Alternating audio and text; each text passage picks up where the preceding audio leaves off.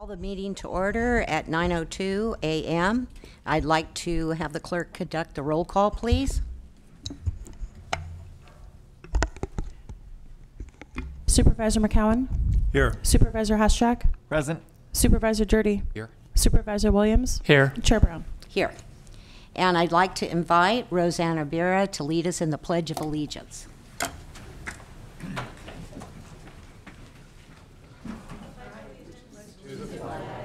The United States of America, and to the republic for which it stands, one nation, under God, indivisible, with liberty and justice for all.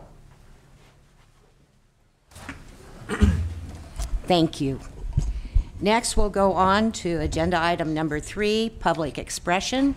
Anyone that would like to speak under public expression, please come forward and state your name for the record. Seeing no one, we're going to move on to the consent. Oh, here we go. Good morning, Chair Brown, Supervisors, CEO Angelo, County Council. My name is Roseanne Ibarra. I'm the Executive Director for First 5 Mendocino, and I'm here to make public comment on an item that's on your consent calendar. It's the proclamation for Positive Parenting Awareness Month. Yes, and maybe we can wait. Why don't you just go forward? Okay. You're up I wanted to thank the board for your support. First 5 was the first in California to bring PPP, the Positive Parenting Program, to California, and that was back in 2006. So we've had a number of years of bringing that parenting support to the community, and with the help from County Health and Human Services Agency, and then also this year with funding from the Mental Health Services Act, we're able to offer more groups than ever before. So we really want to thank you, and this proclamation is going a long way to help us in blanketing the community with awareness that parenting is difficult, and more often than not, parents do not have the support that they need. But First 5 Mendocino is working on that and making sure that there's groups in every part of our community. We're working with our family resource centers and then also through facilitators. So we're touching parents, and then also we're working through our partner agencies. So thank you so much for all of your support. And thank you for turning in the information for the proclamation. And I also read your wonderful news article. Yeah, thank you. Very positive. Thank you. Thanks. Anyone else? Public expression?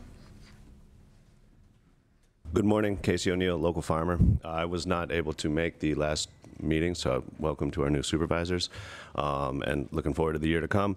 So at farmers markets over the last couple of years, I've had probably several thousand conversations about the transition in the cannabis process, and I'm here today to speak specifically about personal medical cultivation. I had a conversation yesterday with an elder in my community that was heartbreaking. She said that her husband has brain cancer, and so she produces cannabis for making tinctures for him. He's had brain cancer for quite a while now, and he's still fighting it. And the 100 square feet was not enough for her to make the medicine, so she was directed to do the cultivation program. She's been through all of the various steps in it, the many thousands and thousands of dollars of fees. And she said yesterday at the market, she came and she wanted to talk to me because she said, well, I just got this bill from the water board for $2,500, and I just sat down and cried, is what she said, because she needs to be able to make the medicine, but she can't continue to pay the fees. She doesn't want to do any sales, but she needs more than the 100 square feet. And so, I think, and I've had similar types of conversations with a number of elders in the community who are finding that the 100 square feet is not sufficient for personal medical cultivation. And so, generally, I reserve my cannabis comments for discussion during the cannabis item, but this is I felt it was a different thing that I should speak on during public expression. So thank you for the opportunity to comment. Thank you, Casey. Anyone else under public expression?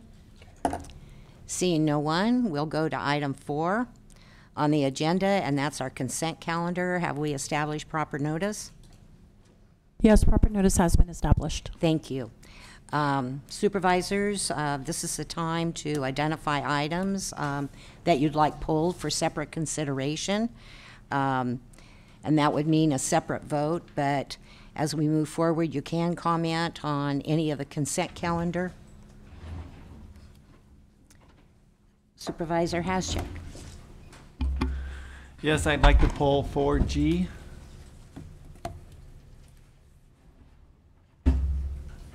Okay. Thank you. Any other item? Seeing none.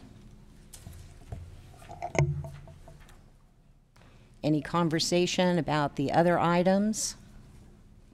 Madam Chair, Yes, Supervisor McCowan. I do have a comment on item 4K, which was the proclamation that Roseanne Ibarra spoke to. And I just wanted to point out that's a partnership. The positive parenting classes are a partnership of First Five, Mendocino County Health and Human Services Agency, the Family Resource Centers, and the North Coast Opportunities Early Head Start and Head Start programs. So, just wanted to acknowledge those different groups all partnering on that program. Great, and thank you very much for that comment. I would like to, before we have a motion, is there anyone from the public that would like to comment on the consent calendar? Seeing no one, it's back to the board. Supervisor Haschek. I wanted to pull 4O also.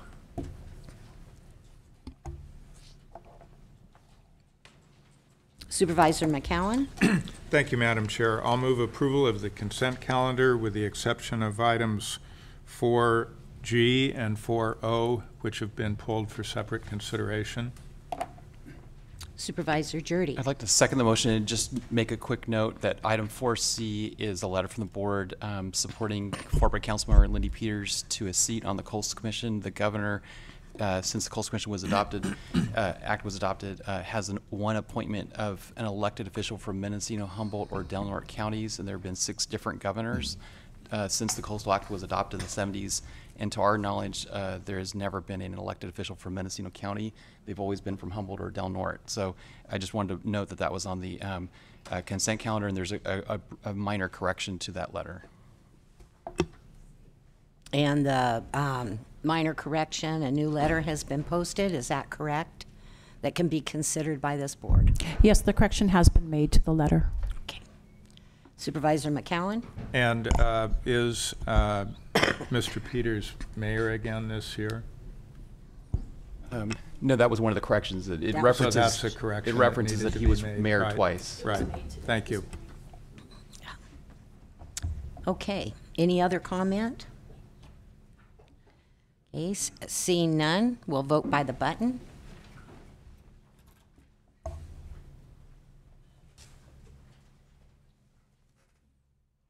Motion carries unanimously. Thank you. Item 4G, Supervisor Haschek. Yeah, I just, excuse me, but we didn't have the working day yesterday because of the Martin Luther King Jr. Holiday. And so I wasn't able to pursue finding out more about this. But my understanding from being on the other side of in the chambers was that that the board wasn't going to do retroactive agreements. And so I'm just wondering why this is coming up now. I'm totally supportive of the Walk and Bike Mendocino program. I'm just wondering why it's retroactive. And we're going to have a response from staff. Thank you. Good morning, Chairman Brown, members of the board, Tammy Moss-Chandler, Director of Health and Human Services. I also have Barbara Howe here, who's the Public Health Director. There's specific questions about this grant, but to answer Supervisor Haschek's question around retroactive status of this particular contract, this actually is one of our state and federal partners that routinely provides the agreements to us after the start date. We have a few of those, and those contracts or state and federal departments are beyond our control to come with retroactive agreements. So when we say we're going to bring the minimum possible, we bring all of those possible within our control, but this one we didn't receive the detail from the State Department until late, so therefore it's retroactive but ongoing over multiple years. And if you have specific content questions, Barbara Howe is happy to answer those. Questions, sir? No, I'm fine. Okay, Supervisor McCown. Thank you, Madam Chair. I just had a comment. Given that it is ongoing, it does cause me to wonder why it took nearly 4 months from the grant award until now the item is before us for approval. So it says the agreement with NCO was drafted shortly after the grant award, but so it seems like there's been quite a lag time in getting that to us. So, you know, I think that's been an issue in some instances. So whoever was involved with that particular item, you know, maybe a little review of, did it get stuck somewhere in the process, or were there so many other things going on of a priority that it didn't get dealt with? But, you know, we've been gradually updating our practices and our contracting and tightening them up, and we didn't say no retroactive agreements will be approved, but if they're retroactive, they have to be noted as that.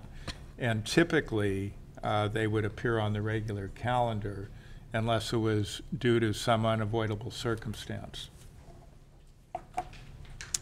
Okay, I'm looking for a motion, and before the motion, I guess we better go to public comment. I apologize. Anyone that would like to comment on this particular item, please come forward. Seeing no one, gentlemen, I'm looking for a motion. I'll move approval of the item. Second. Okay, we have a motion by Supervisor McCowan, a second by Supervisor Haschek. We'll vote by the button. Motion carries unanimously. Thank you. Now we'll go forward to item 4O. Yeah, just my question about the solid waste records, and from what I could see from looking through the file, is that most of them were just normal bookkeeping records. I just wanted to make sure that none of them had to do with the old dump in Laytonville and what went in and some of those things that people are still concerned about. Do we have anyone here to answer that, Ms. Angelo? Chair Brown, I don't see anyone from the Department of Transportation here. Can we hold it until the director comes in for a later absolutely. item? Yes. Okay. Will you agree to that, Supervisor? Yes. Okay, thank you. So going forward, we're now going to item 5A, discussion and possible action, including adoption of resolution amending the position allocation table as follows, and this is Budget Unit 0715, Human Resources. It's to add a full-time employee, staff assistant 2 in support of the Cultural Services Agency. And Human Resources is a sponsor. You're right up front. Please state your name for the record and give us a summary of this agenda item, please. Good morning. Heidi Dunham, Human Resources Director. Next month, part of the Human Resources Department, including our benefits unit and our wellness program, are going to be sharing a new office space with the Cultural Services Agency Administration. And this position would be serve as the reception for that new office, and also do tasks for both of our offices, including handling some of the parks paperwork and serving as the receptionist for people coming in to check on their benefits and to use the wellness library. This position will be funded with non-general fund, and Human Resources will be paying part of it along with the Cultural Services Agency. Okay, thank you. Supervisors, do you have questions? Supervisor Jurdy. Can you step back a little bit? So you're saying there'll be a position over here in Human Resources that will be funded out of the Cultural Services Department? No, this is a position, we have, one of our units is moving in with the Cultural Services Agency in a new space on this campus. It's a completely different building, so we need reception for that new program, not new program, but new office. So it's being co-located with Cultural Services, but Cultural Services is not paying for the position? Human Resources paying for part of the position, and Cultural Services Agency is paying for part of the position. Okay. And where on the campus is it? It's going to be in the annex that we'll be sharing that space with the alternate defender's office. We have half of the building and they have half of the building. Okay, Supervisor McCowan. Thank you, Madam Chair. So then this is primarily a receptionist position? This will be reception. She'll also be doing, he or she will also be doing park reservations and other clerical type work for us, for both agencies. And then as to the funding, it looks like about half is HR, and then for the balance, it shows 31,000 museum and 3,000 library. Is that accurate? That's correct. About half of the workload will be human resources. Well, right, but this receptionist is going to be spending half of their time dealing with museum issues? They will be assisting the museum and the library with their clerical functions, filing, copying, phone calls, greeting the public coming in to speak with them. Yes. And so where is this office going to be located? It is across the parking lot. And so how are they going to provide reception services to the museum? To their administration. They will be located in that building. All of the library, all the Cultural Services Agency administration will be housed in that building. Okay. All righty. Supervisor. Can you touch on the alternative if we decline?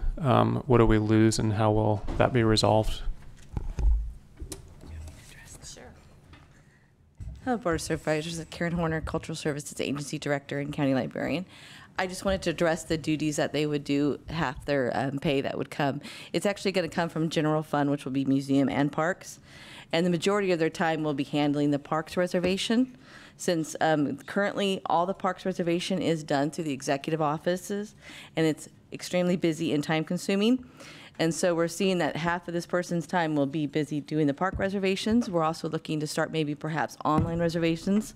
So they'll be handling a lot of that.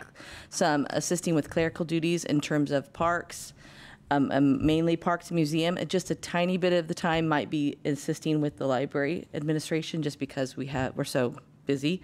But yes, majority of the time will be parks, handling all the parks reservation. And as we grow and develop the parks, there'll be more duties that will transpire. Will they also be handling the parks contracts, like for porta potties and? The clerical assistant. So of course, we have Megan Duquette, who's the program administrator for parks and museum. Mm-hmm. And so any type of assistance in terms of clerical duties, it is a staff assistant position, so anything that can be of assistance will be done. Mail sorting, any type of administrative clerical duties that can be of assistance, yes. Okay, thank you. Okay, hang on. Are you through with the question? My question remains open. If we choose to not hire this FTE, what is the alternative? To add to that, is it possible to use an automated reservation system in place of having a human involved in the transaction? Not right now because we haven't developed that yet, but we are looking to have online reservations done. But of course, being Mendocino County, a majority of the people that do reserve the parks don't always have access currently, or there is some issues with payment process. So there's a lot of things we have to work out and develop it. So currently everybody has to come in person. So it's something that is needed. Yeah. Yeah. Janelle Rao, Deputy CEO. Just for some historical perspective on parks reservations, our current website does have the capability of doing those online types of reservations. However, there are certain types of reservations that require user agreements, and they also require a deposit. So there is an in-face interaction that does have to occur on larger reservations. Smaller reservations, such as overnight stays, and that can be accomplished online. Currently, that support is provided by the executive office. So part of the Cultural Services Agency in the transition included that parks reservation transition. to answer your question, if we were not to allocate this position, we would go back to both parks and work with Karen on how would you then integrate that without this additional position? Would it require a delay? It's park season now. We all know they beat down the doors trying to come in now. So the idea was to get this prior to the season. So it would likely result in a delay, and we would retain that service within the executive office and would need to just work through that detail. Okay, I could like to add to that as well. The benefits unit has heavy foot traffic. If we did not have a receptionist and a lobby to greet people, it would be a locked facility, and HR would have to walk across the parking lot with people several times a day to take them over there to meet with their benefits staff and the wellness program. Supervisor Hastert. My question is about half the money for this position is coming from the museum side, and yet it sounds like they're dealing with the parks. So has the Museum Advisory Board been consulted about this? How do they feel about it? And why is that happening like that? So currently right now what we're saying is it's half museum general fund, just because the park doesn't have its own separate general fund right now because it's under the executive office. So in the new budget year, it's going to be museum and parks together under one budget unit. So it'll be, so under the CSA, we'll have the library budget unit, and then we'll have museum parks budget unit. And then of course, each thing will be separated in line item. So that would come out of that half-time person that we would pay for would be parks, of course. But we are calling it the museum budget unit because the museum is the one that has that owns that budget unit right now. Okay. No further questions then. Public comment? Seeing none, it's back to the board. Supervisor Jurdy? Well, this does kind of go to one of the issues I've been talking about for some time, which is that I would like us to see on the benefit side, because we didn't talk about that a whole lot, but part of this function is to serve the county employees, so it's an internal service to county employees about their benefits, answering questions, et cetera. But one of the issues that I think we need to get to is for the county to have the IT capacity for employees to self-service. So for example, if someone, member of the public or a county employee were to go online, they could do their own banking online. Currently, there's very little ability for a county employee to self-service themselves with county business. And so they have to interface with another county employee, which is now the taxpayers are paying for 2 county employees just to deal with benefits, and usually on county time. And so it kind of gets to that issue that we need to get this stuff on the web, and for people to have privacy, log on access accounts so that no one else sees it, but so they could do it at 7 o'clock at night at home, not during the workday. So I'm just wondering, if we do this as a stopgap measure, how do we move ourselves to the 21st century, which is our goal? Well, Supervisor Jurdy, through the chair, the benefits unit handles a lot of very sensitive items, including our medical insurance and all of our leaves. And what we find is that people don't want to talk about those kind of things on the phone. They want to come in and they want to talk to a person. They have a lot of questions. A lot of times they don't know what they need, and they look to us to help them figure out what kind of leave they have available and what benefits they have. And that's not always something that you can get on a computer. Well, I could see how some of that might not be a computer, but I think a lot of it they could, and I think it's just a matter of our getting that web-based system up and running. So I'm just concerned that we keep adding, and we're not adding lots of positions, but we do incrementally add positions, and we're defeating our long-term goal of raising county salaries when we keep adding positions, because there's now less money available for the remaining employees. Okay. Thank you. Oh, Supervisor Williams. I have a question for staff. If we were to adopt an online reservation system, and certainly there are systems capable of handling user agreements and taking payment, how much of a workload would that decrease from this position? Would we be talking about 0.5 FTE. What? I'd be hesitant to say something just because the parks, in terms of the reservation and online, it's something we're developing. So, you know, maybe after starting up the CSA office, seeing how much reservations are coming in, developing the actual online system and getting that up and running, then revisiting that and seeing if there's, you know, how much has decreased and promoting it. Of course, because we have to really take time to set up the online reservation, promote it, let people aware that they can utilize it, and so people are aware of it. You know, because people, of course, are accustomed to doing what they're used to do. So even if we started one today and got it up, it would take time to let actually people be aware that we have it, this is how we use it, and promoting and using it. You know, we still, part of our parks problem too is just the fact that it has not really had anybody in charge of the parks in terms of marketing and promoting it and utilizing the parks. That's why we have the CSA, so that, you know, we can actually enhance and grow our parks. And as we develop that, then determine, do we need to even do in-person reservations, or can it be all done online? And that's one of the things that we'll start looking at. Yeah. Sorry. Janelle Rao, Deputy CEO. Just to confirm, and going towards where Supervisor Jardy was referencing the enhancements, in the IT master plan, there are several business process improvements that involve Munis or enterprise systems such as NeoGov. As the board receives budgetary presentations, such as at mid-year and then again at next fiscal year, you will see that the executive office will be coming forward to the board with a prioritization of not only the IT infrastructure needs, but also these business process improvements.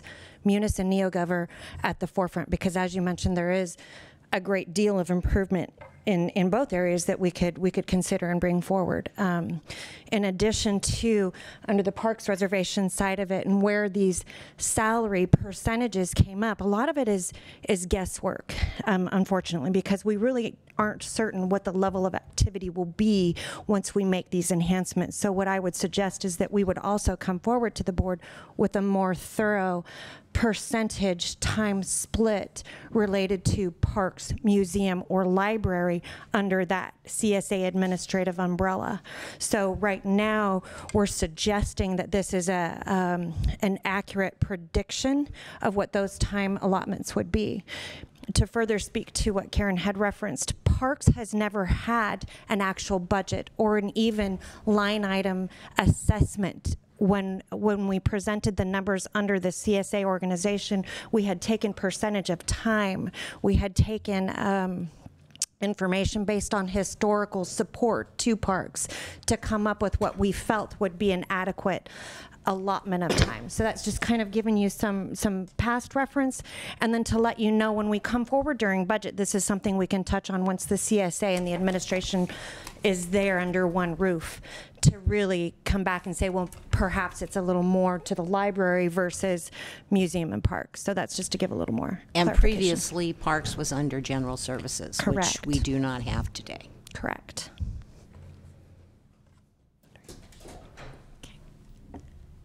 All righty. I'd like to hear a motion. Supervisors?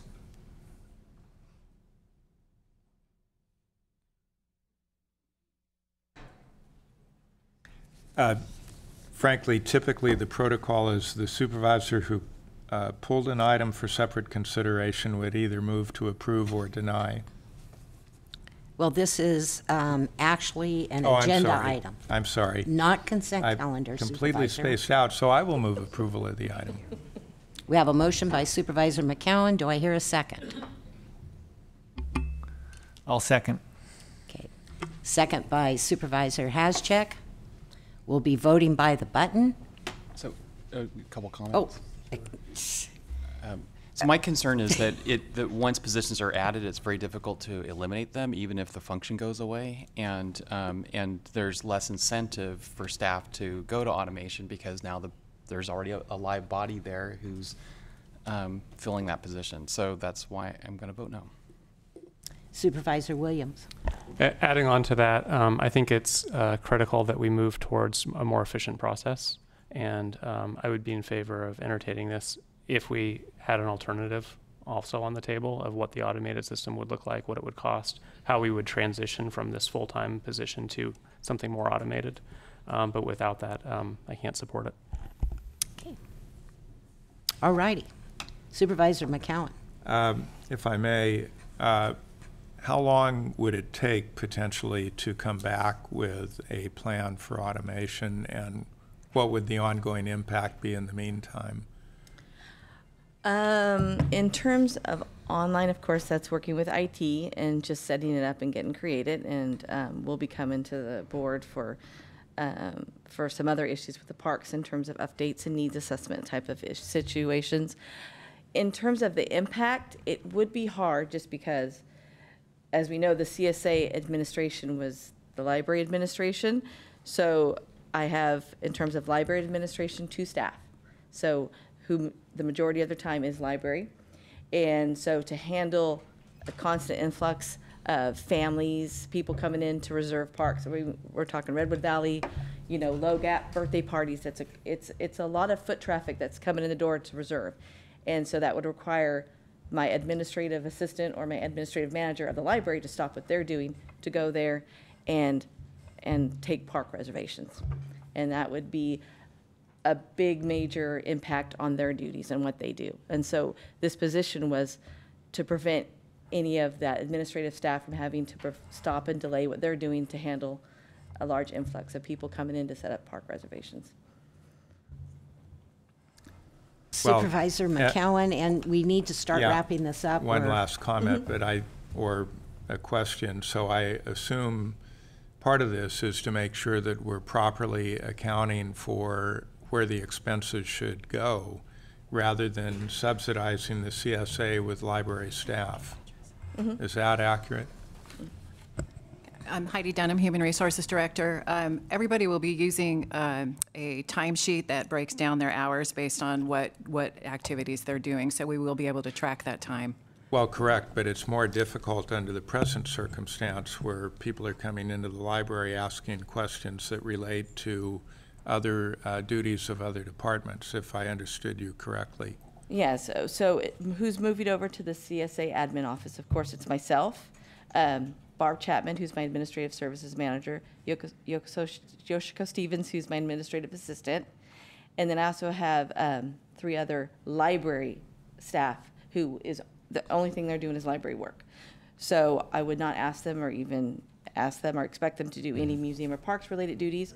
So the only staff that's over there to handle parks reservation would be my 2 administrative staff, who 80% of their time is library, 20% is museum/parks. But parks reservations, a huge influx comes into the executive office to do reservations. And we, working with HR, when they were moving in and looking at the needs of the park reservations as we started setting up the CSA, it was just determined that we do need that clerical staff to just handle park reservations. The amount of time that it would pull from my administrative staff that handles such a big chunk of their responsibilities, library, it would take away from library duties. And we didn't want any of that to be done. And so this would also help us as we grow the parks. And we're going to see, I think we'll see more people coming in for park reservations as we continue to grow and develop more of the parks, that there was a big need. And then with HR also moving in, and they have a need, we thought this was the best utilization of staff time, was to actually have somebody there who could handle the park reservations, handle the people coming in for HR, and then also what other type of smaller clerical assistance that our staff needed, they could assist with. Supervisor Williams. What is the revenue from the park reservations relative to the overall cost of this position?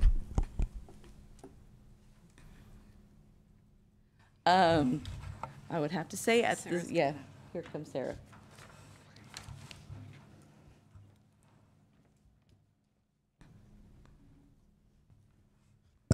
Sarah Duquette, Deputy CEO. We don't have the numbers right now. We can pull them on what we got for fees. That's another thing that will also come back as they're looking at their fees and adjusting them. So there could be some offset for the portion that is parks to be covered by fees. And I just want to also mention that there is a section that of people that use our parks where they may not speak English or English is not their first language, and there is a special part of the demographic that will always use cash. So there's going to be some, I think there's a lot of automation that can happen, but there will always be bodies that walk in and there will always be cash. But that is something that the parks could use to cover some of the cost of their portion is with the fees that they collect. All righty. We do need to move this forward. We do have a motion. It's the recommended motion to adopt the resolution amending the position allocation table. And we have talked further about that and authorized the chair to sign the same. We're going to be voting by the button.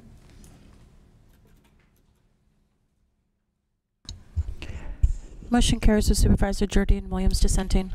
Thank you. All righty. Actually, we have Mr. DeShiel here now, and we're going to go back to consent item 4O.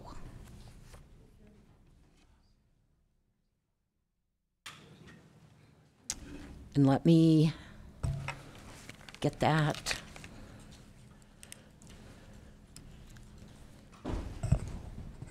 Good morning, Madam Chair, members of the board. I'm Howard DeShield, your Director of Transportation. I believe this item has to do with the records, retention, destruction requests that we've made. Attached to the item is a list of the type of documents. And that's under Exhibit A. Correct. And, you know, the solid waste transfer station operation was privatized in 2010. There were still financial, most of what you'll see here are personnel and financial records that were related to that operation. All that business activity was really closed out within a year or two. Typical audit periods are 5 years, so we've gone well past, you know, the time we need to keep those. And I might add that many of the records that had been in operation going on for the county way back, you know, I think we've got copies of old receipt books that even went back into the 90s. So, you know, it's just time to clean up, get that stuff out of the container we're keeping it in. So that's what I'm asking for. Supervisor Haschek. Yeah, I saw that there's a lot of the receipts on this list and accounts payable, but I also noticed that there were reports and some things like that, and I just wanted to make sure that nothing was concerning, you know, people's concerns about the dump and some of the toxicity questions that they have. Well, the reports we make to the state agencies are finalized by our consultants, and those are kept with the state agencies. So a lot of what we have are these intermediate lab test results that we've sent them a copy and we've kept a copy, and they're all been accepted and in the record. There are other reports that we probably would keep that don't get stale. For instance, if we get any kind of geotechnical reports, some of the old original reports, we'll keep those because geology doesn't change. But a lot of these transactional things we've done for years, it's just extra paper that's already been submitted, accepted, and at the state agency. Supervisor Williams.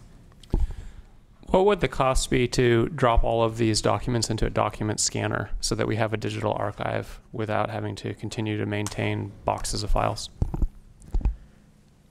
I don't know. And Supervisor Williams, at least one time a year, we do go through a process just like this for a lot of other documents, county documents, that are stale and no longer needed. Oh, here's Ms. Rao, and she can. Janelle Rao, Deputy CEO. To speak to your question, Supervisor Williams, there's an adopted schedule for retention, which is what is being brought before you and requesting destruction. But directly to your point, there is also an initiative about countywide document imaging, which is also covered in the IT master plan. We've been working through that on a department by department basis, but we'll be looking at it holistically because, as you mentioned, space. Well, I'll say space is a commodity. There's a value to it. Currently, there is a system within the auditor's office that is scanning all of these payable records into a digitized capacity. So there is a search and retrieve. What we'd be looking for is a council's opinion at some point as to, can we destroy the original record, which we know in theory it most likely is yes, and rely on that digitized record as our official record. So that is part of the IT master plan. We are working through it on a department basis. I can say that the sheriff's office, planning and building have made some significant progress on their digitization and going through their records. So it is definitely something we could put an effort towards on a countywide basis, but it's a slow process.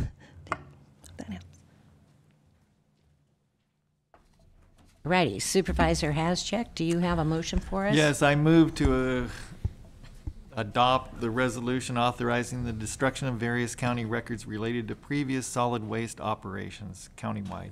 Second. And authorize the chair to sign the same. And authorize the chair to sign the same. Thank you. Agree? Williams made a second. Williams. Yes. Okay. You know, actually, did I call for public comment? I apologize. Anyone would like to comment on this? We do have a motion on the floor, but the public is welcome. Seeing no one comment, supervisors, we're going to vote by the button.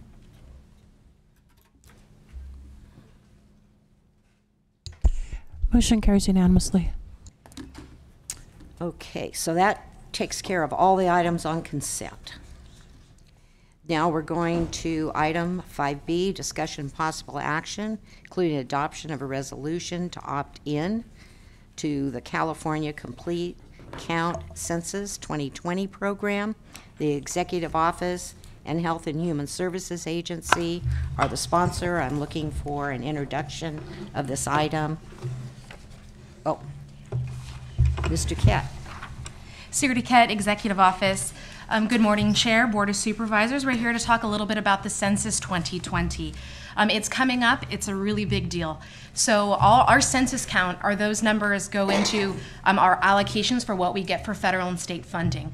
So having an accurate census count is very important to make sure we're actually really getting the funding we need here in California for a lot of our programs, specifically in the realm of health and human services. So I'm going to give you a little information about the census. We've been working with CSAC, the California State Association of Counties, in navigating with the California Census 2020. So the census is allocating $30 million to counties and tribes. We are within Region 2, which is the north area, Humboldt, Trinity, Mendocino. With our region, they are allocating $266,220. And for Mendocino, we have an opportunity for $75,000. And the funding is for counties to work with its various cities and stakeholders, and really helping to identify the hard-to-count populations. And a little bit later, our Director of Health and Human Services will speak to that. In addition to the monies that are going to be going to the counties for local engagement for the census, there'll also be $4 million for community-based organizations, and the state will be doing an RFP process, so community organizations throughout the state can put in proposals and also receive funding for the census. Before you have a resolution. There's also a packet with a sample agreement and a letter that needs to be signed by the CEO.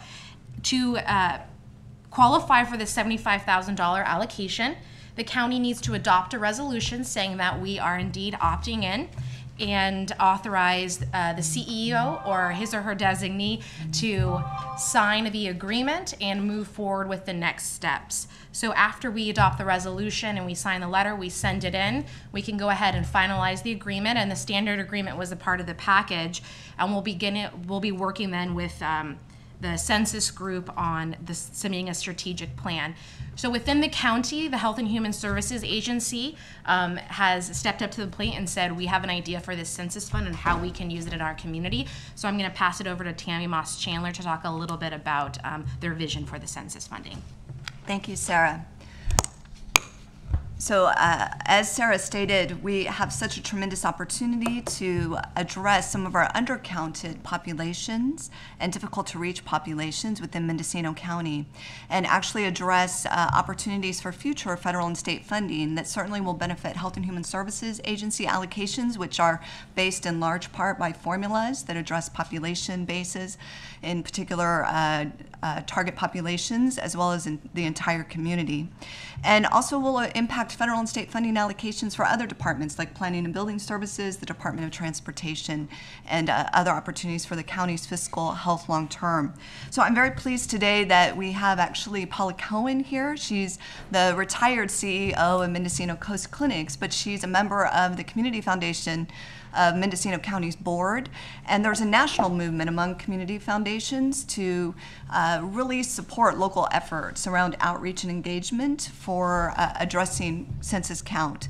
And the interest and support of the community foundation certainly aligns with our public health branch's interest in helping support this outreach activity and the kind of community collaborations that align with many of our advisory groups within Health and Human Services, as well as our work. And the work of the Census Complete Count Committee actually pulls in a lot of our partners who are also partners within public health for public health accreditation. And we want to thank your board for approving a resolution under the consent item today for public health accreditation.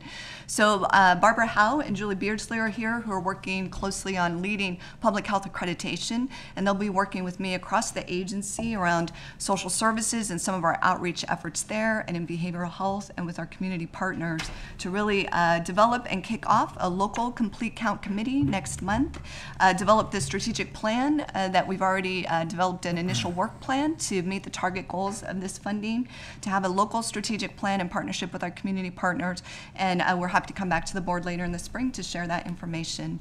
And I know that Paula and others would be happy to speak during public comment as well if the board would allow. Okay. Anyone else that for the presentation of this particular item? Do you have comment? You said somebody from Community Foundation was here. Okay. Yes. Welcome. Please state your name for the record. My name is Paula Cohen, and I may look familiar because I was formerly the executive director of the Mendocino Coast Clinics. I am here to encourage your support. I have a kind of a two-page document that I created that pretty much is a primer for people who aren't quite sure what's going to be happening with the census and the importance of it. I would say Tammy has expressed it, and you've probably already read the information that's being submitted about creating a committee to work on this. What I would like to say is, as the brief calculation that I did personally, and I know that Julie has done, Mendocino County, because of its undercounting in the last 2010 census, probably lost out on somewhere between $90 and $100 million a year. And that affects many, many programs. I did a partial list of programs that have their data based on, their funding based on census. And it does include fire departments, it includes the Parks and Recreation Department. It includes the whole gamut, as Tammy said, of services that we have in this county. So it just seems imperative that we creatively work to get out as much of the, to engage our citizens to be counted in this next census. The federal government has reduced funding for outreach for this census project, and consequently, the state of California has come up with about $90.3 billion to encourage it. The California Endowment, which is the largest endowment in California, has added another $10.3 million. So you can see that this is really very, very important to all counties in the state, and particularly to Mendocino County.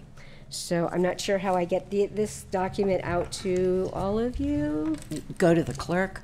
Okay, got a bunch of these. And I thank you, Paula, for bringing up that point about state and federal funding, because that's absolutely correct.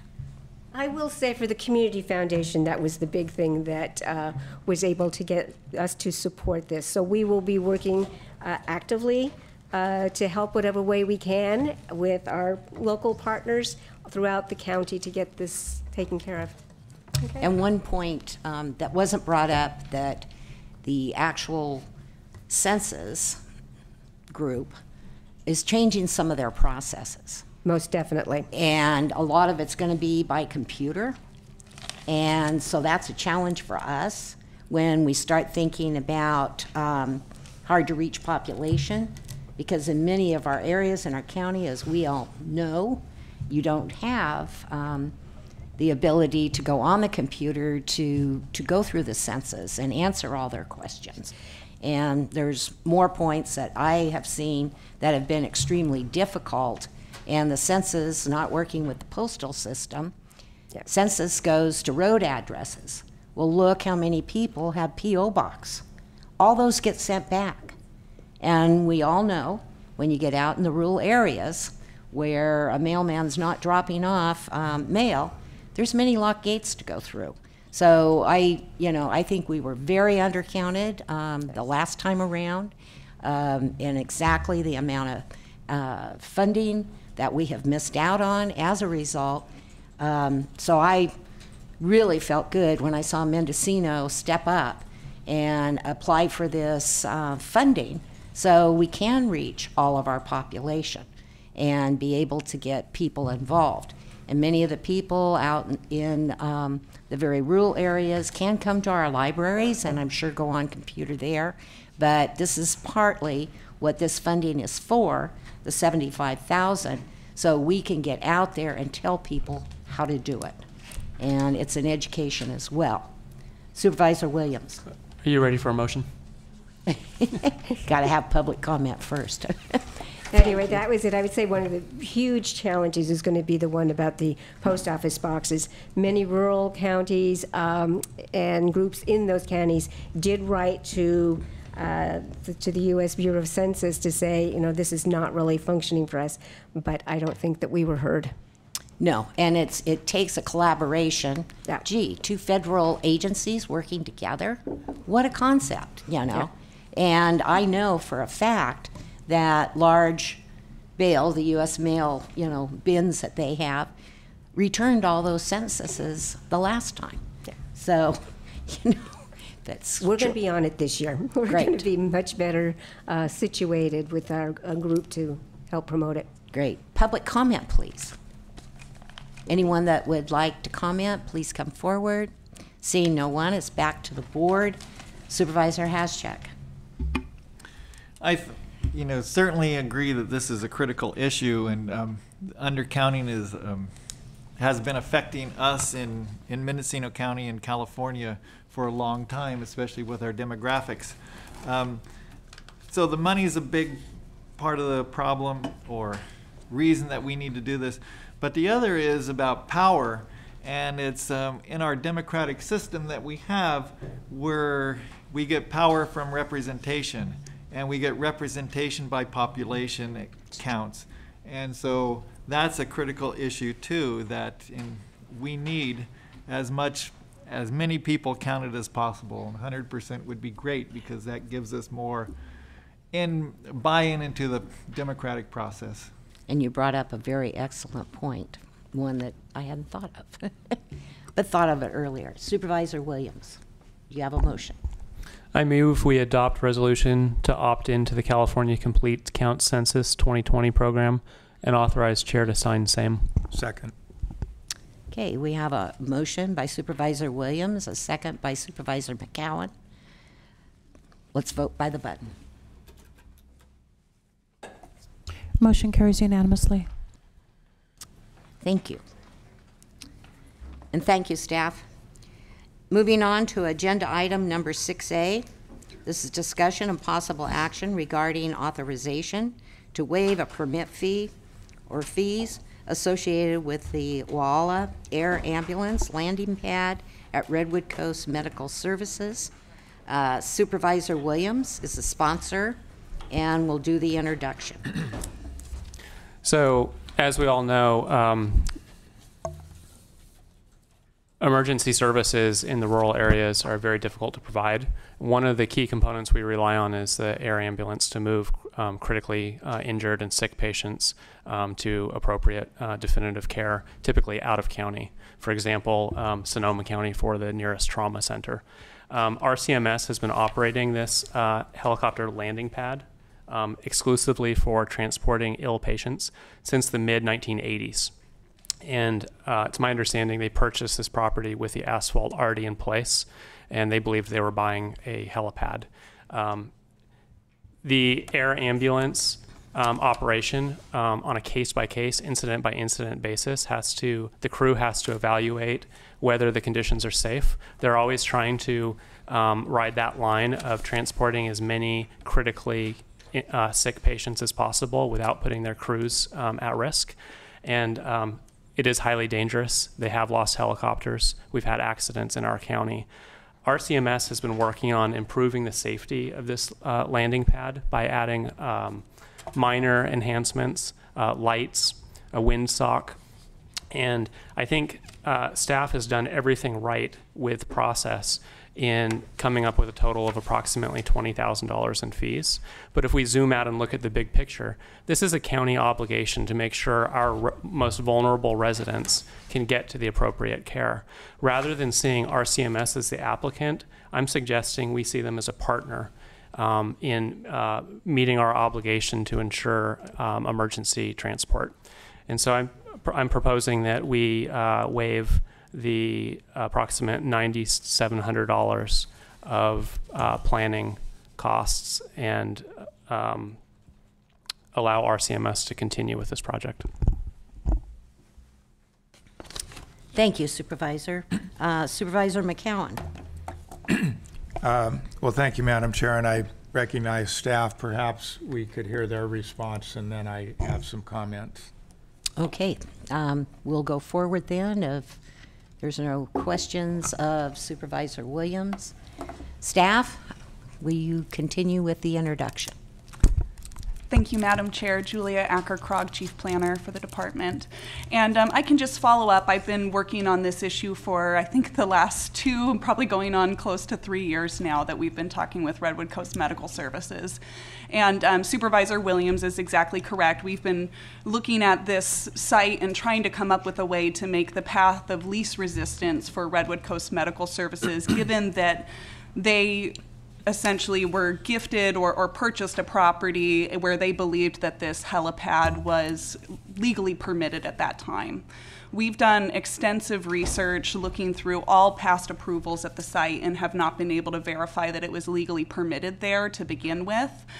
So staff is certainly willing to work with the applicants, Redwood Coast Medical Services, in terms of getting this to a resolution. But through our review, we've determined that really the only path forward here with the county is a coastal development use permit, and that would be for after the fact authorization. Then additionally, I will note that I've been engaging in conversations with the California Coastal Commission, as the medical building was originally permitted by the Coastal Commission, and so trying to see if there's an alternate path forward that they may be able to pursue with the state. And I do not yet have the results of that conversation. But certainly this use permit is really the path that must be taken at this time with us locally in order for us to authorize any additional improvements to be made at the site. And I am happy to answer any questions that you may have. Thank you.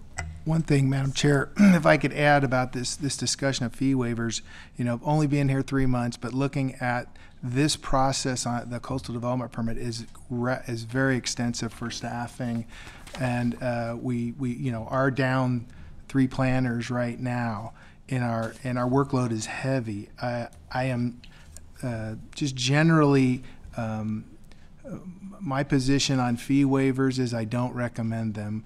We're not in a full cost recovery mode in our office right now. As we get into the budget, I'll get into the precise percentages on how we're off, but we don't collect all the fees we need to pay for our operation. So this would further create a deficit in our operation if we require we're required to do a fee waiver or even a reduction. So and there's even a board policy that we don't do fee waivers. So just my position is not recommending that the board adopt a fee waiver on this project. We will help them through the process. We're going to go as quickly as we can once they get their application in to help them through that process. And I'm sure that Julia and I working together, we can get them through this process as quickly as possible. Supervisor Jurdy.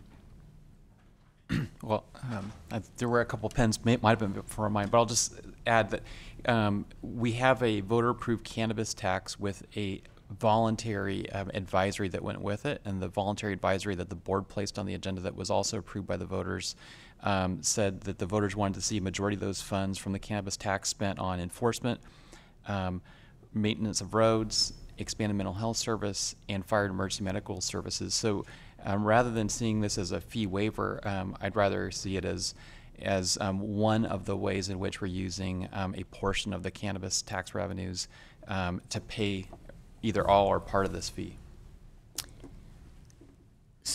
You all have your pins up, so I'm not sure which side. Well, I was originally recognized, but, okay. But I'll defer to Supervisor Williams. I think we should be careful in seeing this as an us and them. I'm sure we can get RCMS through the process. They're not doing this for a profit motive, even for their own operation. They're doing this to make sure patients who are critically ill can get transported from an area that has the longest transport times in the state of California. I see this as our obligation. This motion is not to, this proposal is not to gift funds to RCMS. It's to ensure that we can transport our residents to the care they need. I see it as our obligation. Supervisor McCowan. Thank you, Madam Chair. Well, first of all, this is not necessary in order to ensure the continuation of the service. That's obvious. The discussion's been going on for 2 or 3 years. No one is talking about preventing the operation of the facility. So this really isn't about saving lives. It's about the process that we have and how we pay for it. And it's understandably popular to support fee waivers for groups that are benefiting the community, that they only exist to benefit the community. But once you start that process with one entity, how do you deny it to the next? Because it's never a question of it's a worthwhile endeavor that deserves support. But again, you start down that path, where do you stop? As to using the cannabis tax, as someone who collaborated with Supervisor Jurdy, I think, in coming up with that recommended language, which was supported by the voters, the intent of that was to support our volunteer fire departments, many of whom also operate emergency ambulance services. So that was the intent behind that. It was specifically special districts that were involved in providing fire and EMS. That's my very strong belief. And we also, at this point, don't know that we have any cannabis proceeds to distribute based on the cost of the program. So any discussion of how we would apportion those proceeds, if any, really should be part of a broader discussion, starting with, do we have the proceeds to distribute? So there's actually, I think, at least 2 parts to this issue. The first is the request for heliport designation, which I think is what may have triggered this. This is not a county-imposed obligation, but it's something that RCMS sought based on the increased intensity of use. So I think how we deal with that permit is one issue, and I do think it's appropriate that they pay the fees. You know, whether it's $8,000 or $9,700, it's not a huge amount of money. The Coast Community Library raised, I think, $600,000 in 6 months to do their seismic retrofit and remodel, $600,000 in 6 months. And I'm aware that RCMS has received at least $1,000 as a donation towards these permit fees. I'm sure if they went out to the community, they'd have no trouble raising the funds. There's also been no showing that they have a financial hardship. You know, had I had more time, I might have looked into their budget. There's been no showing that this imposes a hardship. What does impose a hardship is that while the Gualala Town Plan was in development over a period of many years, a subdivision was approved that created a series of burdensome conditions for any further development on this parcel. The Gualala Town Plan was approved in 2002. It took no consideration of the subdivision that had previously occurred in 1998. So, and if you refer to the memo from staff that is online as part of the discussion, you'll see that there would be a huge cost and a burden, I think, if we required RCMS to comply with these requirements of the 2002 Gualala Town Plan, which arguably staff probably should have caught. It notes in the memo that planning staff at the time did not consider the impacts of the proposed division and boundary line adjustment on the then draft Gualala Town Plan. I think the Gualala Municipal Advisory Council made a comment about it. No one responded to it.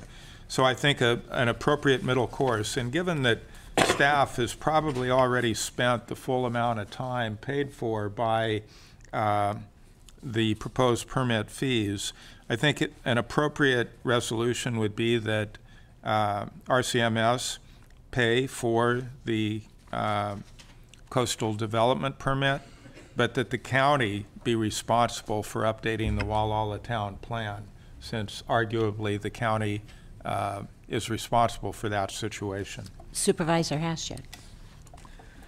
Well, I think a few of my questions were just answered by that, and so I'll pass right now. Okay, thank you. Put down your pen, please.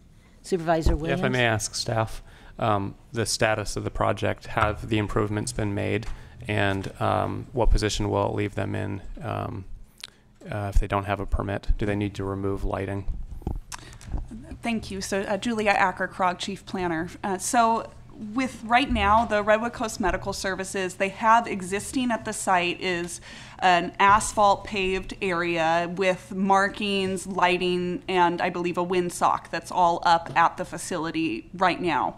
My understanding is that Caltrans Aeronautics Division has required that if they wish to remain as an EMS landing site, an emergency medical services landing site, then they would need to remove certain components, the windsock, the lighting, and some of the items that Redwood Coast Medical Services feel are really safety factors for landing in a coastal area like that. So at this time, if they wanted to be legally permitted, the challenge is that we would still require that at minimum a coastal development permit would need to be done to remove some of the improvements that were done without the benefit of permits. So where we're at right now is that regardless of whether they move forward to be permitted as a full heliport, keeping the windsock, the lighting, and some of the other improvements there in place, or if they go the other route and choose to restore the site back to what would be considered an EMS landing site, with either path, they're required to get this discretionary permit. So unfortunately, it leaves them in a situation that really the only method forward is to come in for this coastal development use permit. So that's the clarification I was looking for, in that they're in a position of potentially making the operation less safe for the crew and for our residents. It's not a matter of future development, it's a matter of what's already there in operation. If I could add something, Madam Chair, I would work in this interim period where we're trying to get them going on the coastal development permit. We will call Caltrans and see if we can allow them to leave some of those safety measures up while we work and call it an EMS, get their some kind of discretionary approval while we work on the permanent fix for this thing. So I realize, I'm a pilot. I realize lighting and windsocks are really important for pilots of all kinds of aircraft. So I'll work on that issue. Maybe I'll with Julia. Supervisor McCowan, and then we're going to go to public comment. Thank you, Madam Chair. Well, as I understand it, they require a coastal development permit whether they seek to approve the improvements or remove them. That being the case, I would think they would seek to approve them because they have to go through the same process, I believe, at the same cost. And I'm getting an affirmative from staff. Yes, through the chair, Julia Acker-Krog, that is correct. So it would be the similar process for whether permitting all the improvements or removing the other improvements that have been made at the site. Thank you. We're going to go to public comment. Arthur, please come forward. State your name for the record. Yeah, Arthur Jewell. I was one of the persons that was picked up by the ambulance, the air ambulance, and because my heart was beating at 170 beats a minute, and they took me to Sutter. So I highly recommend that you waive the permit fee. And number one, I've been working on this for over a year, along with George Provencher, and Caltrans will never approve it. I can tell you that right now. Okay, George, you want to come up? State your name for the record. Yes, my name is George Provencher. I think the heart of the whole matter with respect to this application for the permit lies in the zoning problem that was created back in 2001. RCMS is not asking for a free ride on application fees or processing fees or that sort of thing. But what they are in need of is some help from the Board of Supervisors to rectify a problem that was not their creation. The facts are that in the town plan, the zoning code and requirements are that they set aside 50% of lot sizes for residential, 10% for infrastructure to support residential housing, and another 10% to support tourism and visitor services. That's 70% of the lot size for lots that are actually, if anybody ever walked the site, which I have, most of the property is on steep hillsides. A good deal of the properties in that zone aren't even buildable for the most part. But if you take 70% of the lot size and you subtract another 50% that's not even buildable, even if you were only trying to build residential property in there, you couldn't do it. The development requirements are so restrictive that to do anything is almost impossible. And I think Supervisor McCowan hit the nail on the head when he said that that there were early problems with that zone, but there are 4 zoning districts in Gualala, and the Gualala Planned Development Zone, which is where RCMS is located, is one of 4. And it's the only zoning district that requires a master development plan and a precise development plan, and that entails a lot of requirements that are built into the Gualala town plan. Truth is, the town plan needs to be amended, but RCMS didn't write the town plan. It was actually adopted by the Board of Supervisors and the Planning Commission back in 2001. It's not a problem that RCMS should have to pay to rectify. They should have been able to relied upon the county to effect zoning ordinances that can be complied with. By the planning department's own admission, the zoning districts that have these development requirements cannot be complied with. In legal terms, it's called unconscionable. In the world of contracts are not enforceable if they're unconscionable. But that aside, I think it would be fair for RCMS to certainly pay for the Sir, wrap it up, please. To pay for the application fees, but not for the rezoning. And what we're talking about for $9,700 of these fees is rezoning. Thank you, George. Thank you. Okay. Anyone else? Public comment? Please come forward. State your name for the record. Good morning. My name is Deborah Lane. I'm the Compliance and Safety Officer for RCMS. I've been working on this for 2 years, and certainly the Board of Directors and our administrative staff are totally committed to making it as safe as possible. We are willing to go through the use permit, even though we did our best to show that we thought the asphalt was signed off on years ago. The enhancements, many of them have been there. The only thing that I have really added are the red obstruction lights on the lights in the parking lot. So we are moving forward to make it as safe as possible. So I just wanted to comment that we are committed to getting this through. We're working with Caltrans.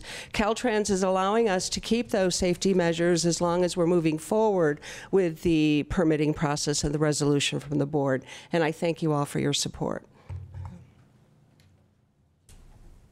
Anyone else from the public? Seeing no one, it's back to the board. Supervisor McCowan? Well, thank you, Madam Chair. I think based... Oh, I'm sorry. I didn't know if you were filling out the forms still. That's okay. Just Thanks. when we call for public comment, Yeah. stand up. I know. Got to state your name for the record, sir. Yeah, so thanks. My name's Alex Harder. I came down from Willits on one of the buses and was a little bit curious about why we haven't done anything in the last 5 years regarding Measure V, which was just in the last 4 years. Oh, I'm sorry. So This I didn't is know if on it was an for one agenda issue or the other. item. And there was no way to find out from the form, but thanks. Okay. This is a different item? All right, I'll check it out online. But thanks for your time. Okay.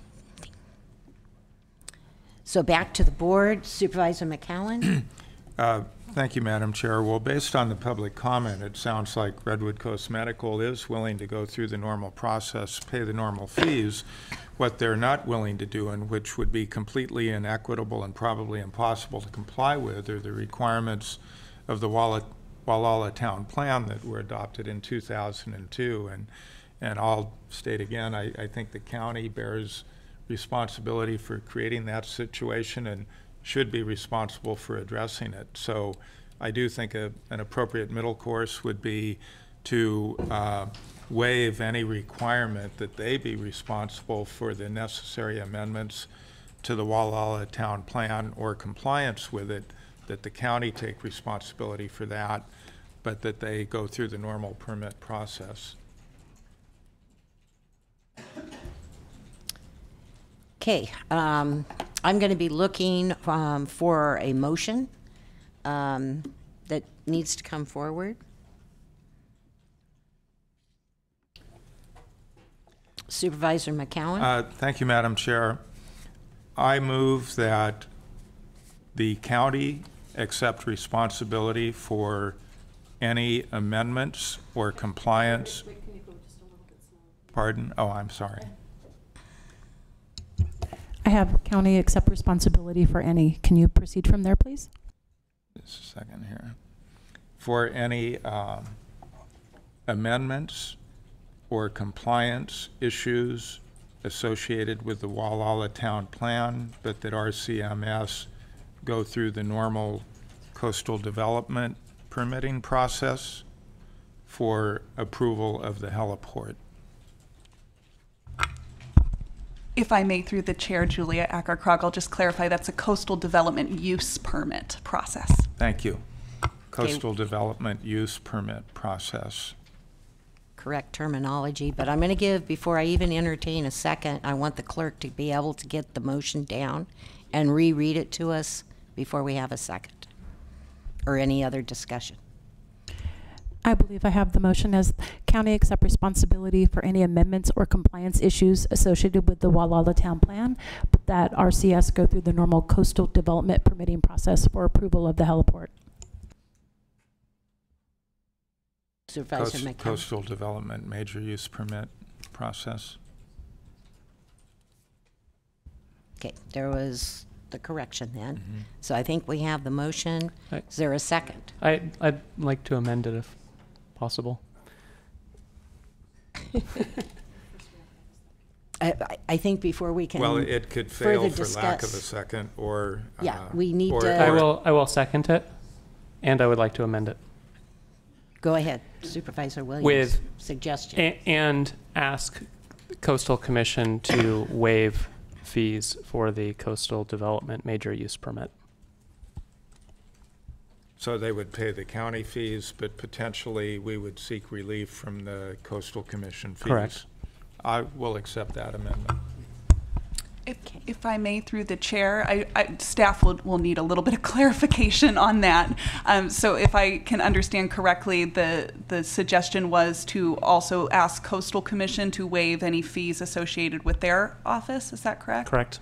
So I will just say for the processing of this, it'll all be handled locally here for the coastal development use permit, only if we're able to determine that there's another pathway forward with the California Coastal Commission, would this fall under their jurisdiction? So just to have that clarification, not that there's a problem with that motion, just clarifying that at this time there would be no Coastal Commission involvement in terms of fees. It might say any applicable Coastal Commission fees. Certainly.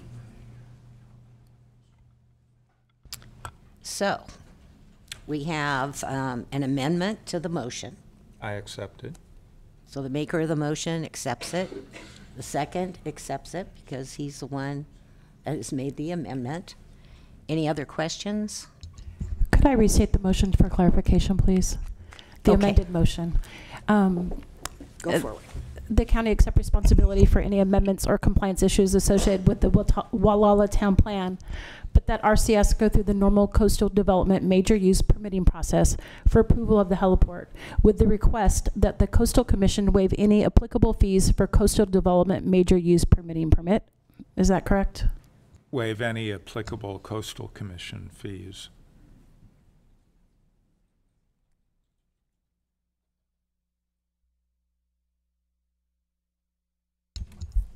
Okay. We have the motion. Supervisors, let's vote by the button. Motion carries unanimously. Thank you. Thank you, staff. Moving forward on the agenda, we're now on item 5C, and that's discussion and possible action, including adoption of resolution authorizing Director of Planning and Building Services to execute an agreement for the purpose of addressing the building and zoning violations related to property being subdivided by minor subdivision MS 23-2007. Planning and Building Services is the sponsor. So would you like to introduce the item? I believe we had this item on our last agenda, and it's coming forward again. So new information, I hope we will have in the opening summary. Good morning, Deputy County Counsel Michael Mactasy, Chair, Board of Supervisors. Again, I'm the attorney who primarily negotiated the agreement that's the subject of the resolution before you today, so I'm here again to present and to answer any further questions. As a reminder, this is about planning and building requesting authority from the Board of Supervisors to make any needed changes to what is essentially a code compliance agreement and to execute the same on behalf of the county with both the property owner, which is the receiver and trustee of the trust, and the anticipated purchaser, which is the Pinoleville Pomo Nation. This property is about 1 to 2 miles west of State Street on the north side of Ore Springs Road. During the last meeting, Supervisor McCowan noticed a typo in section 1CI of the agreement. We corrected that to read 800 instead of 850. I believe I thought it was 860, but it was actually 800. So we double checked that and made the correction. Other than that, I don't have a whole lot to add. At the last meeting, the Board of Supervisors asked us to go back to the court and to get additional information, and County Counsel Elliott will be addressing that. Through the chair, I did go to the court hearing on the 22nd, I think. Last Thursday. Last Thursday. And did address the concerns of this board to the court, let the court know this board's concerns. As stated before to this board, this is not in any way on the county signing off on this or agreeing to the sale, anything like that. This is just an effort to preserve the county's rights regarding the code enforcement, and Judge Nadell agreed with that analysis, also agreed with the fact that she really, I know there was some concern in terms of oversight of the trustees, agreed that she would not be involved in that going forward. Therefore, in response to that, and Mr. Neary is here to address this board on this as well, he filed some documents with the court and got their approval to give those to this board. Those have been attached so that you can see the history and understand again that decisions were made quite a while back by the courts that we have no ability to intervene in. And again, we are not sanctioning any particular item on this. We are just preserving our rights to move forward with the code enforcement. Supervisors, do you have any questions of staff? Seeing none, we'll move to public comment. Melissa Wilson, please come forward. Restate your name for the record.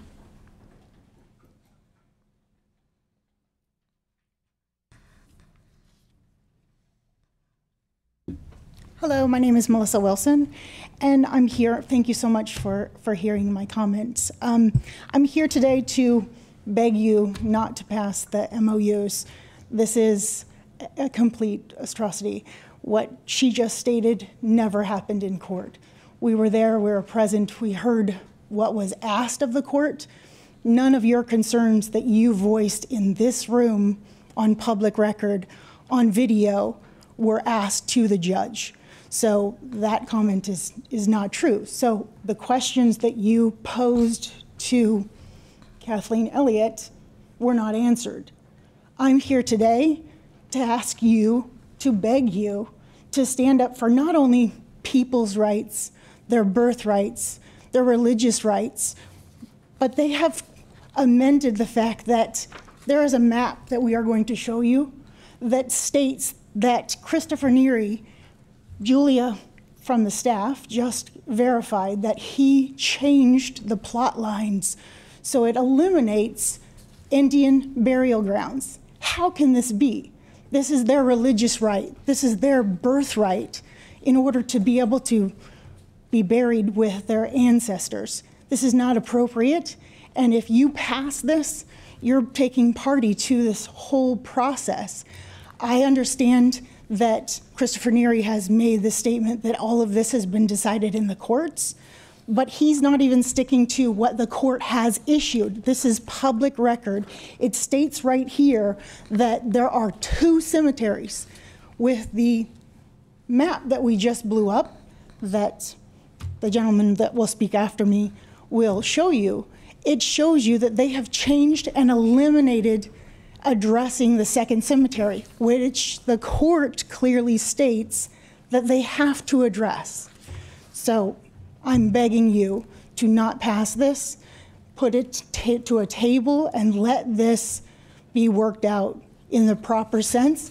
And Mr. Neary has lied to you all in the fact that this is not appropriate. They have changed this. They have, I mean, can you imagine not being able to be buried with your family member? That is an atrocity. That is a religious right for them to ceremonially go there. And this is just ridiculous. So I'd like to leave less time. Thank you. Thank you. Scott Knight.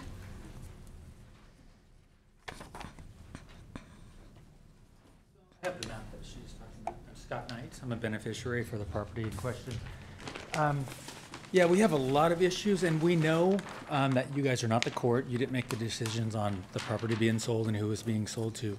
However, they're putting a huge burden on your backs because they're forcing this through. They're steamrolling this process with the MOU, and they're having you guys make that decision. The reason that the MOU is in place or happening is because there's a woman, Leona Williams. You've all heard about her. She's, I won't say she's a criminal, but a lot of people would say that she's a criminal, and I'm not going to because I don't like lawsuits.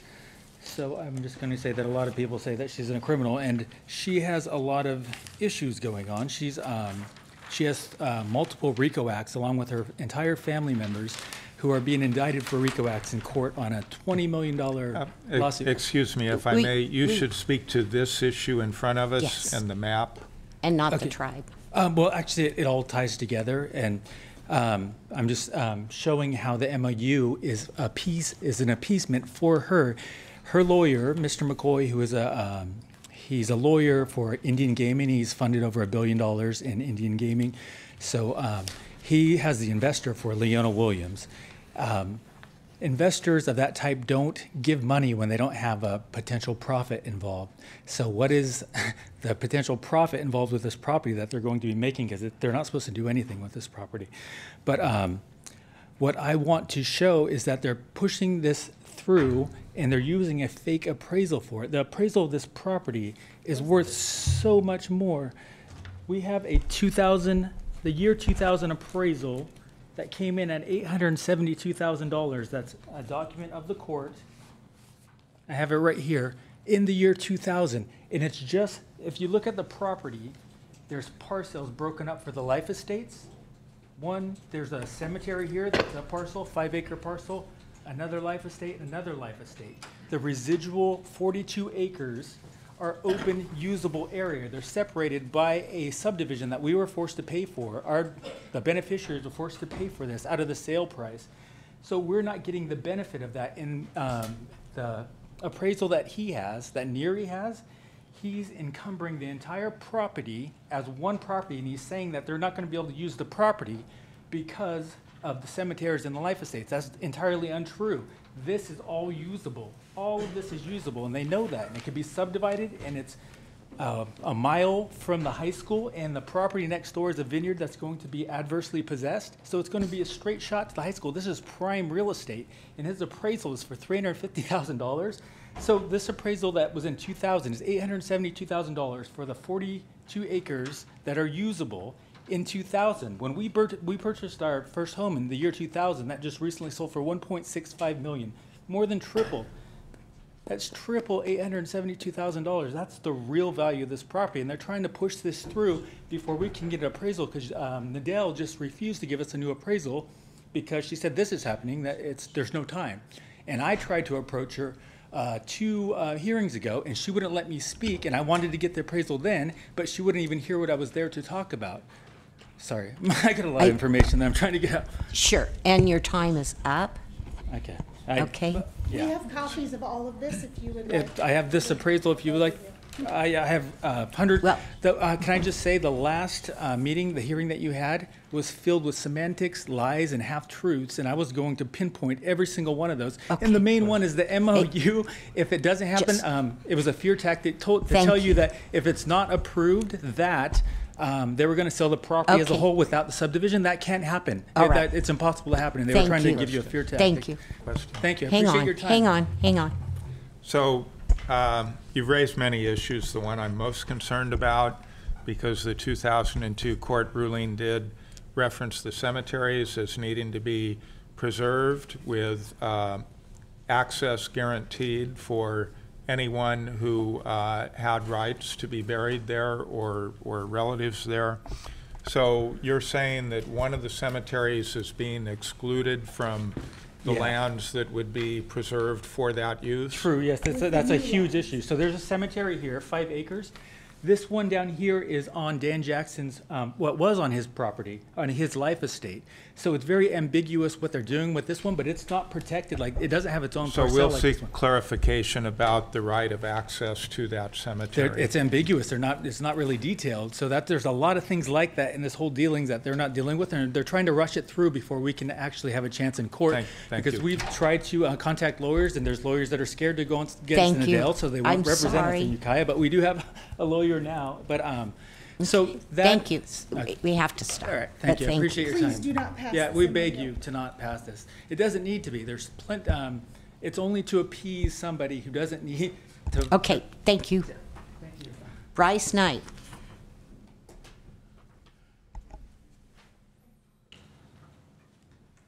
Bryce Knight, beneficiary of the Pinolville Trust Land. I was here 2 weeks ago asking you guys not to pass this MOU, this agreement. I'm here again to ask you not to pass this MOU agreement. I went to court on the 17th and asked Judge Nadell for more time so I can get appraisal. I was working with Thomas and Associates. She said, no, you're not getting any more time. We're not accepting an appraisal. I asked how this benefits the beneficiaries if we can't get a fair market value, which states in the 2002 agreement, sale agreement. And she said that we have no bearing and we have no standing in this case. We have no stake in this case. The beneficiaries who own this land have no standing. So what they're doing is they're using this MOU to bypass those code violations to expedite this sale to Pinolville Pomo Nation. If you do that, if you pass this, people are going to get evicted automatically. Kids, Daniel Jackson's kid is going to get evicted from his lifelong home as soon as he passes away. Arlen Allen is going to get evicted from his home as soon as Peggy Mitchell passes away. The cemetery behind Daniel's property is going to dissolve as soon as he passes away. So there's a lot of issues that need to be solved in court, and I don't think this board should put this on their backs. I think you should send it back to the court and let it be solved where it's supposed to be. That's all I have to say. Thank you. Thank you, sir. Questions? Okay. Anyone else, please come forward.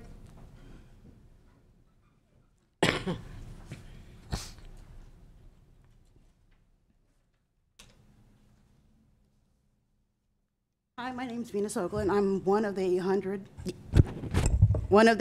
beneficiaries for the this trust land. Could you restate your name, please? Venus Hoagland. Thank you. Thank you. And I'm coming in front of you guys to beg you guys not to pass the MOU.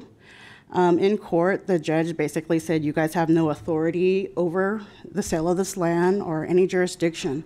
The thing is, we're here now in front of you. So if you had no jurisdiction, why are we here? So I'm asking you to uphold the regulations and rules that the past Board of Supervisors passed regarding regulations of the land. And I think you guys should uphold those and make sure that we as beneficiaries have the ability to fix what needs to be fixed with the land. We have no say in the land. This happened over 20 years ago. The people who are living up there are gonna have nothing. If you guys pass this MOU, you guys are creating homelessness in your guys' community. Not only in Mendocino, but every member is on each one of your guys' jurisdiction. So I'm begging you, please do not pass this MOU. Thank you. Thank you, Ms. Hoagland. Okay, anyone else? Yes. Good morning, Christopher Neary. I'm the receiver appointed by the court to handle this matter. And I just want to address a few items that came up. First of all, with regard to the cemeteries, there are 2 cemeteries there. Yes. And at the beginning of my tenure as receiver, which was in 2010, I retained an archaeological firm out of Lakeport to conduct a survey to determine the extent of the cemeteries, and that was all done through a court hearing. People are allowed to come in and comment upon it, and the boundaries of the 2 cemeteries were established by court order. Then the court adopted draft covenants, conditions, and restrictions, which outline the manner in which the cemeteries are going to be handled. And those are these are documents that are recorded and are binding here to the title, and even if Pinolville Nation buys this property and sells it, the successor would have to be bound by those covenants, conditions, and restrictions. Those covenants, conditions, restrictions are very detailed in terms of hours of operation, access, who can be buried there, those kinds of things. And that was determined through court hearings where people were allowed to voice their opinion, and then taking all the opinion into account, the court made an order. So these cemeteries are going to be, both of them are going to be governed by those CC&Rs. Now, we're pretty far afield talking about appraisals, but I just will let you know that I think the description of, you're getting the impression that the court was cutting people off. Where the court is cutting people off is saying these decisions have already been made. They're not on the agenda for the court's consideration at the time they're being advanced. We filed 2 appraisals. Were done by an independent appraiser out of Santa Rosa. I don't know her other than professionally. She charged $3,500 for each appraisal, and I filed those with the court. They were filed in September and October of 2018. So the court is dealing with very detailed appraisal information from an independent appraiser. The court on the 17th approved the purchase price. And so this was an amendment of an earlier contract that had been approved. And so, okay. So if you have any questions, I'd be happy to answer them. Supervisor Williams? Yeah, in the big picture, I find it troubling, and it starts with westward expansion. And we started this meeting talking about justice for all, and obviously this problem came about because government didn't take that approach back in the day, forcing them to create this trust, which was poorly documented.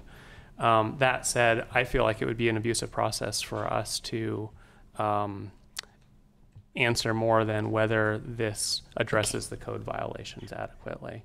It's really the wrong venue. The court is the place to have these arguments, not Board of Supervisors about a code issue.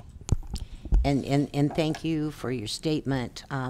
But I was thinking, did you have a question of the speaker, Supervisor McCowan? Well, I believe Mr. Neary is assuring us that, and of course you said the CC&Rs are very detailed. I hope they would provide that anyone who has ancestors buried in these cemeteries will have the right to visit the grave sites, that those people that reasonably have a right to be buried there, understanding at some point capacity will be exhausted, have that right, people have the right to go there, et cetera.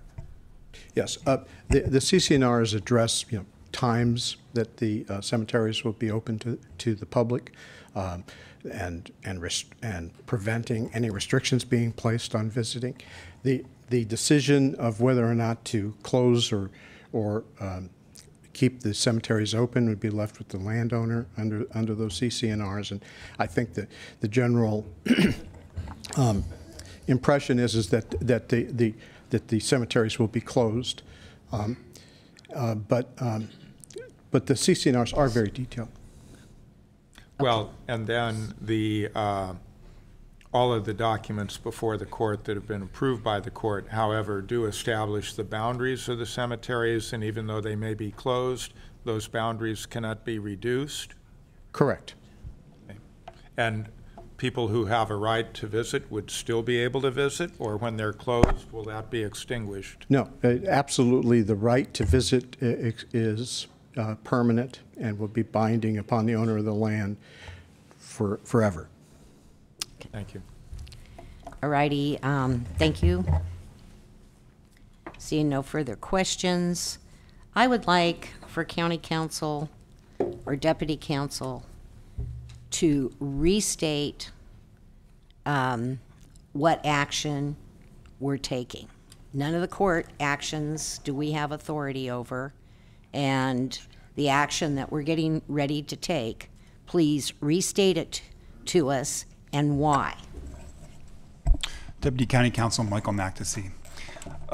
what is being requested of the Board of Supervisors today is to pass a resolution that would give authority to the Director of Planning and Building to make any necessary minor changes to the agreement that was in the packet and to execute the same once it's finished with all the exhibits attached.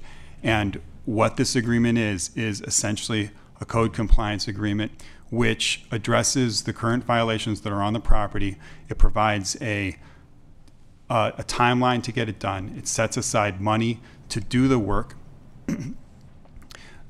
What the agreement also does is it provides the basis for the planning and building director to determine that special condition number 1 in the subdivision is satisfied. Special condition number 1 says all planning and zoning violations must be adequately addressed prior to the filing of the subdivision map. So again, to summarize a little bit more clearly, the Board of Supervisors authority, the resolution would give the authority for the director to sign the agreement, which would allow him to decide that special condition number 1 is satisfied, which would allow the filing of the subdivision map, which would complete the subdivision, which would allow the sale, which would allow setting aside $100,000 to be used to address the violations that exist on the property right now, pursuant to the terms and conditions and restrictions and obligations of the agreement that's being signed. Okay, thank you. Supervisor Haschak. Well, we've heard a lot of things about this issue, but it basically boils down to this code compliance issue and how these infractions are going to be resolved. Is that correct? Deputy County Counsel Michael McDessie, essentially that's correct. Okay, thank you. Supervisors? Supervisor McCowan. Thank you, Madam Chair. So, unfortunately, virtually all the issues have been decided. One of the court rulings acknowledges that the court rulings have been very inconsistent and confusing.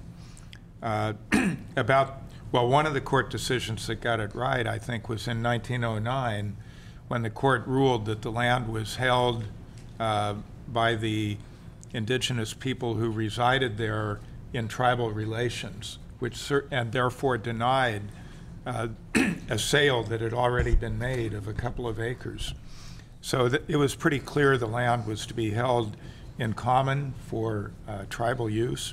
In the 1950s and the 1970s, decisions were made regarding the purpose of the land and the beneficiaries, and that undid any previous acknowledgement of what I think the original purpose had been. And then we get down to 2002, and the court does order the dissolution of the trust with certain conditions laid out, including the protection of the cemeteries. So I think there's very few things about this that the Board of Supervisors doesn't have in there. Well, that's true too. There's very few things about this that I support, but those decisions have been made in the courts, and if they're to be overturned, they need to be overturned in the courts. If we were to deny this action, the only thing that it would do would keep the whole issue in limbo for another indefinite period of time. So I don't see that there's any gain there, and then if resolution of these issues is possible, it is possible only through the courts. I don't think we can force that resolution by holding up this agreement that does, in essence, deal with the code violations. Are you ready to make a motion, Supervisor McCowan? You're going up and beyond your regular duties. Please, please, please, please. No, it's closed to public comment at this point. I apologize. Well, Madam Chair, and with all due respect to the public, I mean, I think you've heard from some of the comments, there's a lot of sympathy for your position, but all of the major issues that are in dispute are before the court, and the court's ruled, and if you can bring an action and get a different ruling, that's where your recourse is. So I very reluctantly will make the recommended motion. Do we have a second? Second. And my statement is I want to thank Supervisor McCowan. Both he and I have a long history with Native Americans here in the Valley, and this just weighs very heavy on me, but the court made the decisions. There's very little we can do about that. Okay. Just. Okay. We have a motion on the floor, please. We have a motion on the floor and a second. We will be voting by the button.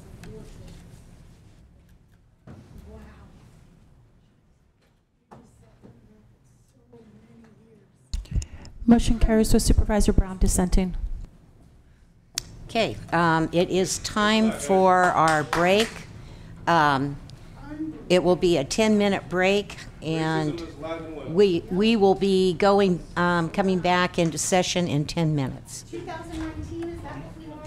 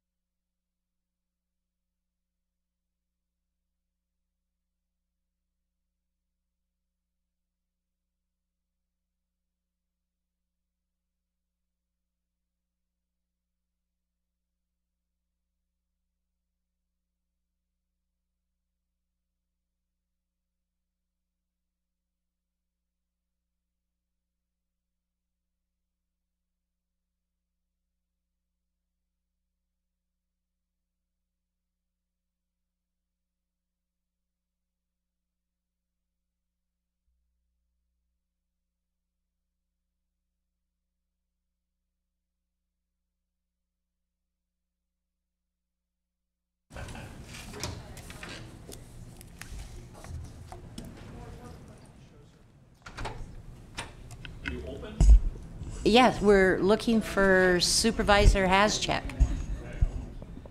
Well, you did the out list order. Is he out in the hall? They're back open. Come on in.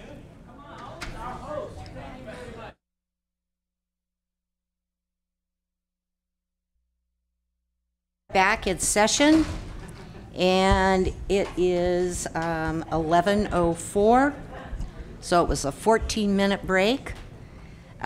We are going on to the next agenda item, 5D, discussion and possible action, including adoption of a revised 2019 Board of Supervisors master meeting calendar, including possible agenda changes and additional regular board meetings. The executive office is the sponsor. It was directed by the board at the last meeting to come back with this item. So I'm going to the executive office, Ms. Angelo, to do the introduction, please. Thank you, Chair Brown. And as you've already said, at the last meeting, the board wanted to have this item come back and talk about our master meeting calendar. So you have before you an item with some options for consideration, and these options are, some of these options have been discussed at the board level. Basically, the calendar that you have in front of you, the 2019 master meeting schedule, is very similar to what we did last year and the year before. There's not much change, except what we do know is that over the course of the last couple years, that the board does add regular agenda meetings as needed. And quite honestly, that seems to work for this board, that if you're dealing with something that's either time sensitive or a critical issue, that you do add an additional meeting. That has been your practice. So we delivered to you at the last board meeting a schedule that's very similar to 2018 and 2017. The question that came up, I believe, by Supervisor McCowan was that if there was a need for additional meetings. So in looking at that, some of the options that we thought about was that you can keep the schedule as is and do what you've done, which does work for you, which is to add additional meetings as you need to do so. Also, what you could do is look at the standing meeting schedule, which is something that this board talked about at the last meeting, where possibly you could have a Monday meeting once a month that is either half a day, or if there are no standing meetings, that you can schedule a full board meeting if you need it, and then you would have a Monday, Tuesday for that week, and then the following week there would still be no board meeting, and then the next week would be your usual Tuesday meeting. Another option that I would hope that this board would consider is really looking at what we cover on a board meeting. And you know, it's only been recently, over the last year and a half, I'd say, that this particular board really has taken a look at the 530 rule. And we know last year that was consistent with this board, that the 530 rule was called.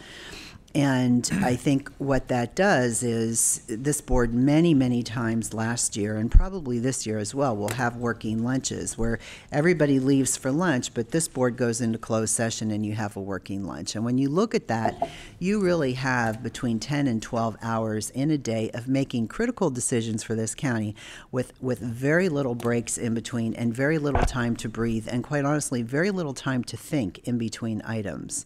So whether that's a practice that you want to continue or not, I'm not certain. But what we could look at, and the staff could come back with additional information on this, but we could look at the meetings. There have been suggestions.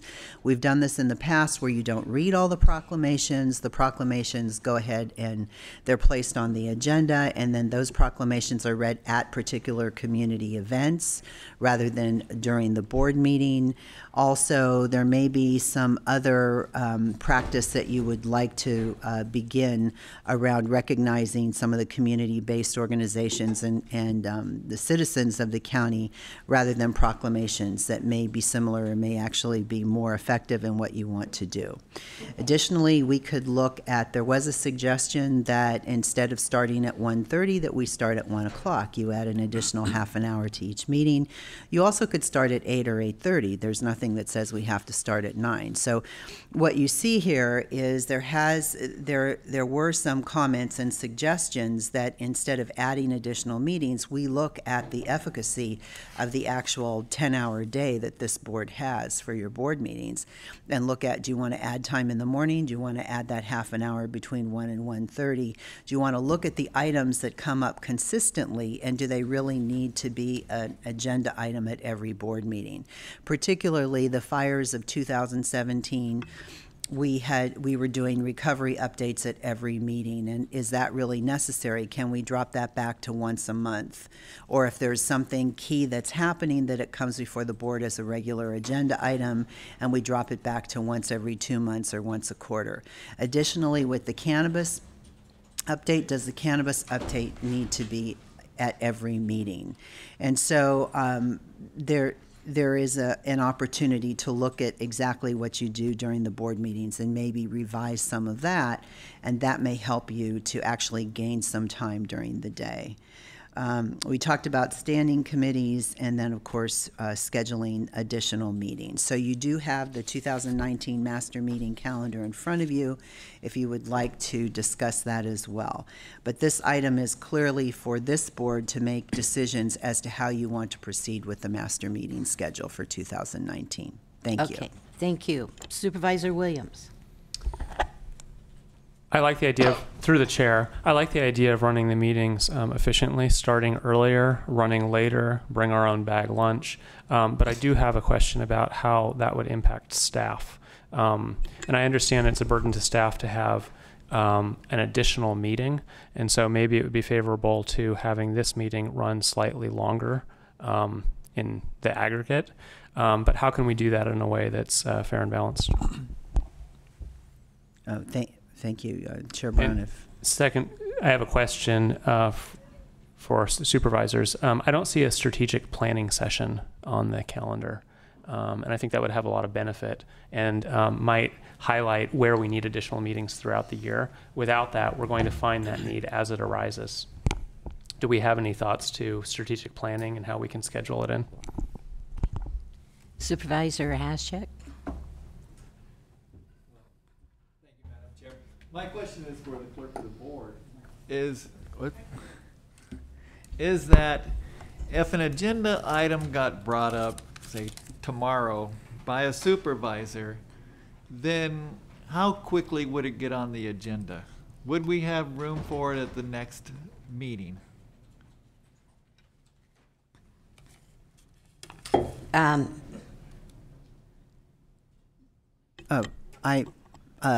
Supervisor Chair Brown, I'll go ahead and answer that. Usually, because of noticing requirements, if you came up with an item the day before a board meeting, we would ask you if it was an urgent item, and if not, we would expect that would be on the next agenda. I'm not sure. Kid is whispering in my ear, I'm not answering your question, so maybe I need clarification on your question. No, well, because some has to be publicly noticed, especially with the hearings. But County Council, did you want to speak? You're talking. I'm just trying to. I think there's a lack of clarification, so I don't know that Supervisor Haschak is asking. You asked if you had an agenda item tomorrow, which is not a board day. So I'm assuming you're asking about that would be put forward for the next board meeting. Is that correct? Exactly. So my question basically is, are we backed up so much that an agenda item couldn't be put on the next agenda? So Chair Brown. Well, I just also like to say the chair meets with staff previous to every board meeting to get the agenda prepared. Ms. Angelo is our clerk of the board, so I think it's a conversation that we have, And certainly if our forecasting is packed, there has to be made accommodation for something coming back, just as we did from our first meeting of the year. This is an item. The previous item we had before us also was an item from the last agenda. So there's been 2 to 3 items that have come forward that should have been concluded maybe, the first meeting, but for obvious reasons, we wanted more discussion. But anyway, so I hope that answers your question. We may have a longer day, just as Supervisor Williams has stated. And so why don't we hear what Supervisor Jurdy and then McCowan have to say, and then let's come back to that. Okay. So I just wanted to focus on a couple items on this list pretty quickly, and I think we could probably hopefully agree on a couple of these items pretty quickly. One is, should the only method in which the board members and the board can acknowledge someone or an organization be through proclamations? And I hope the answer is no. Proclamations should not be the only method by which we can recognize organizations or individuals. Other organizations will, besides proclamations or instead of proclamations, they'll have like maybe a small but nice picture that they can give with a little note on the back that says what it was for. I think, if you look at the cost of staff time, both in helping prepare an item for a proclamation and the staff time that's spent watching our meetings, I bet if we gave a small picture with a little note on the back, it would cost the county substantially less money than our proclamations are costing the taxpayers right now. And it could be done outside of our meetings. It could be transparent in that it could be noted in the county website that these were given or issued by these supervisors to these organizations. And in fact, Scott could just, even if we had a little snapshot, he could then scroll it during the intermission during our meetings. So people at home who are watching our meetings could even see it, that handed off to this organization for their 30 years of service for something. So I hope we can all agree on something as simple as that. So we're not taking away proclamations, but just saying we have another method that's another tool for the supervisors to recognize groups. If we were to schedule additional, I'm fine with meeting, tucking in more public meeting during our meeting days, because as noted, we are often meeting in closed session, which the cameras don't capture during our lunch break anyway. And then finally, if we do need additional meetings, which I think we will, we know we will, I hope that we add in the Monday prior to the second meeting of the month. So we have a second deep into the month Tuesday. I hope we pick that Monday because we're all in town and we don't have other committee assignments on that day. And then finally, I do hope we reduce the number of times, the frequency that we have standing updates, whether it's the fires, cannabis, these things get put on our agenda meeting after meeting after meeting, and virtually nothing is reported. And for example, after every board meeting where I report to the Coast radio station, and they always ask me, Dan, what's the update on cannabis? Dan, what's the update on fire recovery? And half the time in the last several months, there's been nothing to tell them because there's been no update. So if we had those on once a month rather than every meeting, we might actually have some news coming out of the meeting. Supervisor McCowan. Thank you, Madam Chair. First of all, I believe the board has already given support for having a strategic planning meeting. So I think we discussed that, agreed on it. It's a matter of scheduling. Getting something on the agenda, the comprehensive answer is it depends. So usually something can be gotten onto the next agenda even early in the week of publication if it's a simple item, particularly if it's a consent item. But more complex items sometime, and particularly if we anticipate it's going to take a certain amount of discussion, a lot of public participation, then that's where I think staff has to review the forecasting and try to work it in. As to some of the comments here for our schedule, I do agree we need more meetings than we have. I'm not sure the 5:30 rule was ever actually invoked last year. It was mentioned often, and we almost always did adjourn by 5:30. But we would tend to cut short supervisor reports. Exactly, but or we not took, give But we them. took care of the business.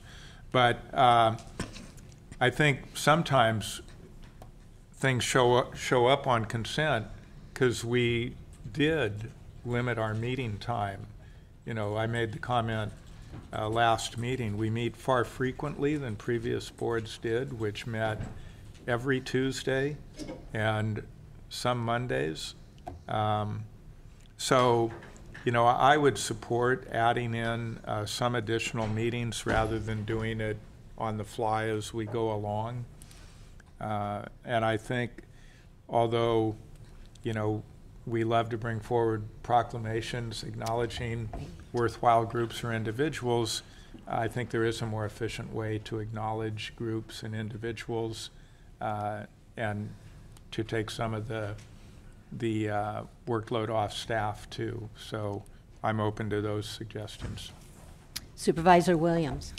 Could more of the updates come as a written report in advance so that we can all read and save our time for any questions we may have of staff rather than having a presentation during the meeting? That's a real possibility. Okay. Like to go to public comment. If anyone would like to comment on our calendar, please come forward. State your name for the record. Ron Edwards, Willits. I think the cannabis, before we look at moving that to less frequently, I think that you've got a memo from Hannah with quite a few things that we're still hashing out on that. If we could see where we are before just making a decision on that, because it's really a evolving process, and every time we think we get something, something else pops up. So thank you. Thank you. Anyone else, please come forward.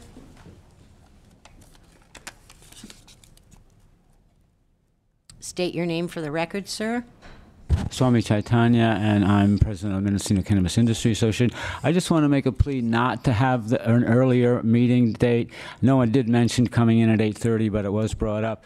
For some of us who live more than an hour and a half away at the far end of the county, to have an 8:30 meeting would just be very inconvenient. So please do not consider an earlier meeting. Going later, I think all of us can deal with. Thank you very much.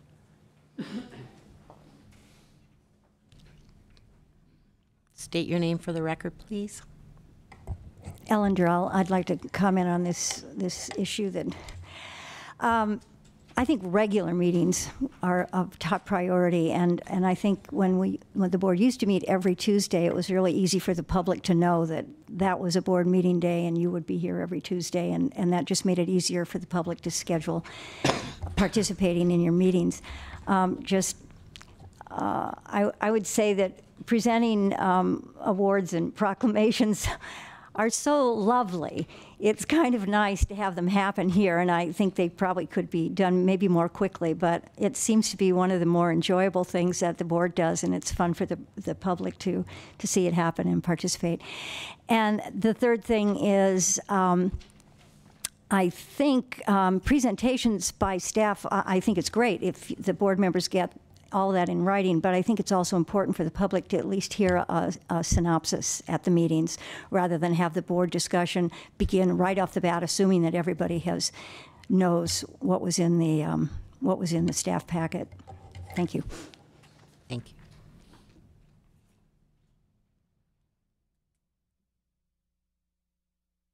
And who's this?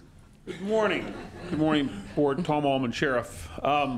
I'm not a department head. I'm an elected official, so you can't fire me today. But let me clearly say we're in the third week of January, and the department heads and the elected officials do not have a board calendar yet of when you're meeting. And the citizens, the department heads, and the elected officials, we need a decision to be made today. We need regular meetings. Thank you, Ellen Drell. And let's get on with government's business, because it's not just your time that's in this room. It's elected officials and department heads and citizens who have concerns schedule around you. And being consistent with your schedule is important for the efficiency of government. Thank you. Anyone else, please come forward. State your name for the record. Seeing no one, it's back to the board. I would like to say that I do agree with Ellen Durrell and the proclamations. There's many occasions, as well as deserving individuals, that need to be able to come forward in the board chambers to be recognized for their good deeds, for their life achievements. So I really struggle with that, not having them or finding a different way. I also agree with Sheriff Allman and also Ellen Durrell to add meetings. It should be on a regular Tuesday because that's what people always look at and know historically. And to do a Monday, Tuesday could be burdensome for staff because they're having to do 2 days of agenda noticing. So I will go forward. I think Supervisor Williams, did you have your pen up? And then Supervisor McCowan, then Supervisor Haschak. Could we merge the standing committee meeting with the regular meeting? If we were to meet every Tuesday, all 5 of us would be here. Would that take some burden off the standing committee's meeting frequency?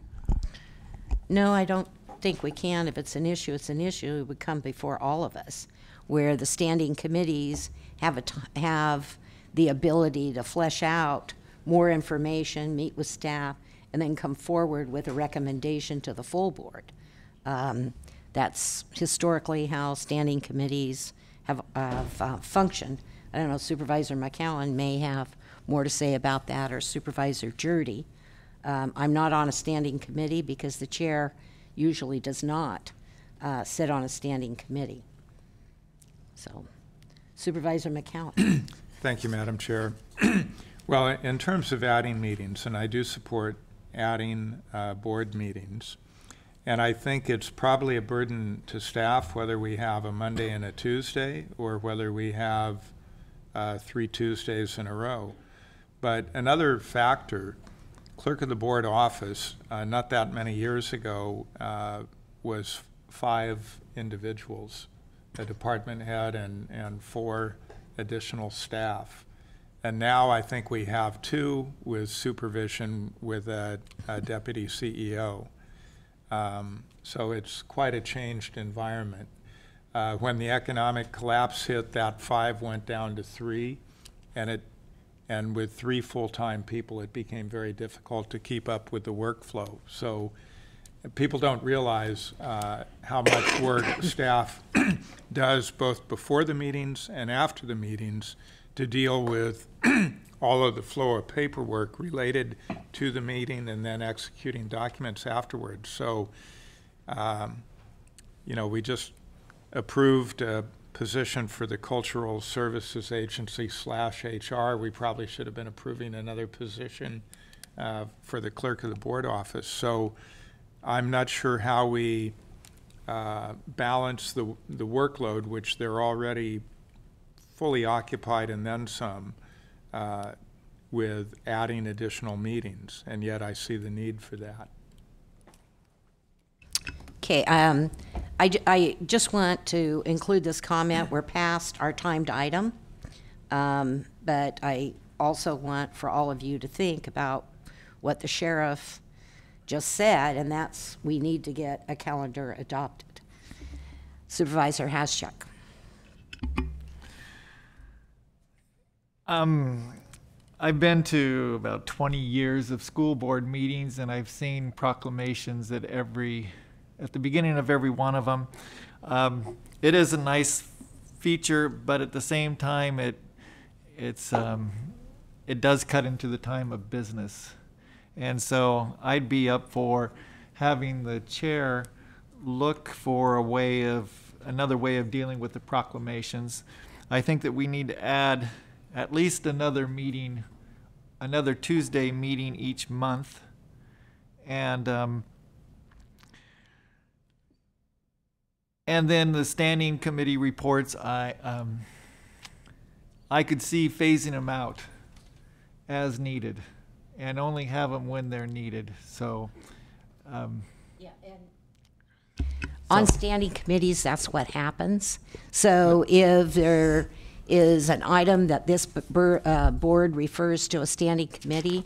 One of the two, we used to have 4, and but it's only referred by this board, and that can be done. So it's not, and they're canceled throughout the year if there's no business. No, I misspoke about the standing committees. I meant the reports that seem to be standing reports. Oh, Sorry about that. I am so. So I think that we really need to look at those and see which ones are of value to us and which ones we can receive just as a written memo or so. And the chair will, on proclamations, the chair will refer to, if you agree, to general government or to something else, because I do prefer proclamations to recognize individuals, as I earlier stated. Okay. But I can be overruled. So gentlemen? So quickly on the proclamation, I don't think this has to go to a committee. This could be decided right now. All we're saying is give the supervisors a second tool besides proclamations, so that there would probably be fewer proclamations, because we could alternately, if we chose, give something small, like a small photograph with a little note on the back, thank you for your 30 years of service. If we have that other option, we will see fewer proclamations, but we will still have proclamations as an option. That hurts nobody. It helps more people. It's a practical matter for people who live farther from these board meetings, who I personally don't invite to these meetings to get a proclamation. It would be fair to those constituents that we could give them something in their hometown instead of expecting them to drive to Ukiah by 9 o'clock on a Tuesday morning. Sounds like a job you need to take on. Supervisor McCowan. Well, thank you, Madam Chair. We're getting a little far afield. I mean, efficiency of our meetings is somewhat related to the master meeting calendar, but what we have to do is adopt a master meeting calendar. Yes. I would support adding an additional Tuesday meeting each month, but you know, I would like to hear from the CEO and/or staff how manageable is that given current staffing levels. Ms. Angelo? Or maybe it isn't every month, but every other month.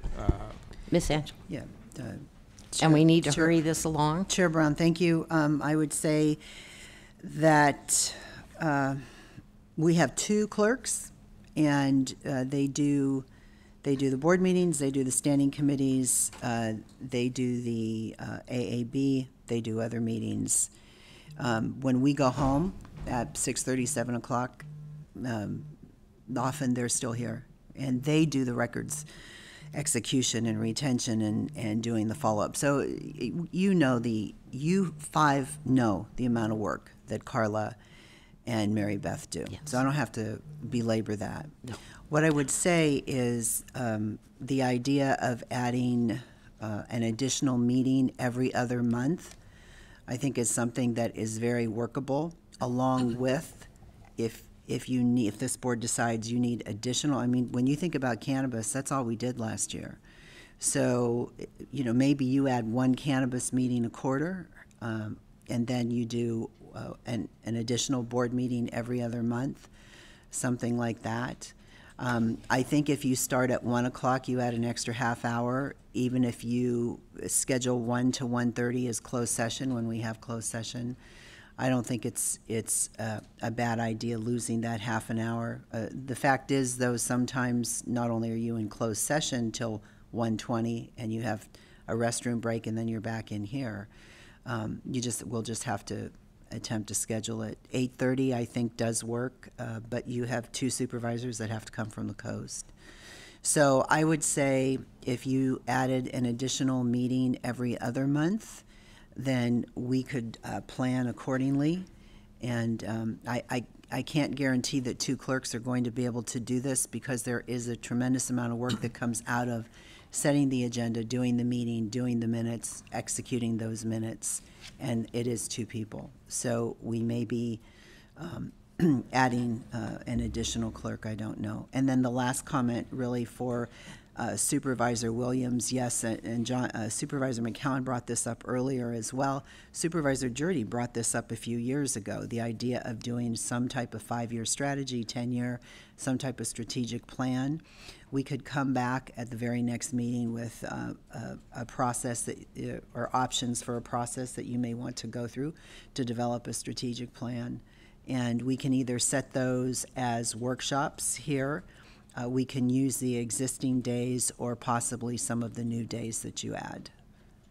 Okay, Thank you. Thank you, and I'd like to put out there as chair, if we went on a Tuesday every other month, we would be looking at March, May, July, September, November. Don't want to add another one on to December because we'd be meeting here Christmas Eve day. Don't think that's acceptable. Okay, who was next in line? Supervisor Haschek? And we need to get this item done, please, or we're going to have to table it and go forward with our timed item. Yeah, I think that if we added a meeting every other month, and we can see how that goes.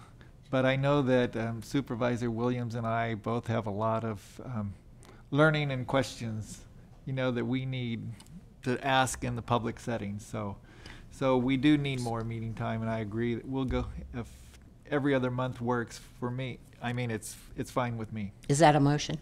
Yes. Do I have a second? Well, we don't have the dates identified. No. But I think that we have to go back and look at our other calendars. I can go, okay, would you identify, and it will be an addition to the motion, every other month, starting in March, So identify the exact date of a Tuesday meeting. So what I'm recommending or moving is that we add meetings on March 19th, May 14th, July 16th, September 10th, and November 12th.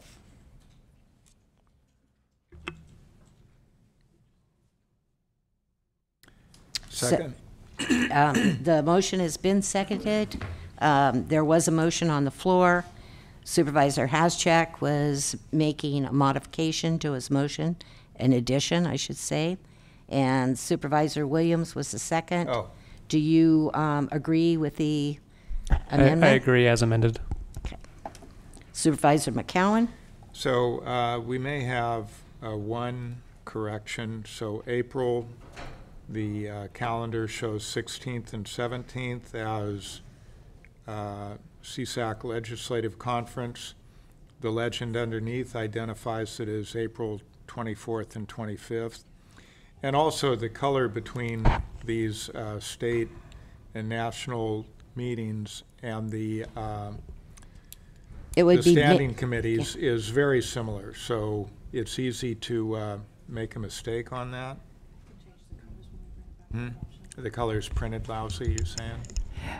Supervisor, what I stated is I can change this color scheme when we bring this calendar back for adoption next meeting. Thank you. Okay. Any other questions? All right.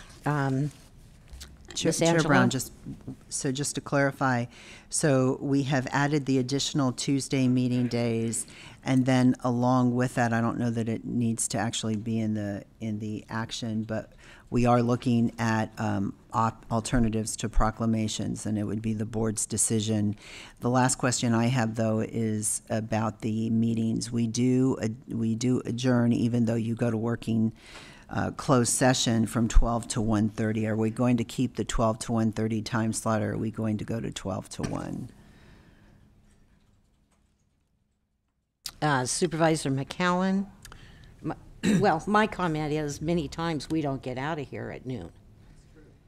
We go to 12:30 in open session. And then we go to closed session. Then we get 10 minutes to do something before we're back in session. I agree. So it's a 10-minute break, and that's very hard on staff, too. So I want to add that. So I just want to be clear, though, what your direction is. Supervisor McCallum. Well, so far I haven't heard any amendments to the meeting times. And it is true that we often will run beyond 12, and then sometimes we have closed session scheduled. So, you know, I'm not really opposed to going to a 12 to 1 for lunch, but it'd be a short lunch sometimes. Supervisor Williams. I have the longest drive out of the 5 of us. I have no problem being here earlier.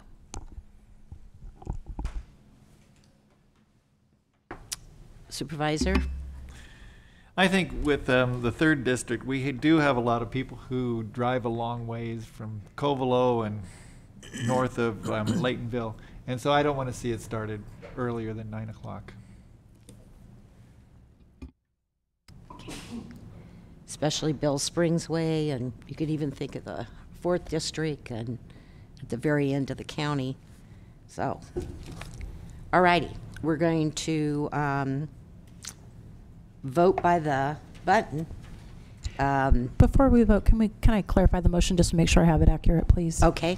I have a motion to add an additional regular meeting every other month starting in March on the dates of March 19th, May 14th, July 16th, September 10th, and November 12th. Is that correct?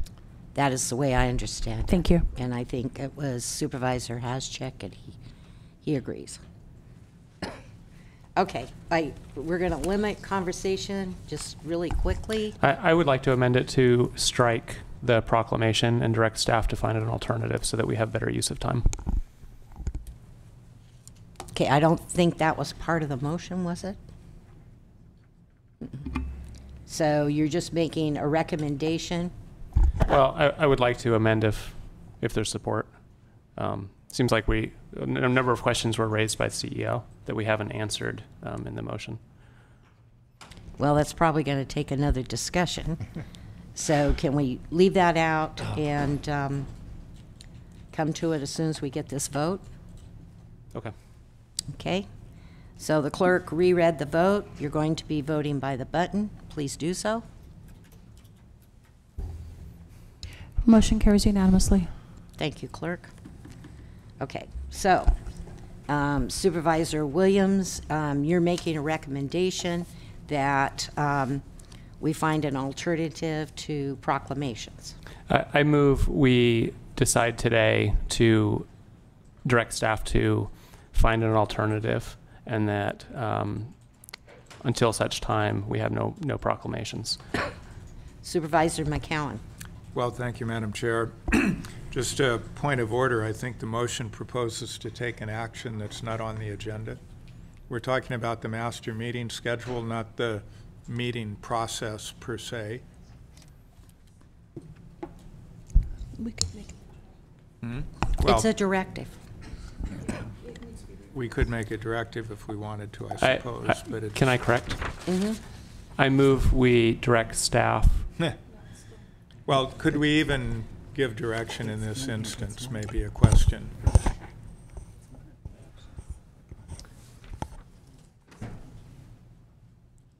I think we can. We can have a consensus, and the chair can give the directive. Chair Brown, one of the options was about the proclamation, so it is actually listed in the agenda summary. Oh, okay. Great. Supervisor Drudy? Yeah, so this is not, I'm not making a motion, I'm asking the chair just to make a directive that staff bring back an alternative, not instead of proclamations, but in addition to proclamations for supervisors. Will you agree to that, Supervisor Williams? I agree. Okay. Looks like we have a consensus of all the board members. Can you repeat that, Supervisor Drudy? For staff to bring back an alternative in addition to proclamations for supervisors to recognize community organizations and community service.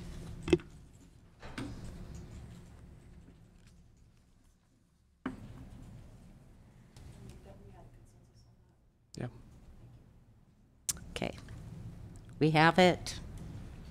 Did you have something else, sir? Yes. Okay. Madam Chair.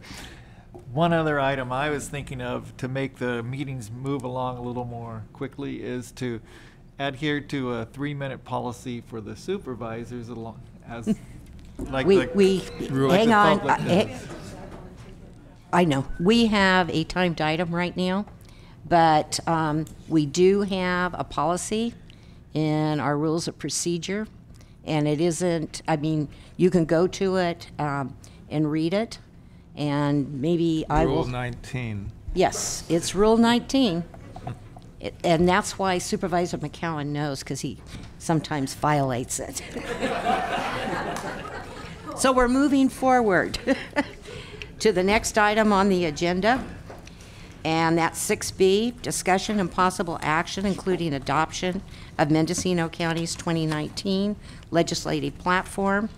Supervisors Brown and Jurdy, who were on the Standing Committee of General Government, are the sponsors. Supervisor Jurdy, would you like to introduce this item quickly? Sure. Every year, the Board of Supervisors adopts a legislative platform, and it's largely an update of the previous year's legislative platform. And today, we have Sarah Duquette, Senior Analyst, who helps prepare the document, along with an invited guest. Ms. Duquette, please introduce yourself and the guest that I think I know, but he needs to introduce himself for the record and go forward. Sarah Duquette, Executive Office. I'm here today with Paul Yoder, who's our lobbyist in Sacramento, and he's going to be providing a legislative update. I'm going to go briefly over some, for the new members of the board, we have a number of different categories we look at. We have Policy 19, which gives us the authority to create the legislative platform, and that's what we do. We put all of our county priorities in the platform so we can more effectively move forward with advocacy in the federal and state arenas and really focus on issues that are important to us.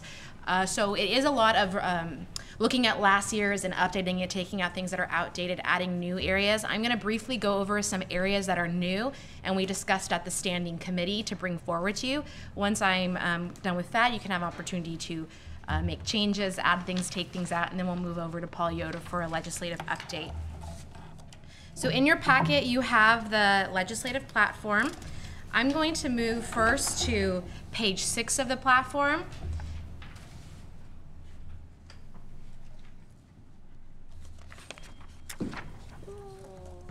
And talk about the regulatory mandates and reform.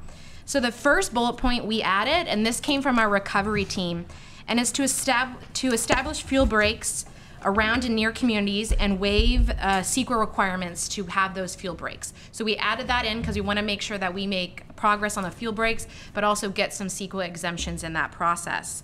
A little bit to the third bullet point, we talk about CEQA reform. We are seeing some movement at the state level with Gavin Newsom considering waiving CEQA for homeless facility development. So we're going to continue looking at that this year and how we can advocate more successfully for that. Moving to page 7, we talk about transportation. We did update that section because the voter initiative to overturn SB 1 did not pass, but we wanted to keep in language that we're going to continue to advocate for SB 1 and any type and against any type of measure that would repeal those efforts. We also added on the last bullet point to advocate for federal funding for rural airports and infrastructure projects. We have a number of airports that we manage in the county, and that was missing from the platform, so we included that. On page 8, in the water section, we added some information under the support for state funding for stormwater. There's 2 bullet points at the very end, and it's to advocate for funding for the trash amendment implementation and to support the determination that the trash amendment is an unfunded mandate. So counties and cities throughout the state of California are going to be required to implement over the next 10 years from 2020 to 2030 to putting in trash capture devices. And that essentially is going to be a burden on the counties and cities in general fund and something we must do to comply with our stormwater requirements. So we're going to continue to advocate for funding and for relief from the state for this mandate. Under Section 10 in cannabis, the executive office worked with the state requirements working group, which is a member of a lot of stakeholders from our community, to develop some recommendations for cannabis that we should be looking at with our state and federal partners. So on the second page, right after the black bullet points over here, those are actually developed from the state requirements working group. They came to the standing committee, and those items were reviewed and ultimately included in it. And most of the requirements really come down to advocating for our small farmers and advocating for our rural communities, which are very different from suburban and urban areas, and trying to make it easier for them to do business in the county. So that's where all those bullet points come from. Moving on to page 11, we have our disaster recovery section. We included the section on backfill for property taxes for the 2017 assessment levels. Now, our fire backfill was not included in the most recent budget proposed by Governor Newsom, but we'll continue to advocate to see if we can get additional backfill money from our fire in 2017. And I would just like to interrupt for 1 minute and share with my colleagues that the Rules County Association did a very nice letter in support of Mendocino County, Sonoma, and Napa getting the backfill, and just got it into the governor. So. On page 13, at the very end of the section for disaster recovery, we had a couple new items that were proposed from our disaster recovery team around funding for CAL FIRE to maintain fire breaks. There was also concerns about some new housing requirements, that all new houses have to be solar powered by 2023, and how some of these requirements may be very hard for people rebuilding and additional cost. So some language to address those concerns of either maybe providing funding for those that are rebuilding, or delaying some of those provisions from hitting people that are in the process of rebuilding and oftentimes are on a fixed income or a fixed amount of money to get their houses rebuilt. And the last one is what came about in the 2018 fire was a lot of counties stepped in to provide shelters and other services to neighboring counties, and there's some question of whether they're actually going to get reimbursed for those services.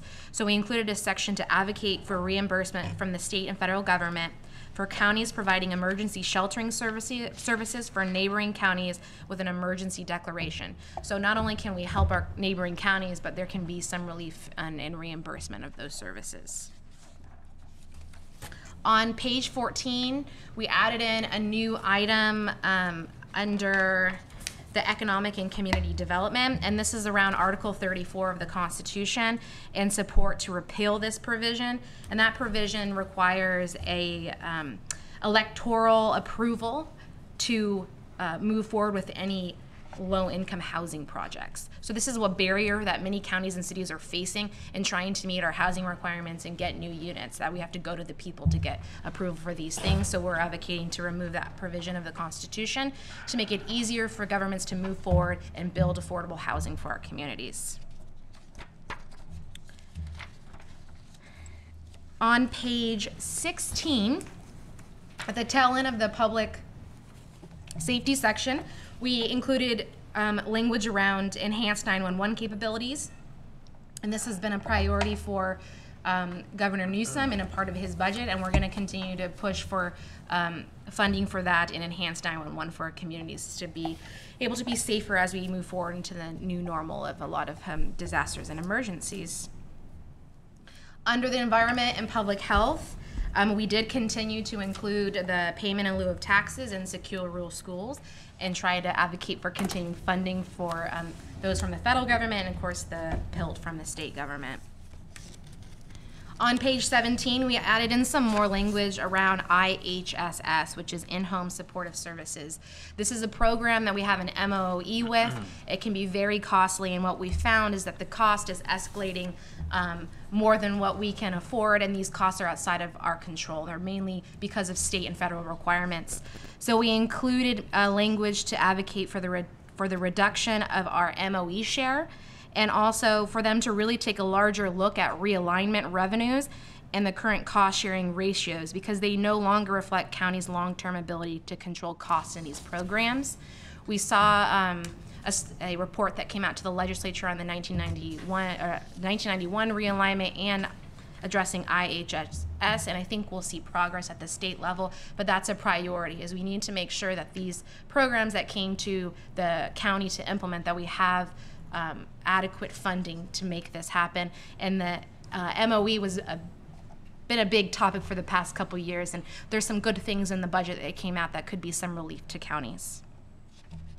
And lastly, in the livability section, I just want to point out that we continue to have bridging the digital divide and the broadband issue as a huge push for this county, as many rural counties face these issues, and they're critical to almost every aspect of government. We also anticipate with the development of the CSA and us being more active in parks that we're going to look at supporting legislation that provides local, federal, and state funding for parks and recreation programs. So that's just a general overview.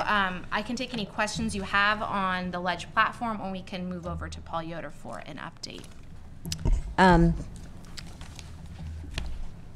Supervisor Williams. I have a question about the third from bottom bullet point on page 13. This is support statewide ban on all forms of genetic modification, manipulation, regardless of its GMO status. I think more in line with the small farmers in this county would be a legislative platform that encourages the state to allow local control. Excuse me, what page was that? Page 13. 10. Oh. I'm sorry, page 13 of the PDF, which has page 10 at the bottom. Okay. So my concern is if we leave it up to the state, they may not necessarily implement a ban that's at a level that meets the values of the small farmers in our county. Look at what the state's done with the regulation of preempting the regulation of economic poisons. Right, a lot of people in this county are not happy with it. So rather than ask the state to implement a ban, I think we should ask the state to allow local government, county level, to implement bans under their own language.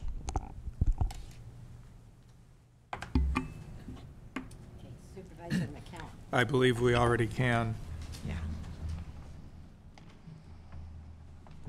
Yeah.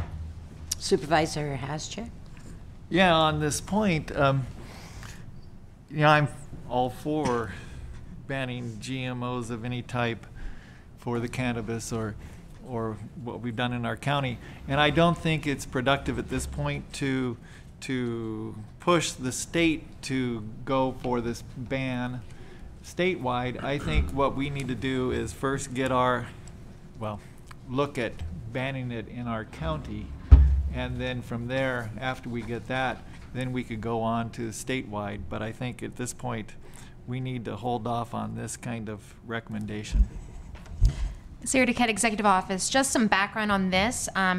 In the state working group, this came up because they appreciate the GMO ban we have here in Mendocino County, and the group felt it was important to address this statewide in terms of cannabis. We can remove it if the board wishes to remove it, but that's kind of the context, is they wanted to see the mentality of GMO more, especially in the realm of cannabis, statewide. If you would like to strike it out, we can strike it out, or if you'd like to modify the language, we can. Well, we could modify it, but I wouldn't like to see it struck. And for the new supervisors, basically the Ledge platform enables us as a body to take action in a timely manner on legislation or any given issue. It also gives our staff the ability to advocate for the county based on our platform, and allows our representatives, whether it's one of us to a board or commission, or one of our elected state officials or federal officials, and including Yoder and Associates, to know where we're coming from and to notify us, or at least talk to us if we include it in our legislative platform. So having said that, I would very much like to leave that in there, because that doesn't prohibit us from local ban. Supervisor McCowan. Thank you, Madam Chair. And I do support leaving it in for the reason you state. It really doesn't require us to do anything. It gives us the opportunity to support efforts that may come forward. But I think the issue of, the central issue, we don't have to wait for the state to do something in order to be able to enact something locally. That's my belief, and, at the appropriate time, County Council can weigh in. But I don't think this limits our options at all. It actually gives us more options. Supervisor Williams. So it looks like support is for leaving it in. If we leave it in, I would like to see an additional clause that supports counties having the power to implement more restrictive GMO bans than the statewide policy. Well, there is no statewide ban. But so this is... We already have the ability to enact a local ban. Sarah DeKitt, Executive Office, one thing we could do, since we do have the ability, is we could put language in that says continue advocate for maintaining local control on these issues. Yes. If we're a little concerned that at some point the state may overrule us on our GMO decisions. Sounds like you have an agreement with Supervisor Williams, and I think that satisfies Supervisor McCowan and myself. Supervisor Haschek? With this legislative platform, can it be changed during the year? Well, it depends what's being brought up. I mean, anyone can bring it forward. Yes, an item or an issue before the board, just as Supervisor Williams sponsored an agenda item earlier that we heard earlier today, but that can come up. And I can't remember who the standing committees are, but general government usually puts the legislative platform together. And I think it's you and Supervisor Jurdy that sit on that this year. And it can be discussed at that time with an agenda item coming forward. Ms. Duquette. Sarah DeKitt, Executive Office. Oftentimes, too, if there's a new policy or something happens at the state level that we didn't anticipate, we'll bring items forward and we'll do an addendum. So it may not be like a red line to the document. It will be like an addendum in one of the attachments. So we've had that happen before with transportation and things like that, where we've adopted a resolution or we've adopted some policy, like cannabis, it's happened before. And then that policy or resolution comes before the board for approval, and included in the action, we include added as an addendum to the ledge platform. And actually, we have an item that we're going to hear this afternoon, and it's on organic waste and requirements surrounding that I asked to be brought forward because it doesn't really cover it in our ledge platform. Yes. Well, Madam Chair, my recommendation would be that we hold off on this item and we revisit it after we have done whatever we do as a county in regards to banning GMO cannabis, and that would basically, I don't trust the state to look after the small farmers that we have in our county. And Supervisor, I think the language that Ms. Duquette offered us would cover that. With the current language, it's really for us as a county. If action comes, if the state decides that they want to let cannabis GMOs happen, it then allows us a mechanism to say, no, we don't support that. So really, it's not really changing our local ordinance. Is pretty much allowing us as a county to take action, whether it's advocacy, going before a standing committee at the state level or writing a letter to support it. But if we're concerned that the state at some point may say, we don't think you should have local control of this anymore, we can have that maintain local control over GMOs. In addition, we have a whole section on local control. And I would say the #1 priority of RCRC, of CSAC, and our lobbyists is try to maintain local control where possible.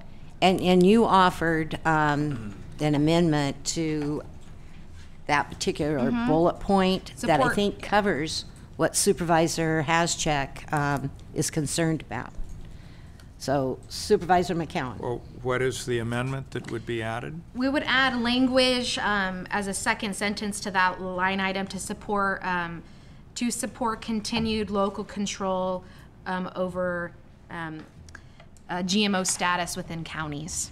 Well, frankly, we're going to support both the statewide ban and local control. So I think this is better just left as it is. We do have language supporting local control in general. This is an exception where we would advocate that the state ban GMOs. Independently, we have our own ordinance that I think we can add to. We can't subtract from it. So I just, rather than amend it with that language that would have us supporting both statewide standard and local control, I would either leave this as it is or drop it.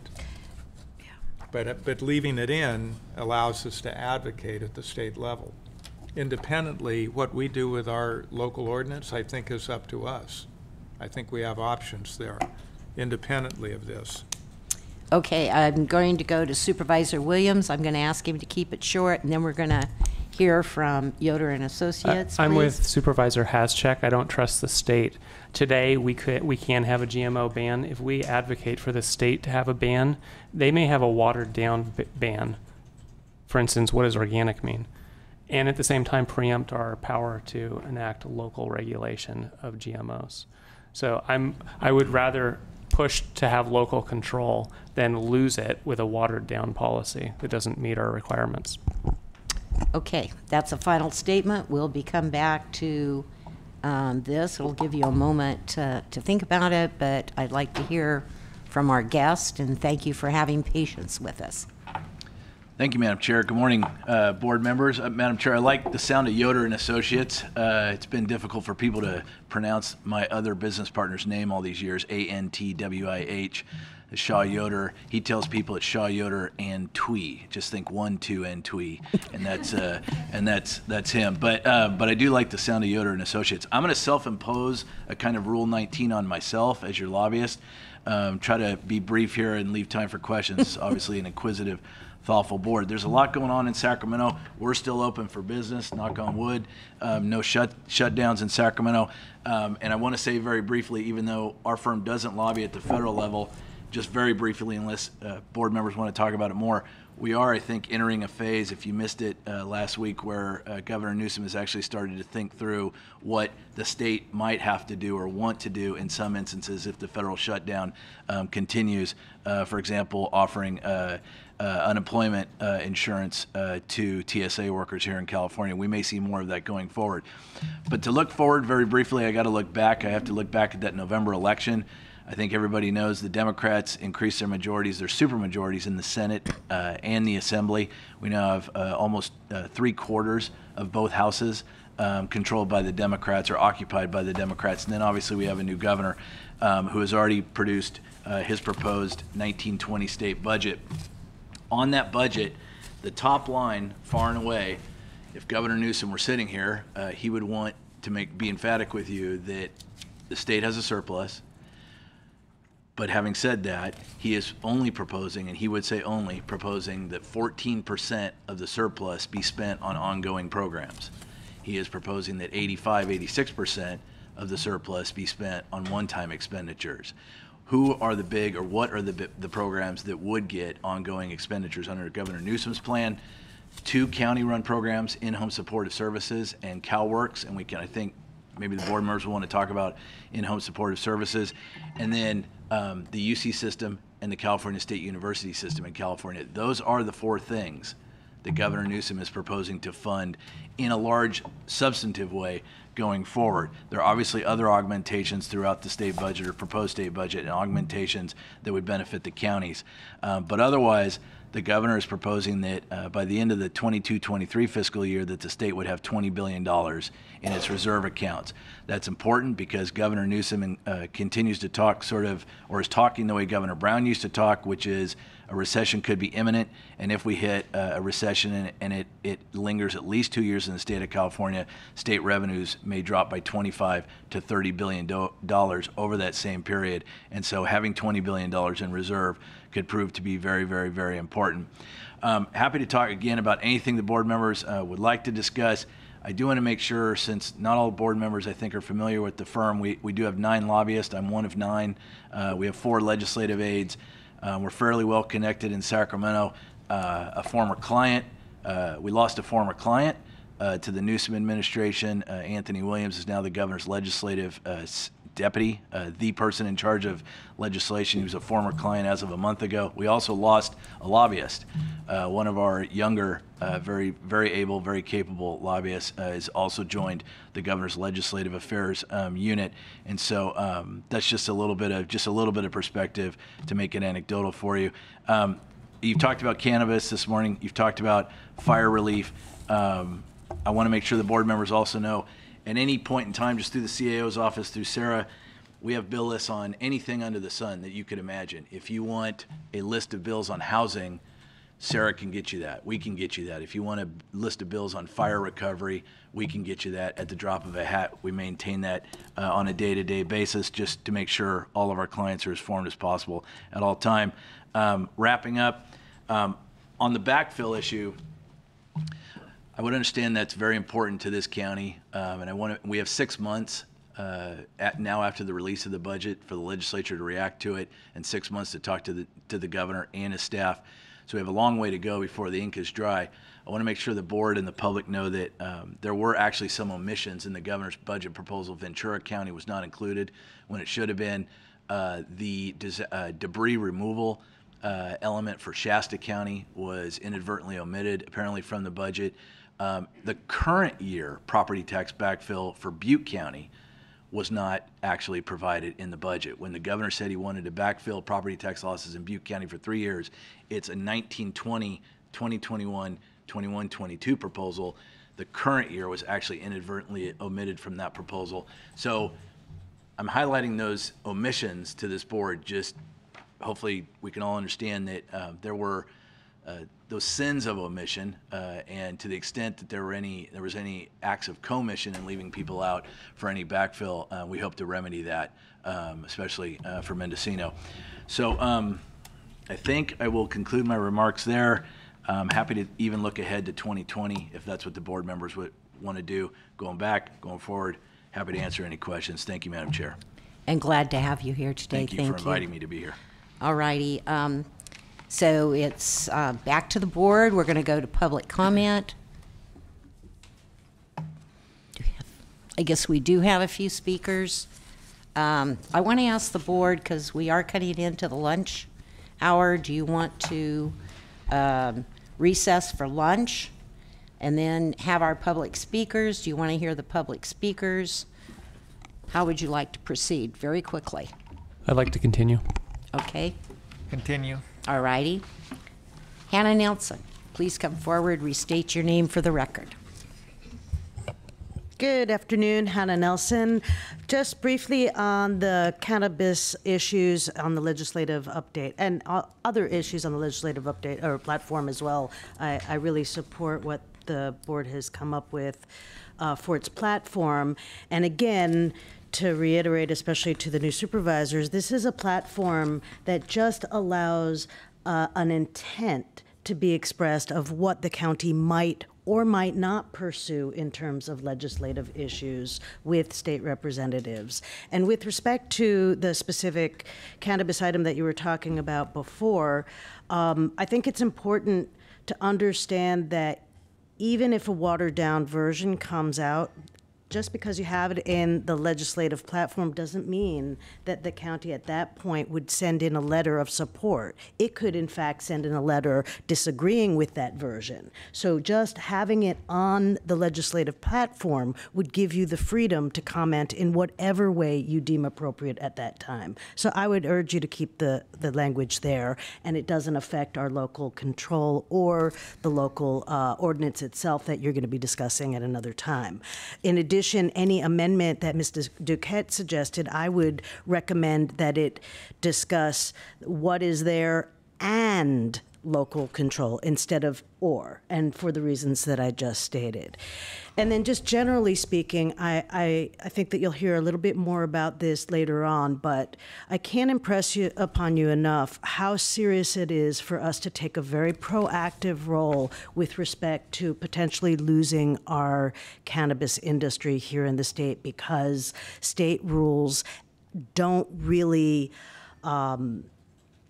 resonate with rural communities. And there are so many issues that are resulting in people not being able to sustain their businesses. So I would just urge you to, in addition to adopting this platform, to really become proactive in speaking out and applying pressure wherever it's possible to come up with constructive changes at the state level. Thank you very much.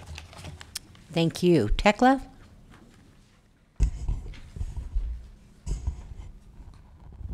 Restate your name. My name is Tekla Brose. I'm from Covelo, and I would like to ask that the item supporting a statewide ban be modified or removed completely, but I would be okay with it being amended to reiterate our need for supporting continued local control and use of GMO in cannabis. That I think that this is an issue that's very slippery. It's a slippery slope with the state does have some option to do what they did with certain pesticides, which is to make it okay regardless of what the counties want. And so I would like to see it be just stated so that it's clear that we really do need to keep our local control. Thank you. Thank you. Ellen Drell.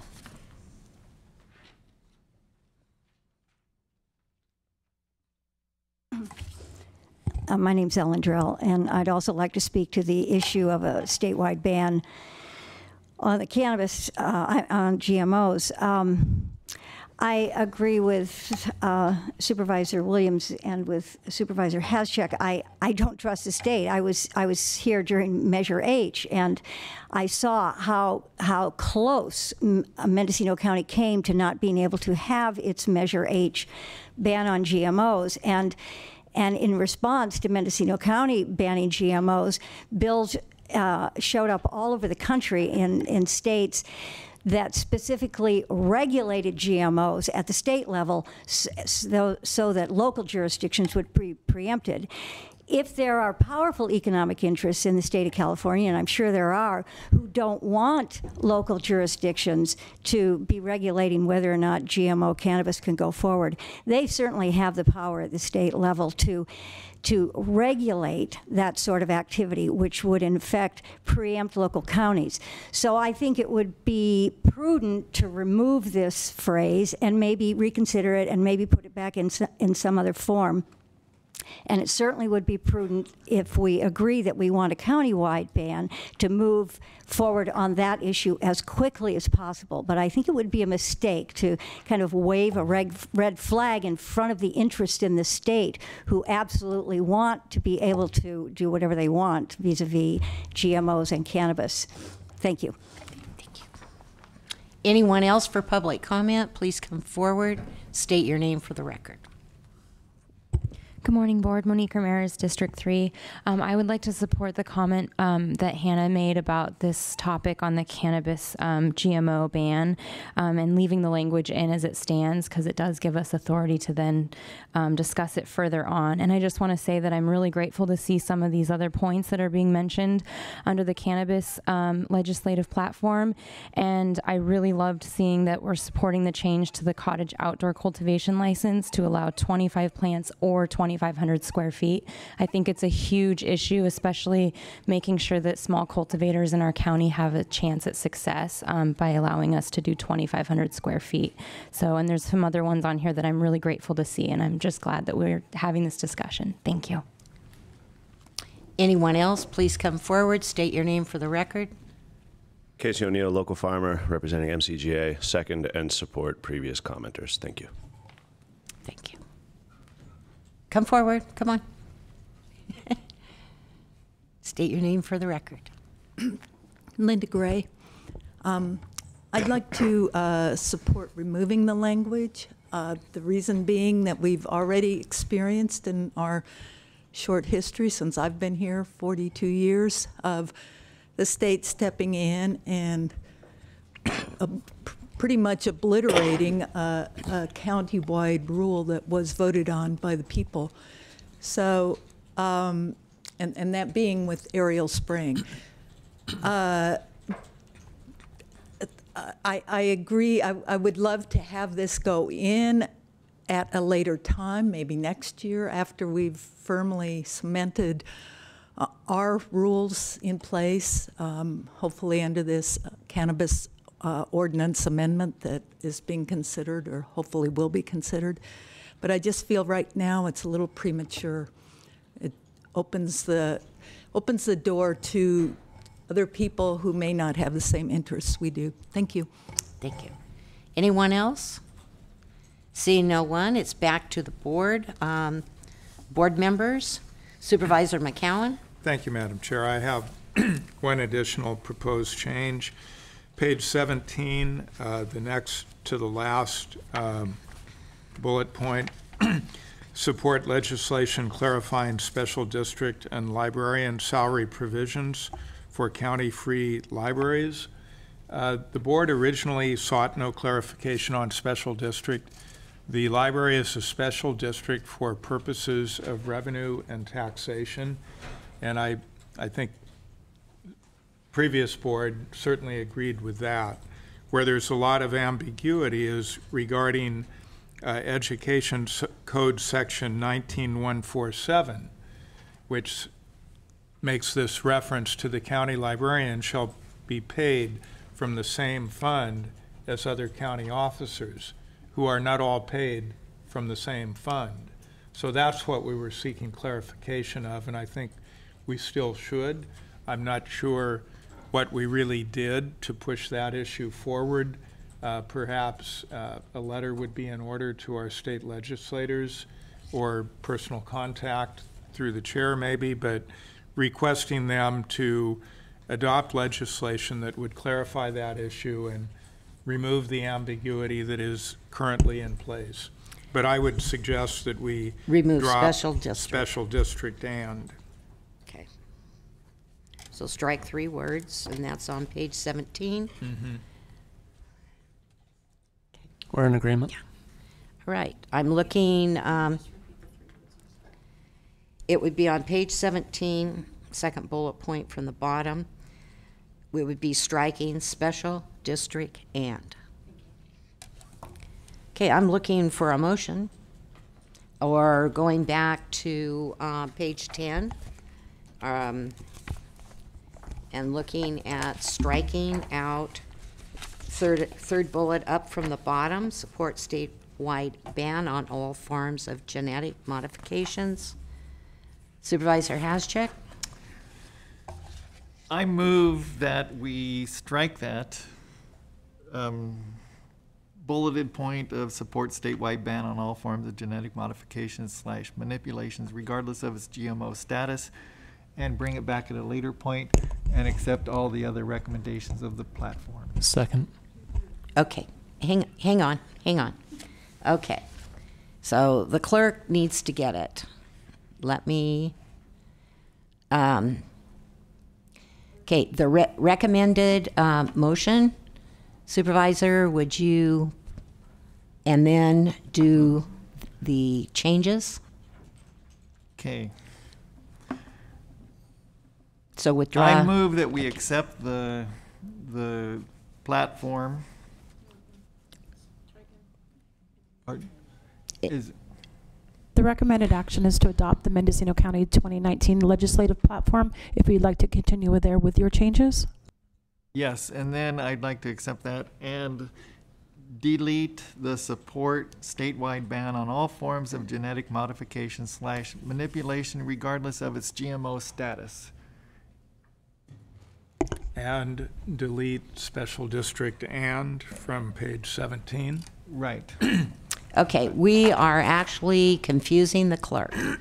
So we need to go with the recommended motion, and we can just state striking the one bullet point. We would strike that bullet point.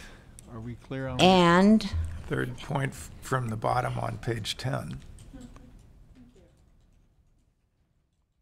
And I can read it into the record. And then the other would be and special districts. Okay. So that's your motion? Yes. Do we have a second? Second. Motion by Supervisor Haschek, second by Supervisor Williams. We'll vote by the button. Motion carries unanimously. And I apologize to the clerk, I just couldn't find the recommended motion to get there to read it, so thank you. Okay, we're recessing for lunch. There'll be no closed session during lunch. It will be at the end of the day, but we will be back here at 1:30.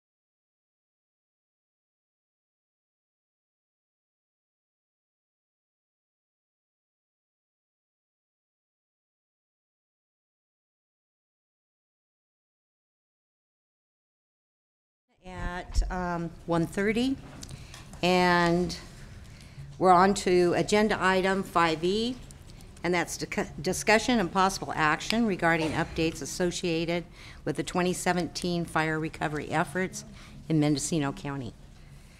So, Executive Office is a sponsor, and we'll go forward.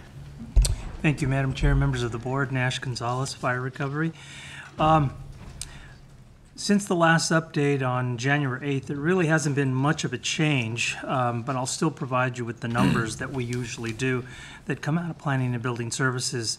As far as the administrative permits, there has been no change. 70 have been applied for, 67 issued, 2 withdrawn, and 1 is on hold. As far as building permits, we have a minor change. 162 permits have been issued and 17 are in the queue as of at this point. At the last report, there were 16. As far as the breakdown, we have 63 single-family residences, 48 manufactured homes, and 37 accessory buildings. As far as building permits finalized, again, that is unchanged from January 8th. And we stand at 39 total permits have been finalized, which includes 17 manufactured homes, 8 single-family residences, and 14 garage and storage buildings. And part of why it's unchanged is typically the months of December and the first part of January, you don't see too much permit activity to begin with. So we do anticipate to see a little bit of a change for the next coming report.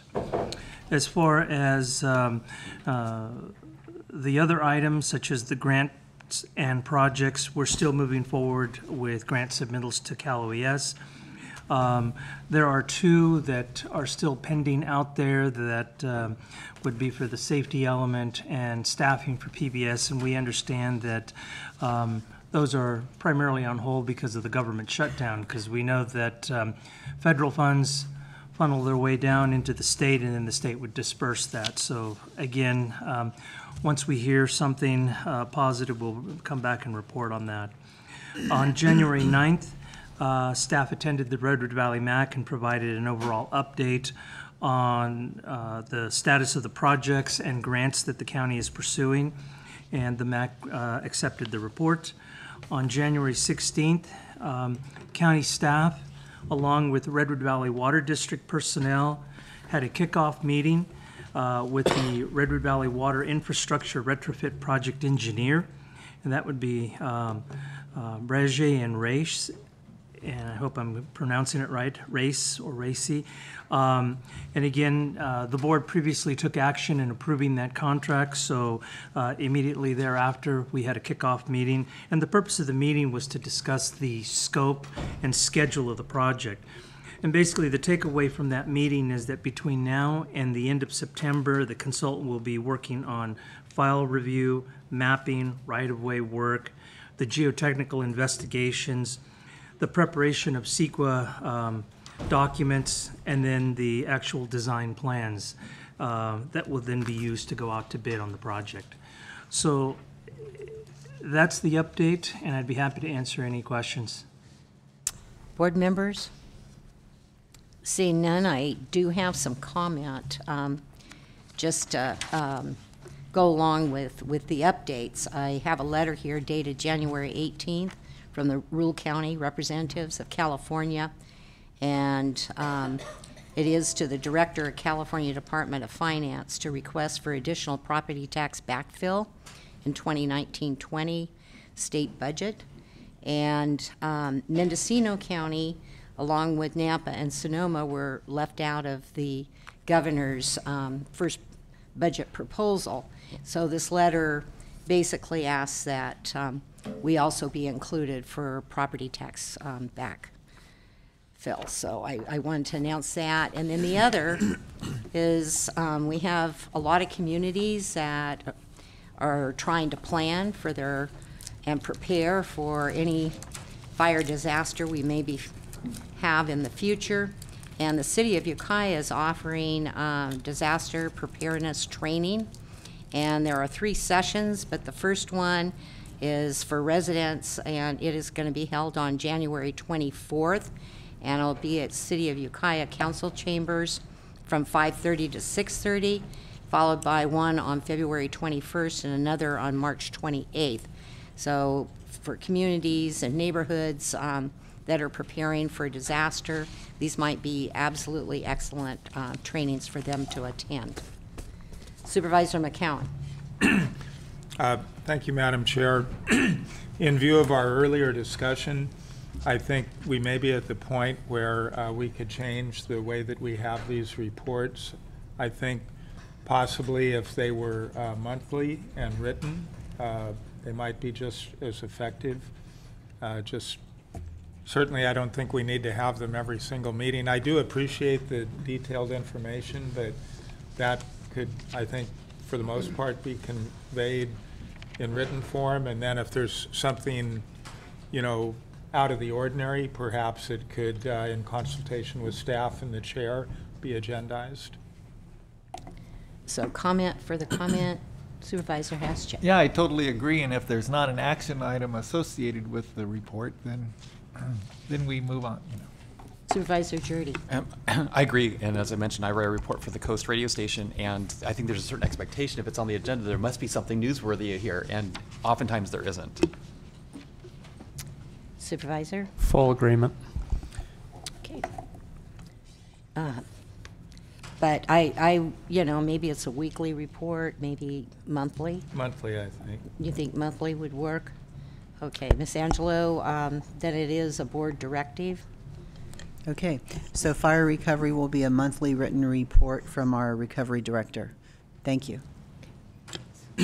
And I would suggest it could be ongoing and updated, so perhaps it could list all of the grants, including those that have been received, and then it'd just be updated as we go along. New grants would be added in their status, and then, of course, all of the building permit statistics. So it would just, one report would build on the previous one, so we have the full picture there for anyone who tunes in. Okay, this is a time for public comment. Anyone that has public comment on this agenda item, please come forward. Seeing no one, it's back to the board. This just, I don't see any action items, so we can consider it instruction. Mr. Gonzalez, thank you very much. Thank you very much. Okay. Agenda item number 5F, discussion and possible action regarding comprehensive update on the implementation of the Mendocino County Cannabis Cultivation Program, cannabis facility business licenses, and cannabis compliance efforts.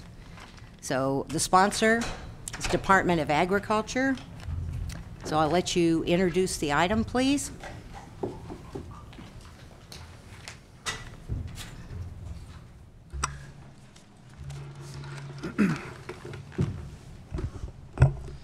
Good afternoon, Madam Chair, members of the board, CEO Angelo, County Counsel Elliott. I am Sean Connell, the Cannabis Program Manager, and today I'm here to present to you the Cannabis Update. It has been submitted to you and is available to the public. Before I get started, I'd like to take a moment to introduce the staff to my left, as well as some of the members in the audience. You have Siobhan Holmes, Program Administrator, Matt Holcomb, Cannabis Program Inspector, Jesse Davis, I believe, is in the back here, Senior Planner, Planning and Building Services. Mr. Trent Taylor, our Code Enforcement Manager, is here. And at the end of our table, we have Mr. Matthew Kudrowski, Deputy County Counsel. With that, I'd like to dive into the numbers. As you can see to date, this program has received a total of 1,282 permit applications. 729 of those applications are currently under review. 77 of those applications have been withdrawn from our permit process, with 22 being denied.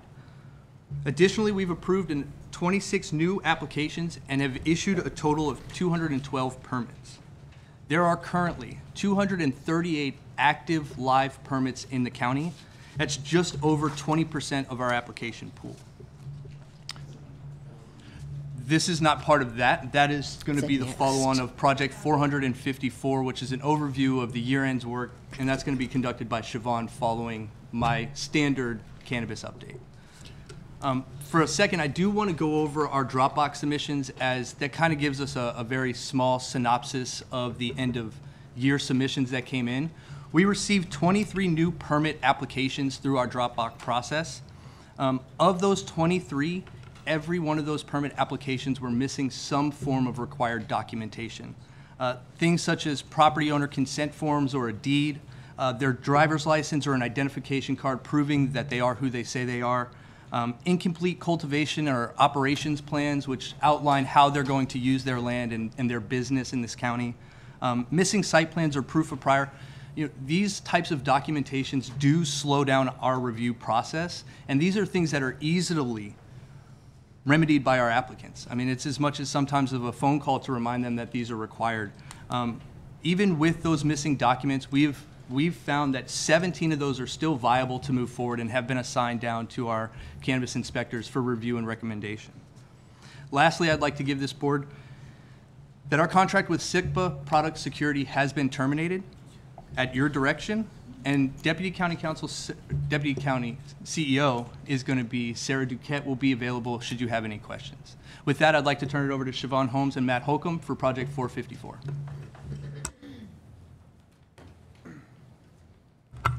Hello, Siobhan Holmes, Department of Agriculture, Program Administrator for Cannabis. So my presentation will essentially hold two different perspectives.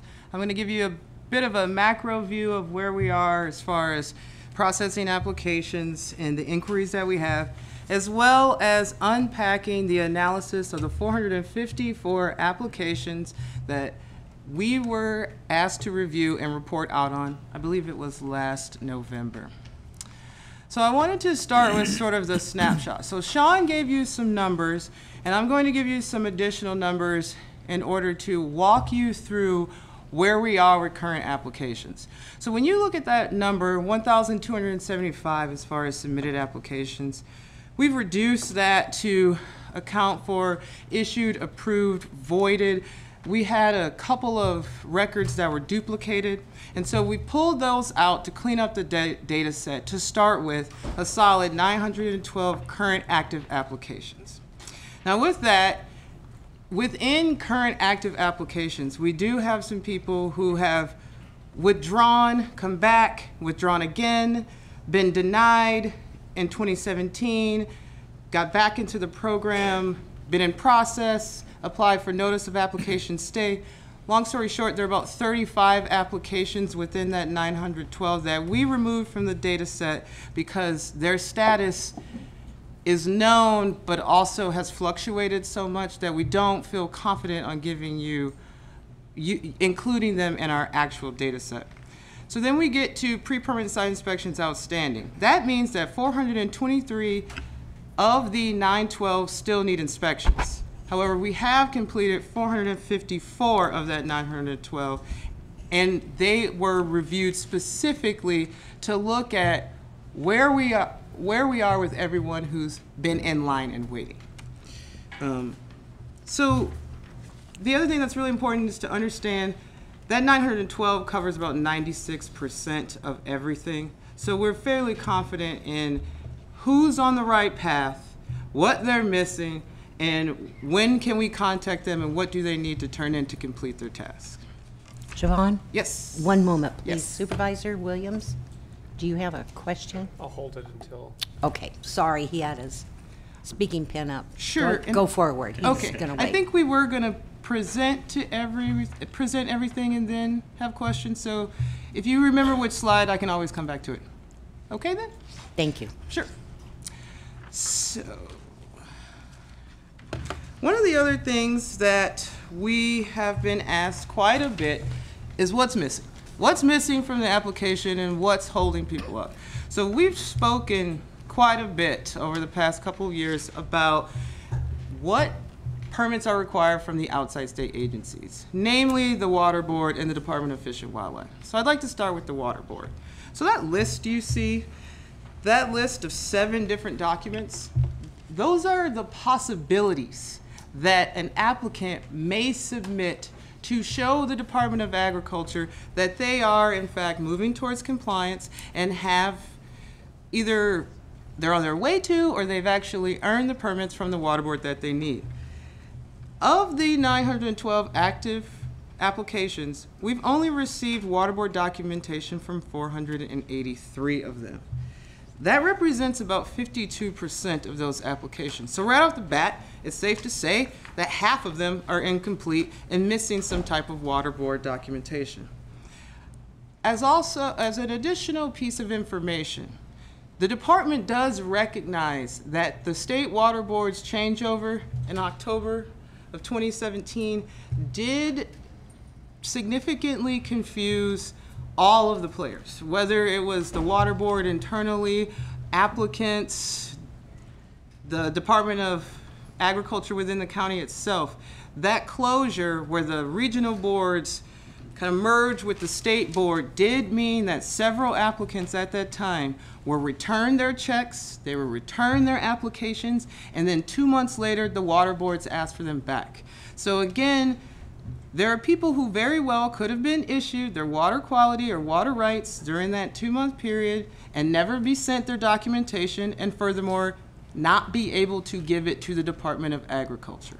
So I just wanted to, give everybody a little more context as to why this is so confusing. Additionally, these documents are received as physical pieces of paper. That means that someone in the Department of Agriculture has to read each one and associate it with an application and make a determination if it meets our requirements. So if we only have 52% of the documents, there's a lot out there. There's also a lot to come through for what we do have. Moving on to the Department of Fish and Wildlife.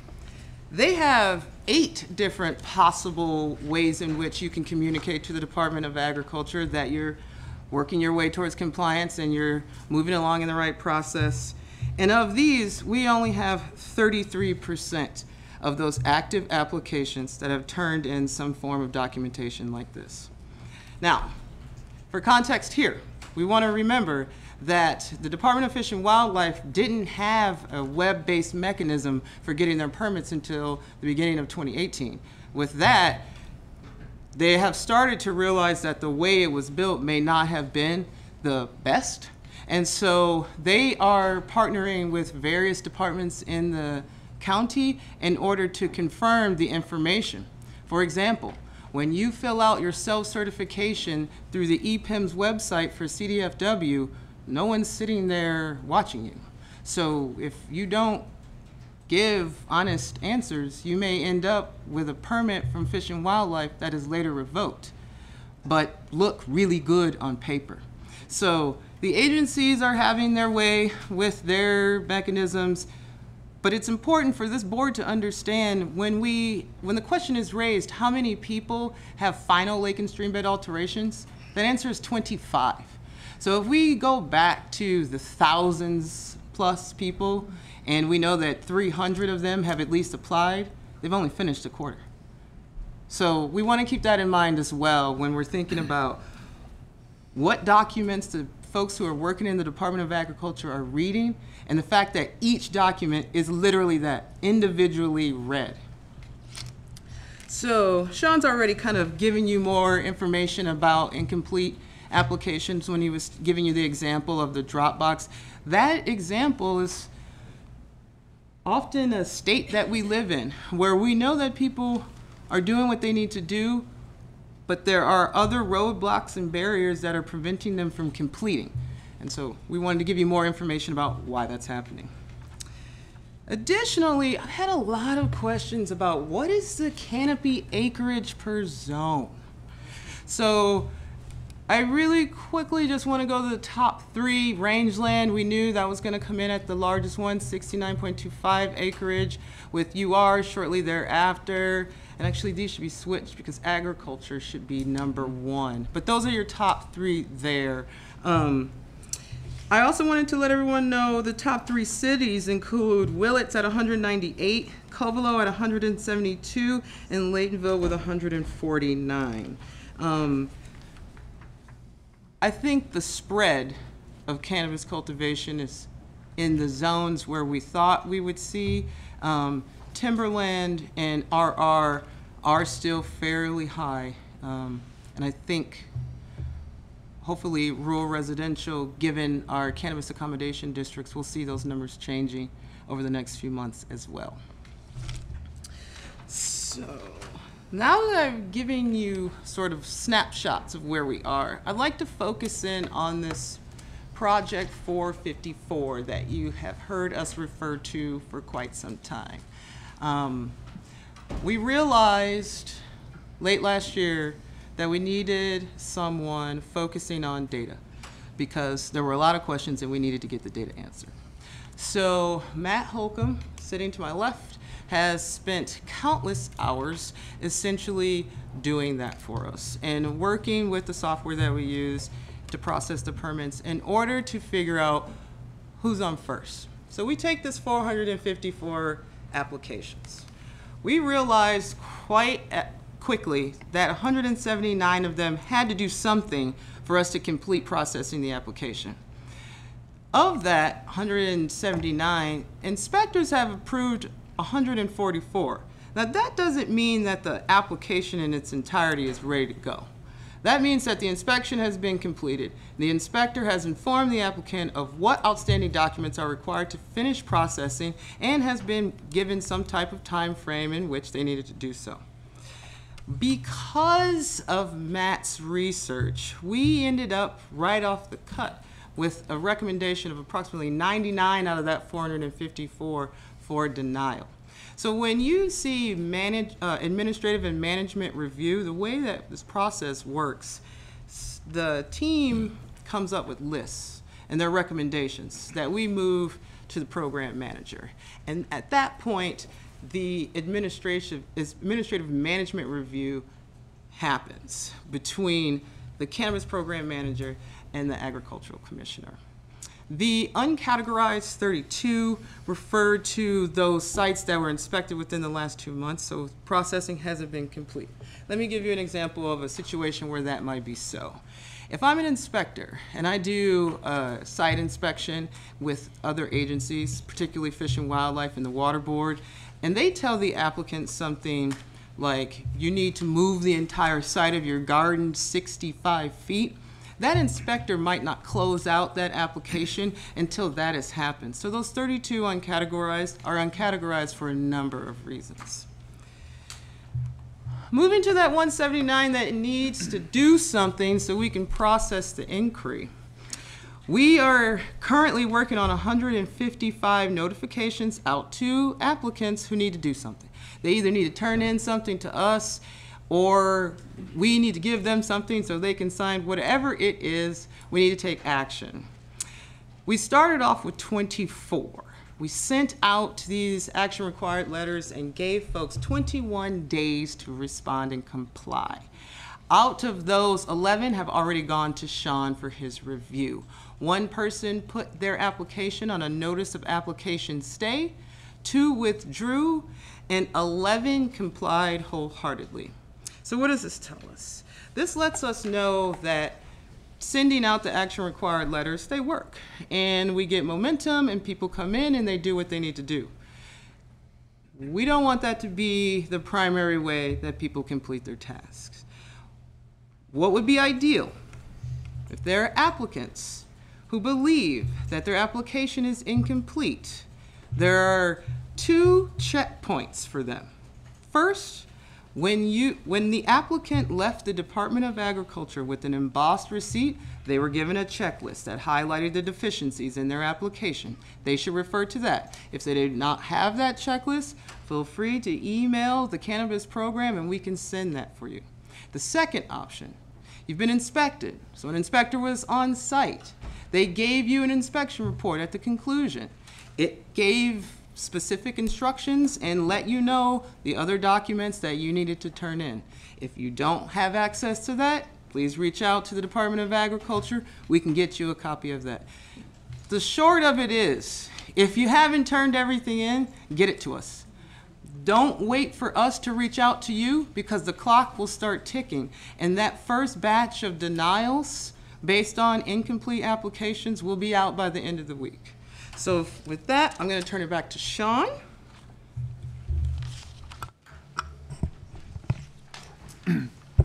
So moving forward, our department intends to conduct 212 pre-permit site inspections over the next 9 weeks.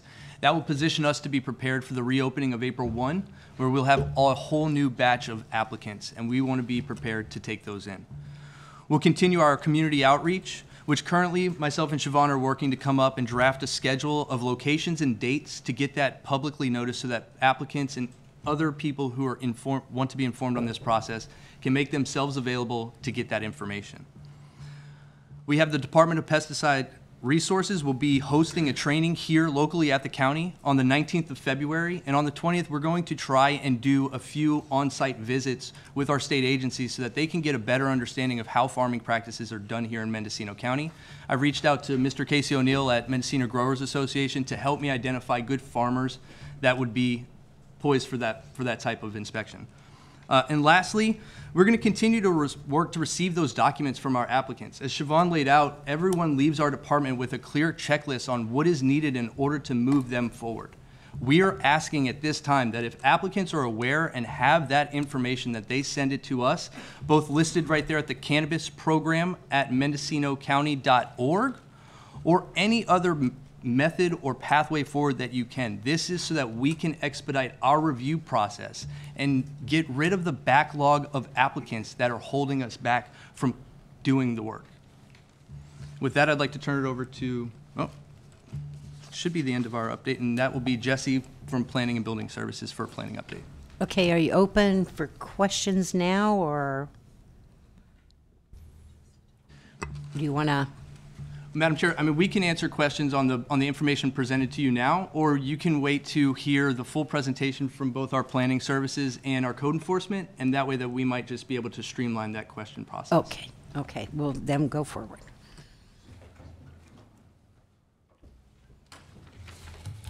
Thank you very much, Supervisors. Jesse Davis, Planning and Building Services. I just want to give you a brief overview of the current state in terms of planning and building with our various activities in the cannabis paradigm, including the Coastal Zone Ordinance, our search for a new cannabis planner, our administrative permit statuses, as well as some discussion about the overlay and interagency cooperation that we're undertaking.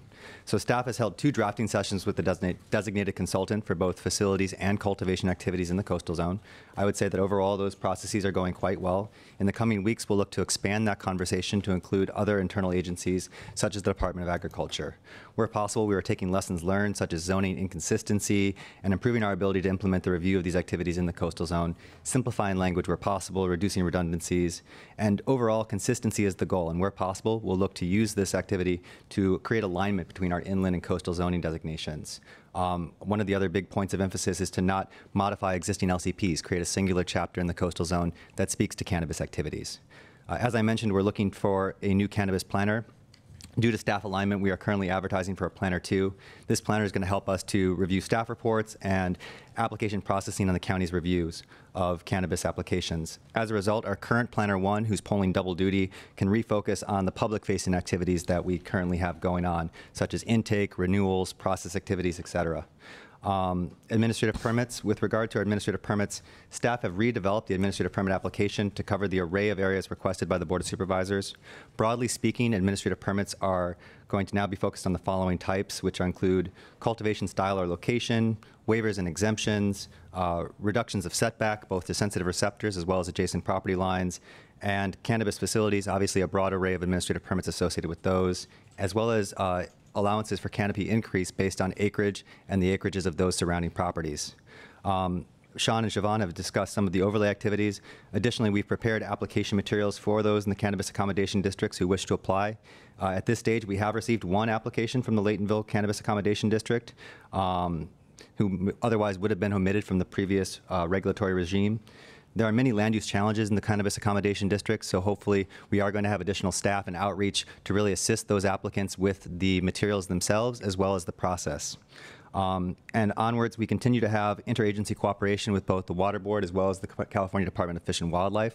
Just this past week, we sat down with both the Water Board, State Water Rights, the North Coast Regional Water Board, as well as representatives from CDFA to discuss sort of our review processes and create alignment where possible between our agencies here at the county as well as those at the state. With that, I'll turn it back over to our cannabis team here and to Trent Taylor.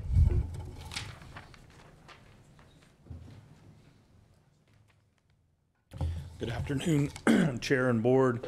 Trent Taylor, Interim Manager, Code Enforcement Division, Planning and Building. I just want to do a real quick run through of my published statistics for 2018, particularly related to cannabis. I'll only bring up general code enforcement in the sense that we received 603 complaints in 2018. About 50% or 293 of those complaints were for cannabis-related violations. The majority of those were related to non-applicant people in our program. But in the stats, the 293 complaints that we responded to, 185 complaints were related to 147 locations in the county, and those were all in our program. 108 complaints were those were not in our program, the 147. 149 locations on 108 complaints were related to the program itself, which amounts to about less than 5% of the total number of applicants in our program at any given time. So what that means is that the ones that are causing problems that get code complaints are getting repetitive complaints for a lot of the same violations. We took out, or we caused about 15,425 plants to be removed last year in 2018 related to people that were not in program. The way we do that is we explain the enforcement strategies and what we're going to do, whether we cite, issue an abatement order, and explain the costs associated with that, or they remove the plants in our present and we're done and we move on to the next case. We issued 25 citations related to cannabis. Mostly those were for people growing in violation of 10A17, our cannabis ordinance, or doing something like lighting up the night sky, and then some for unpermitted structures. And then we collected some fines associated with that. More importantly, we got compliance because of that extra added enforcement. So that's 2018 for code enforcement in a nutshell. Working closely with Ag and their program planning and their issues related to this. I stay in the loop on all of that. Appreciate working with them. We have been taking some enforcement action on in-program folks this last year, which we didn't do in 2017. And that's because people were doing things after they came in and applied. They changed up. They started building things without permits that weren't even included in their original plan or their application, or they're doing things in direct violation of our cannabis ordinance while they're in application growing. We didn't take any enforcement action on anybody that's actually been issued a permit, thankfully. So the ones that have been issued the permits so far seem to be the people that we don't get complaints on. But there's a lot of people in application, and so obviously statistically that would go up. So I'll let this go back to staff, and I'll come up for any questions you might have if you have some for me. Thank you.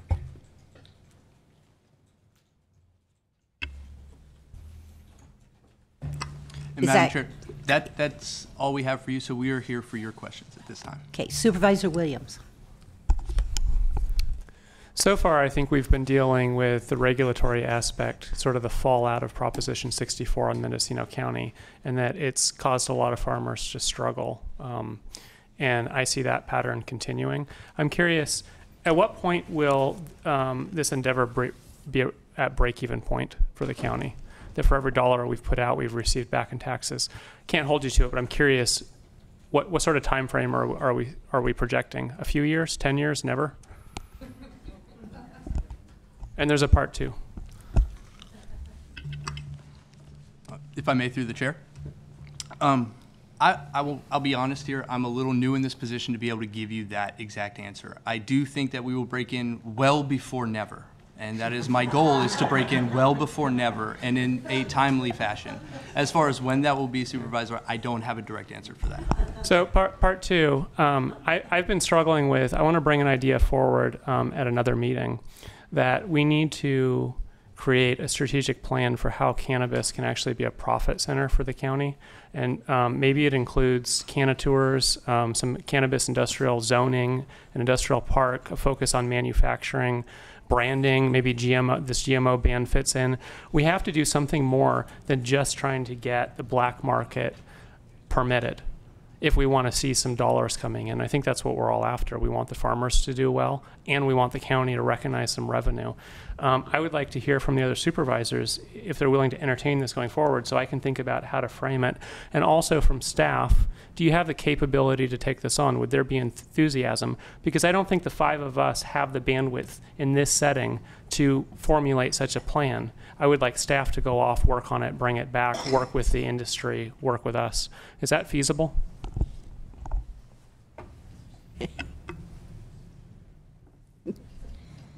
Well, I'm seeing some responses. Supervisor McCowan and then Supervisor Jurdy. Thank you, Madam Chair. Well, I think the board is very supportive of probably everything you reference. We've discussed the issue of having cannabis enterprise zones, but you've identified the problem. Who's going to do that?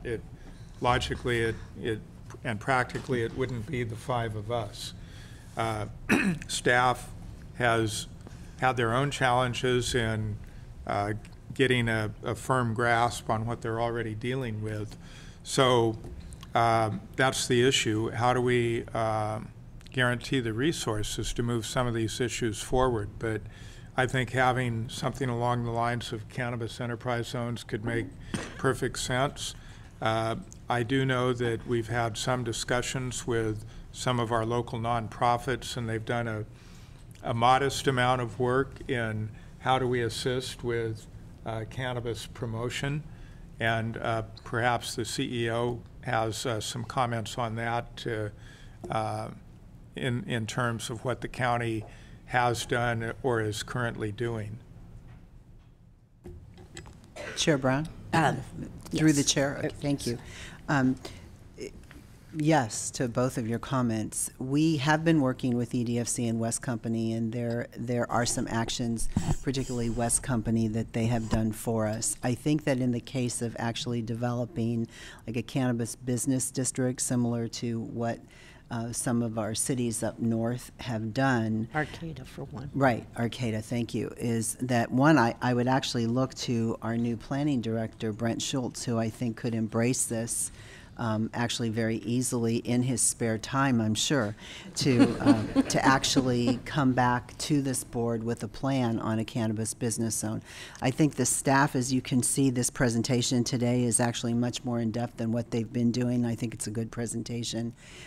But if this board so chooses, I believe we could task our new planning director, who has a really strong background in economic development, to come back with a plan for this board. Now, what may happen in the end is that we either have to get additional work from either one of our local community-based organizations or possibly hire a consultant. But I do think we could start with our planning director if this board chooses. And I don't know at this point if you'd like to hear from Mr. Schultz or not. Why don't we hang on with that just one moment to see? I have 2 more supervisors with comments or questions. Supervisor Jurdy? Well, I think the chart that you showed earlier was really enlightening, where it showed the acreage of the canopy by zoning district. And assuming that, I assume that chart's accurate, if that's the case, then only 16% of the canopy is in agricultural parcels or zoned for that. So in other words, land that presumably has good access to water and other infrastructure. Whereas a substantial amount is in the hinterlands, where there may or may not be good resources available or infrastructure. And so back to the point that Supervisor Williams brought up, which has been discussed at different times but has not really moved forward, which is a cannabis enterprise zone, or some basically almost like inventing a new zoning district maybe that doesn't exist today. On that point, I'll bring up again, I think it's been pretty clear that in many rural residential neighborhoods in Mendocino County, I'm not saying all, but many, clearly they don't want cannabis cultivation in those rural residential zoning districts. And one idea that I've floated, and I'll keep floating it, to incentivize those people to relocate would be if someone has a permit for 2,500 square feet in a rural residential or in some other zoning district where it's perhaps not really desirable, that the county could say, well, we'll give you a 5,000. We'll double your allotment if you relocate to this other designated zoning district on this other parcel. And whether that's agriculture or we've, again, invented an enterprise zone for that. And then finally, I'll float another wild and crazy idea that I floated a few years ago, which was, because now we may be seeing the end of the Trump presidency rather than the beginning of it. And that is maybe the county of Mendocino with another government agency, which, for example, could just be the County of Mendocino Water Agency, which would technically allow us to create a joint powers authority.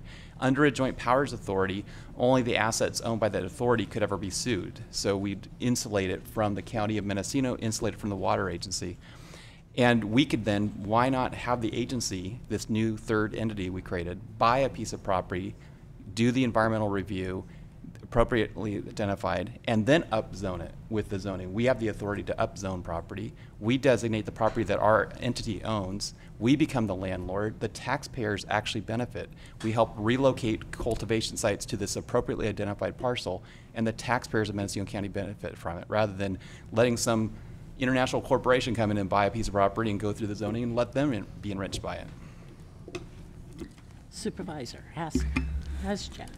Well, I'm in agreement with Supervisor Williams in that we need this strategic plan in place for how we're going to move forward with the cannabis economy in our county, and hopefully it can be done with work groups or whatever entity is going to look at all those issues. But I don't think we can just put it on building and planning or the ag department, because it has to do with tourism. It has to do with a lot of different areas that need to be coordinated.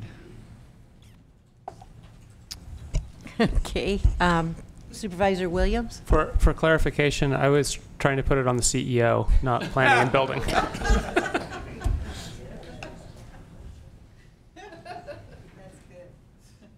Supervisor McCowan. Thank you, Madam Chair. And perhaps, yeah, and again, we've mentioned strategic planning, I think, both for the county in general and for the cannabis industry in particular. So maybe that is one of the first sessions that gets scheduled by the board, but one option would be to utilize existing community organizations by contract. So perhaps West Company and EDFC could be part of the vehicle of how we develop a cannabis enterprise zone, cannabis promotion, cannatourism. And I'd like to suggest that maybe then it go to a standing committee to be presented and gone over. Would be another option. Right, and then rather than a full board meeting. So we are now going to go to public comment. Do we have any speaker cards? We have a couple. Valerie Edwards.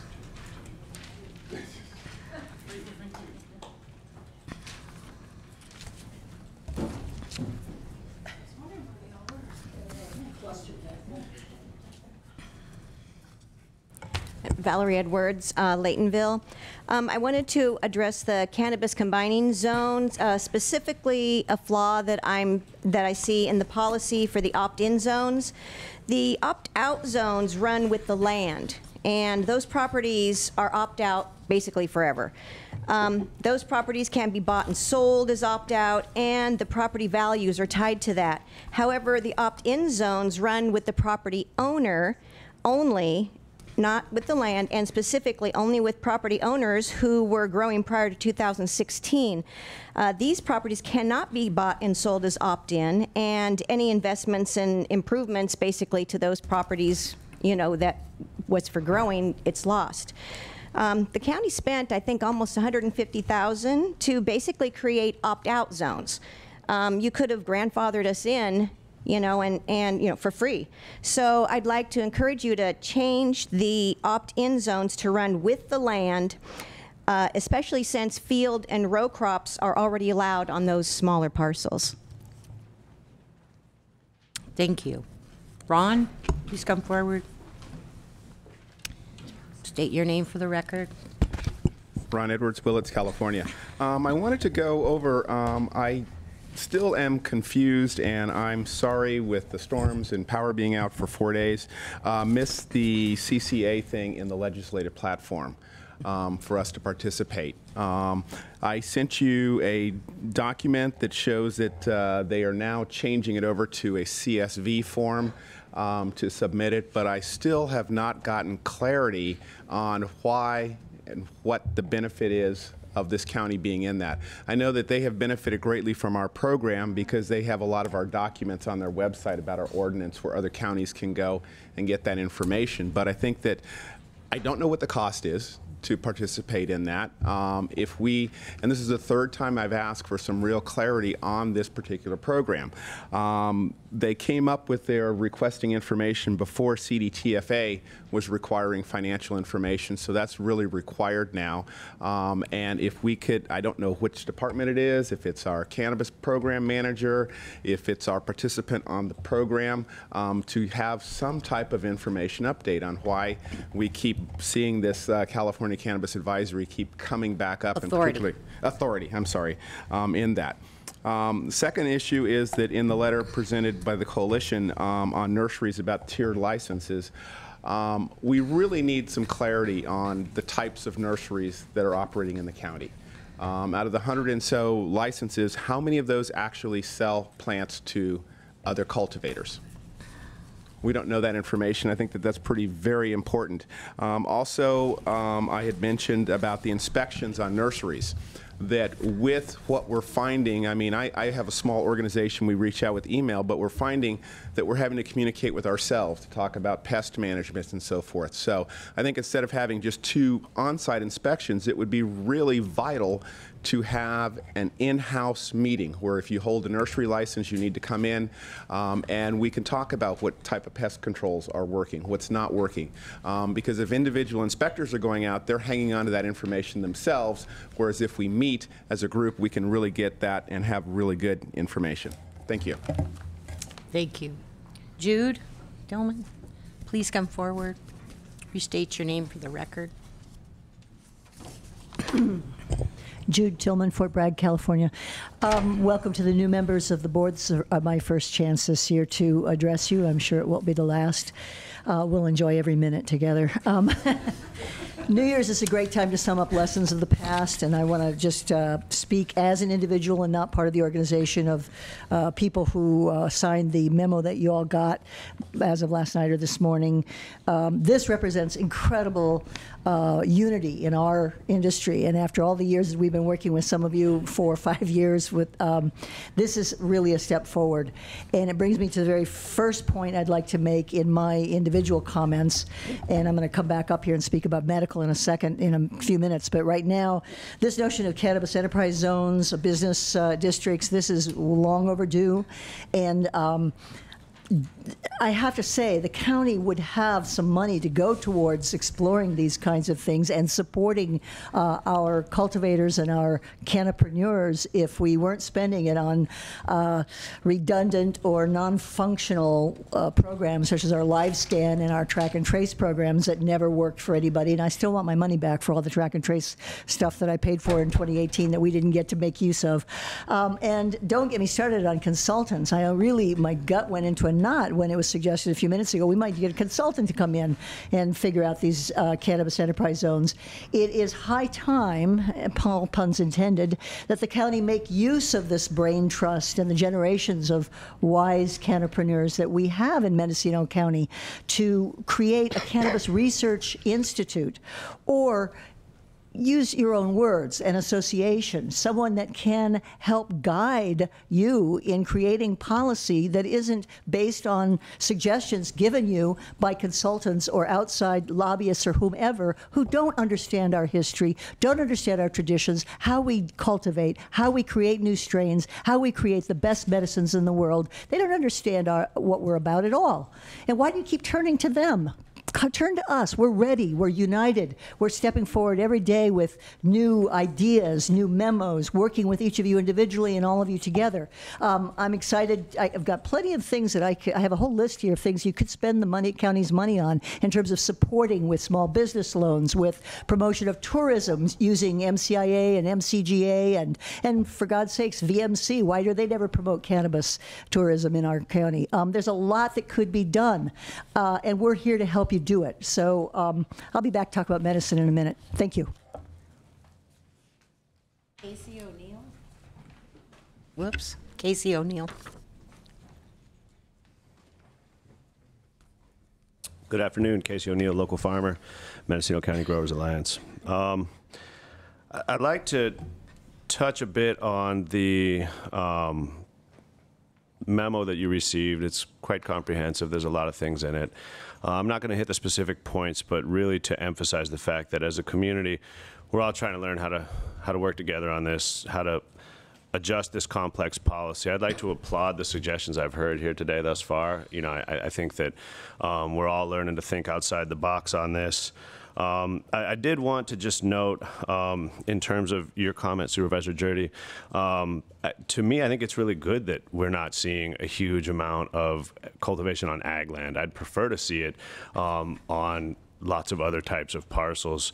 I do live on upland residential. I think it's an excellent place for cannabis to be grown. As a food farmer, one of the big concerns for me in this entire process has been seeing ag prices spike in a way that forces food farmers out of the picture. We saw it happen pretty badly up in Humboldt when they did the RRR, the retire, relocate, etc. I'd like to note that there's a lot of different programmatic arenas to be focused on, from taxation to the building and planning issues to really starting to look at economic development. And then there are some major issues out there for discussion in terms of hemp is a biggie that I think we need to have a comprehensive discussion in the community about, that ideally the county would be able to lead and facilitate on that process, along with the question of the cap at 10,000. Some of these items were proposed by the ad hoc last year, and seeing that discussion move forward, I think, is going to be very, very important, along with phase 3. I also wanted to applaud your suggestion, Supervisor Jurdy, around the idea of some form of cooperative type process that would allow for transfer of permits, that would allow for relocation of cultivators who are no longer able to continue on a given site, whether for land use restrictions or capital requirements or any of those various types of issues that we're seeing people run into. This process has been long and arduous. I think across the board at various times, everybody has suffered from burnout in it. I certainly have. I definitely would like to renew my commitment in 2019 to carry this process forward, and I look forward to the journey with you. And I'd like to welcome the new supervisors to this process. Thank you. Mark Schaefer.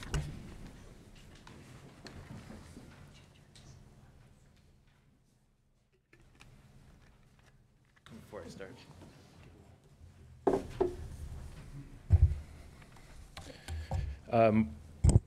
Mark Schaefer from ComChi. First of all, welcome John Hashek and Ted Williams to the Board of Supervisors. Congratulations. And I wanted to speak in personal support of the memo that was submitted last night. I hope you all, I know it was long, and I hope you all take some time, if you have not yet already, to go through it thoroughly. Specifically, I wanted to bring up the issue of the continued implementation of the minimum tax on cultivators, which seems to be a punitive tax, as we are still basically in the implementation of our cannabis ordinance. It's not my intention to criticize the way that we've rolled out our ordinance by any means, as we've made modifications to the ordinance and have sort of been growing in this process together. It's been a difficult process for all of us, and that being said, as many of us are still navigating that process, it is not economically realistic for someone like me to be still in the build-out phase, as I'm still working through the AP process for my permit. it doesn't make sense for me to go ahead and start building my additional cultivation area until I'm sure that I'm approved. So that being said, as I still maintain under a 10,000 square foot embossed receipt, I am not cultivating at 10,000 square feet. So actual production size doesn't match up with that minimum taxation. So I just ask that we revisit this, and this is obviously a very fixable stressor on cultivators that could allow for us to gain more traction moving forward until we see our ability to have the initial phase 1 application process completed.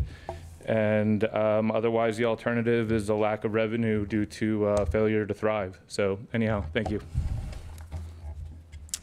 Hannah?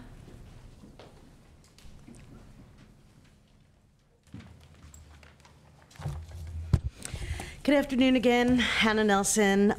You did receive a long memo, and I actually have hard physical copies with the corrections. Okay, no, she's saying no, never mind.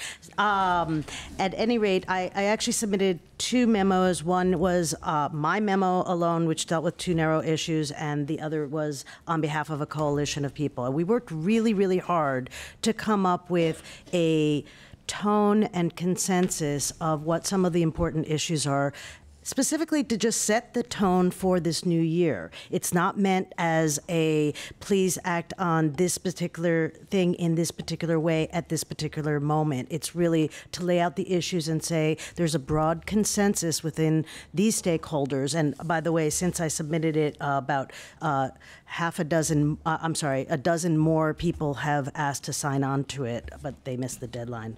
And the idea was that we really need to come together. There might be a lot of different solutions and a lot of different unanticipated consequences of acting one way or another, but we thought that it was important to come together and say these are the priority issues really amongst everybody across the board, or almost everybody. So I hope you can appreciate it took an enormous amount of time and effort, and so while it's a lengthy memo, I hope that you can take the time at your leisure to really peruse it and consider some of the topics, because we put a lot of effort into it. And a small note about some of the exhibits in terms of the financial projections. These are works in progress. We're dealing with a lack of data ourselves, and so the people that were working on it are doing the best they can. There are things that are missing. There are things that will change as more information, but we just wanted to get you something to start with that is based on real people and real situations. I would like to reiterate Jude's comments about trying to remember to include stakeholders in moving large ideas that do have multiple facets to them forward. And it may be that you also do need to hire outside people, or you do need to have certain outside agencies or nonprofits also work in conjunction. But please don't forget to include other stakeholders, because there is information that we've been dealing with for a lot of years that we bring to the table. Additionally, I would like this board, and one of the issues that I brought up in the smaller memo is to reiterate the tone of flexibility and understanding that this has been a rocky process. And I completely appreciate the Ag Department's frustration that people aren't turning in their paperwork. They deal with only one slice of what people are dealing with across 17 agencies. And so I just hope that there can be an understanding that just as the Ag Department and Building and Planning have needed time to process applications and work through their systems, that applicants also need some time. And I made a specific suggestion, and I hope that it's considered in good faith. Thank you so much. Just a minute, so Hannah. I just wanted to tell you, if you do have handouts, you can turn them into the executive office. Perfect. And they will put them in the mailbox for each one of us. Perfect. And then also, I you believe... got it electronically. I was just trying to be helpful. Oh, okay. That's all. Oh, okay. It's all. I thought it's something new. Sorry, no, thank you. Supervisor Williams. So as much as I would like to have sort of leniency of unlimited time, I think from my conversations with staff, a lot of these applications and requests have been pending for months. There has to be a cap on that, because we only have so much available. And if we want to focus on economic development and moving forward, we can't just have it be this open-ended window, get it to us when you can. I understand that there are 17 agencies, but we're the one that we're trying to run. And I want to see the docket moving along either in the approved direction or the denied for cause, but not staying at this 900 level. I agree wholeheartedly, and my specific proposal was to break them out into past 6 months, from 3 to 6 months, and under 3 months, because there are outside agencies and consultants that people are dependent on for some of this information, and the cost of redoing the enrollments or the plans or whatever is quite high. And so I couldn't agree with you more. People who are not following through on their end for no good reason need to be booted. But people who are acting in good faith and who are having logistical problems because of outside consultants not being available, just all kinds of issues. So I did set out a specific proposal that asks to break it out into some, and again, by no means I just came up with something. I'm just asking that there be a consideration for moving it along, but also understanding. We need to go on to the next speakers. Do you want me to hold? Was it a question for me? We need to kind of get going along. Is it another it's question? discussion, we could wait. Okay, let's wait. Okay. Thank you. Simon Evers?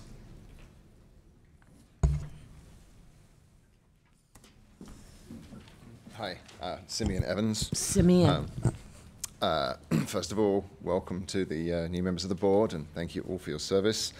I think a lot of great stuff has been said. What Jude had to say, very much in support of, and we're in full support of the memorandum which was submitted to you guys. As I'm representing Sovereign, one of the dispensaries and production sites on the coast. I want to reference Supervisor Guedes' comments about transitioning from the locations that we're on to a proposed sort of business park and increasing your permit type or zone. While I think that is a fantastic idea and I would like to see that happen, I think the problem that a lot of people face is that doesn't actually change their investment, which they won't be able to recoup because they've had to build infrastructure. I myself have bought property on a parcel which will sunset out. We only have a year left before sunset closes, and in the meantime, we're still expected to continue paying permit fees, compliance fees, doing construction to get these permits, to get these properties which will sunset out into full compliance. That's an exorbitant amount of cost. And how are we supposed to maintain that and facilitate? And this isn't going to happen in a year. We're not going to have a business park to be able to move to in a timely fashion. So, asking people to walk away from their investments, which is usually their home, it's just so unreasonable to me. It's not ethical and it's not fair. And so, we've talked a lot about this over the last 6 months. We went through the overlay process, and I would like to urge the board to consider one of the options that we've talked about, which is this use permit option, to be able to grandfather in the people that have already built up their properties, invested in them, that have been operating in the community without issues, that are in full compliance. There is legislation there is framework to allow these people to continue. And asking, as the county is wanting to support these small growers and wanting to support their economy, asking these people to close down and move is doing exactly the opposite. You're hurting the small growers, you're hurting the economy. So I'm urging you to do something to facilitate these people to continue on. I think that also applies with reference to the small amount of land which is agricultural. People haven't had agricultural land to be able to buy to farm on in the past, so they bought properties in all these other areas. And the same thing applies. They built their infrastructure there. They can't just sell up and buy agricultural land and move there. Agricultural land is occupied by agriculture. So this moving around is not so easy. People have spent a lifetime for many people to be able to focus on the property that they're on. So I'll leave you with that. Thank you very much. Thank you. Julia?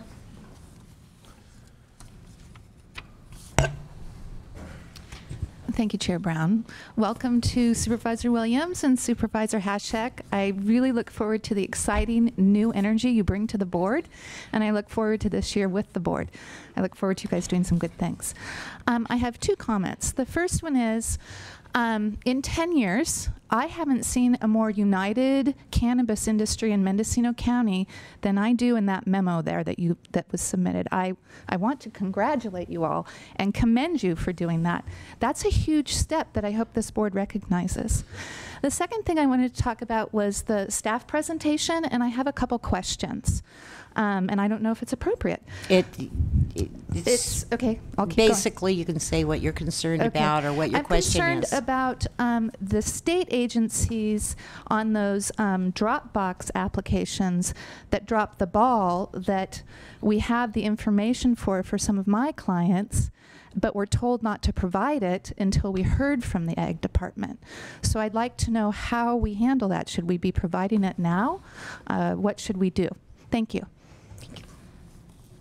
Swami?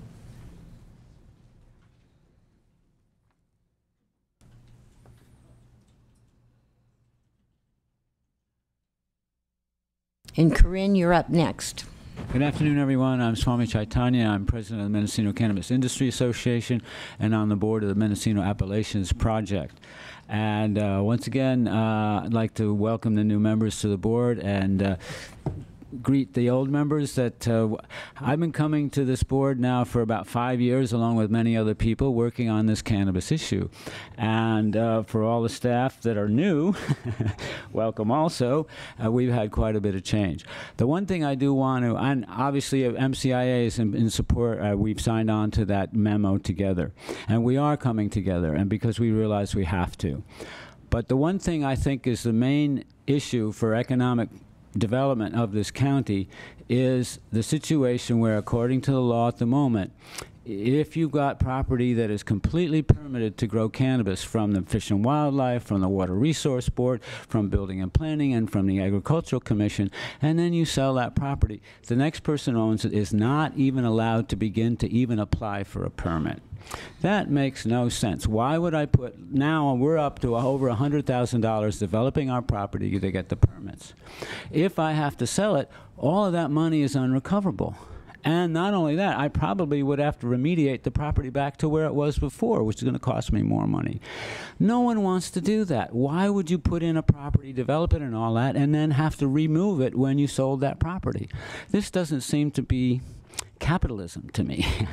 Funny I should say that. But these are things that, you know, if you're going to put money into developing property, these are people, myself included, who've put entire life savings into developing a property. All the money that we made from the cannabis industry so far went back into the property in almost every situation. This is where we live. This is what we have. This is our retirement. This is everything we have. And if I can't put that on to someone else, it's a question about land use. It's a question about resource lands. This is part of the Mendocino plan. It's an agricultural county. We're required to use resource lands, and we're required also by the plan to use local resources to further local more manufacturing. So if we do not support the cannabis farmers with the ability to I'm not going to say that word transfer, I'm very sorry, how the permits can be used after the land has been vetted in the future. If you don't do that, the industry of cannabis is dead in the tracks.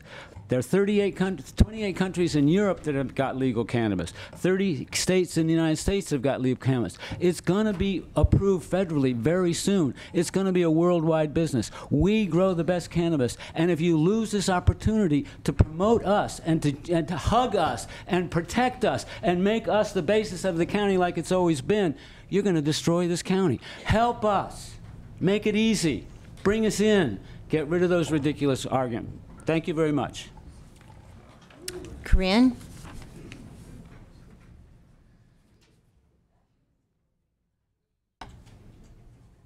Corinne Powell from Ukiah. That's a hard act to follow. Maybe I should just sit down and say ditto to everything that Swami said. But I do want to more than reinforce the collaborative effort to try to bring back to you major issues that have been brought forward before and kind of kicked down the road. I am confident that our new supervisors will bring some new energy and enthusiasm toward addressing some of these items. Did anybody get my memo? It's... No. Okay. That's Excuse fine. me, hang on. No, that's okay. Clearly you didn't read it, and that's all I was concerned about. No, I did. I'm pretty sure it's on our update. But that's okay. My clock is running. Don't look. It's all right. I wanted to start almost a new conversation. Not that it hasn't been tippy-toed around, but I believe that at this juncture, based on our experience since we began this ordinance drafting, adopting, and amending process, that we have still tried to work within what is apparently the current statewide paradigm. That paradigm does not apply well to us. And I believe that we should now, 2019, starting again, redefine the mission of protecting small cannabis businesses and have small craft, cultivation, and other facility businesses be the masthead of Mendocino. You've heard it before from many speakers. We have the reputation to promote. We have the perfect opportunity, but if we don't have your protection of the small business person, we will all be out of business. We cannot survive currently. I have 10 copies here of my memo, and I will leave it there or wherever you want it. But that's my message to you today. We can't continue the way we've been going. It obviously is failing. The state approach is failing. Our county approach is failing. I would like us to regroup, as we are doing in the community side, around promoting small craft in Mendocino and having that be our fame. Thank you. Must have been last week I read whatever. What, Corinne? When did you say you sent yours in? I sent it to each individual supervisor's email. Yes. Okay. And I thought from the BOS box with holiday that maybe That's where I read it. Yeah. But I thought you were taking a holiday. She was, but it would have made the agenda this morning. Okay, Tekla, I'm sorry. Restate your name for the record. My name is Tekla Bros. I'm from Covelo, and I'd like to say here to what Corinne said about craft, making us a craft destination and producer. I have 4 points I'd like to make today. One of them is my reiteration that Covelo, everybody I've talked to, is very opposed to anything in any form of GMO cannabis production. The second thing is, it seems that a lot of there is a backup on getting applications done, and I'm wondering if there is a way to get provisional permits in the meantime, because people have to start planting now. They have to start planning and getting ready, and it all starts now. So having that permit in hand is going to be important. Third thing, the school setbacks right now, once the overlay was done, we were hoping at that time that the school setback would be reduced from 1,000 feet to 600 feet. It wasn't, so we're asking again, because it pretty much undoes the overlay for Covelo Core. Next, this is actually my biggest point. I was looking at the chart that shows growth, this chart that came from Ag, and it shows at the bottom that last year there were 1,247 permits received, and this year there's 1,274, for a difference of 2.2% more. It really seems to me like we should be seeing a lot more applications now that the ball's rolling and the chutes are open, and We know there are more growers out there, lots more. It seems to me that the system we have in place is discouraging growers, that it's discouraging small growers who up to now have been fairly consistent. Okay, make it easier. Make it easier for the small growers. Thank you. Thank you. Anyone else? Public comment, please come forward. State your name for the record.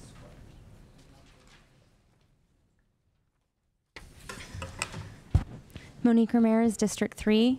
I just wanted to first ask about the acreage of canopy by zone, and I'm just not sure if this is the actual acres that have been permitted so far in the county. If so, that answers that question.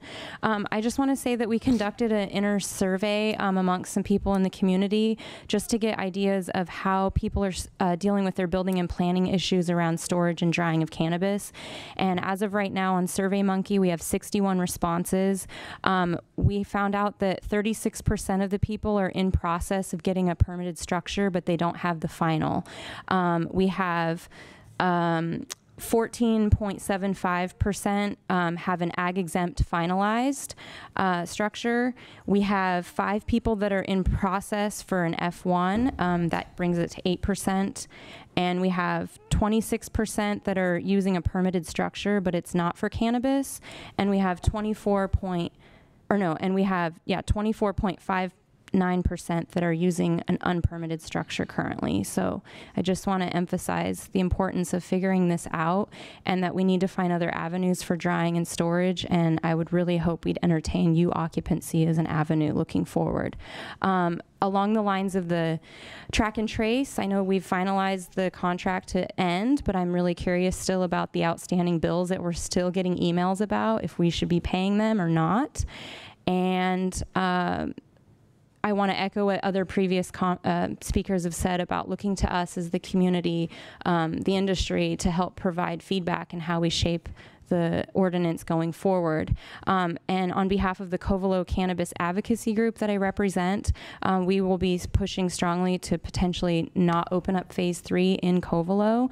And we also would like to see a setback reduction from the school zone to 600 feet, which would mirror the state. And then on another note, outside of Covelo Cannabis Group, I would love to see us bring back to the agenda the ownership transfer presentation that the working group prepared for over 2 months and was never able to fully present. And I really feel that if we had everyone's participation in this presentation, you guys would all get some good information and understanding of what we're actually asking for with a lot of data. And we would obviously need to update our PowerPoint because new applicants have come on board. And I also want to say that in your packet that Hannah Nelson sent, I personally worked on the low expenses for an outdoor grow at 2,500, 5,000, and 10,000 square foot grow, and also showed a 10, 25, 50, and 100% crop loss report. But I did update a few things, and I'd love to insert it, so I'll give it to the executive office after this meeting. But I just want to highlight really quickly, at a 2,500 square foot outdoor cultivation site, if the cost per pound was around $980 to the cultivator before all the taxes and expenses, they're left with about $52,000, and that does not include their labor. Sorry, thank you. Thank you. Nikki?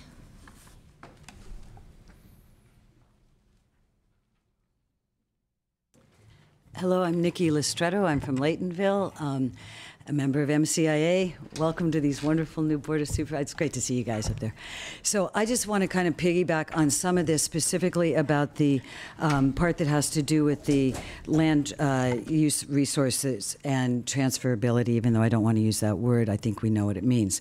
So what I mean is, I noticed on this pie chart that you set out today about the acreage of canopy by zone, it says very clearly that ag land has about 33% of that, and rangeland has 69%, by far the highest amount. It seems to me that if rangeland has the highest amount of cannabis growers, we should be supporting those people rather than telling them to all move down to ag.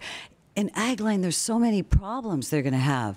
I mean, they're going to have blowover. They're going to have bad pesticides in the land, in the soil from previous grows there. It's just not the same. Up in these mountains is where we find the pristine growing conditions that are perfect for cannabis.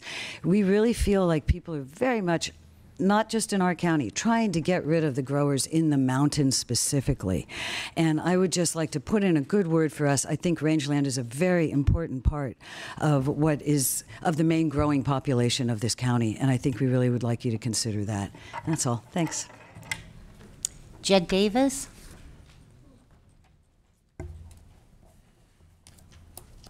Jed Davis, Potter Valley.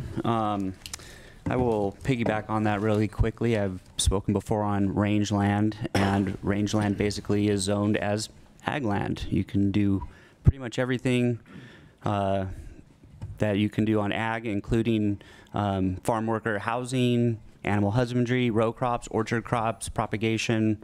I don't see why it's being so restrictive, especially looking at the total acreage is about 260 acres and the whole county is under cultivation. I mean, one vineyard takes up more than that all over the county. So it seems a little ridiculous to me. I'd also like to suggest revisiting the ad hoc committee. You know, Supervisor McCowan worked really hard, and it was a breath of fresh air to hear him actually listen to the community and the issues. And when he presented it to the board, it felt like our voices were up here. And then to watch so many things just get pushed away. And now we have a couple new members here that seem very open-minded and thinking out of the box and are willing to listen. So if we could go back and revisit a lot of the issues that were brought up in that ad hoc meeting, that would be great.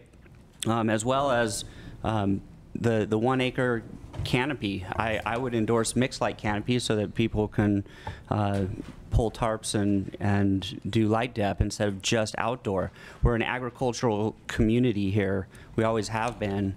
And you know, when Santa Barbara County is having one grow that's 450,000 square feet, 10 acres under canopy, and we can only do a 1/4 acre, and then you look at the numbers of how much are how much are being grown across the whole county is 260 acres. It's really small. So I am encouraged to hear that we are looking to listen to the community more. We're feeling it really hard economically, trying to get through all the state bureaucracy and make it work. So that's all I have. Thanks. John Lake. Almost missed it. I dropped it. Hello, good afternoon. I was just going to reiterate on some of the stuff that's already been said. A lot of good comments today. I think I really enjoyed the meeting.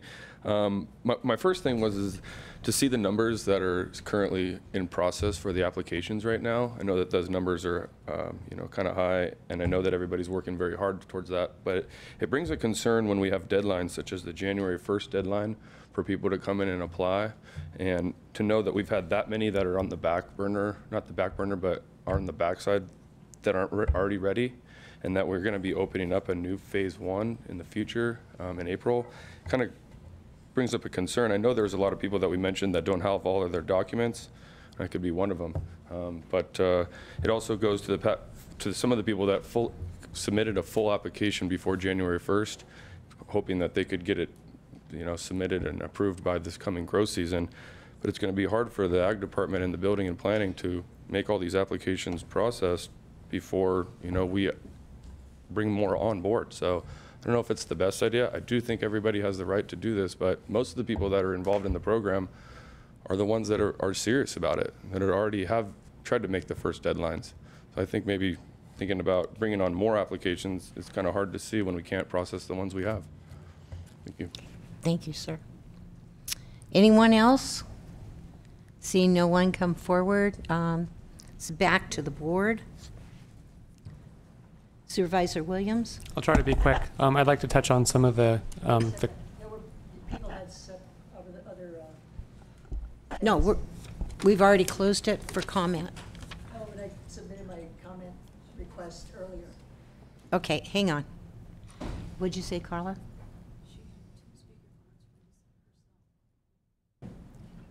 2 speaker cards? Yeah, I had two different speaker cards. One is on what I already gave, and I said then, and I handed it to her. There was another one on medical. We usually don't allow that. It's 3 minutes per person. If you would like on medical to turn it in as comment, we can accept it. All right, well, let me at least give you the article that I wanted to pass out. Okay, thank you. Supervisor Williams, go forward, please. On the minimum taxes, the way I see it, I've heard a lot in the 5th District on the minimum taxes. The way I see it, we're essentially taxing hotel rooms whether or not someone stayed, or we're taxing a small retail business on what they could have sold. The word punitive keeps coming up. It was actually my word. I've asked council to review an amendment to the ordinance to strike sections A through E to remove the minimum taxes and hopefully bring this back next meeting.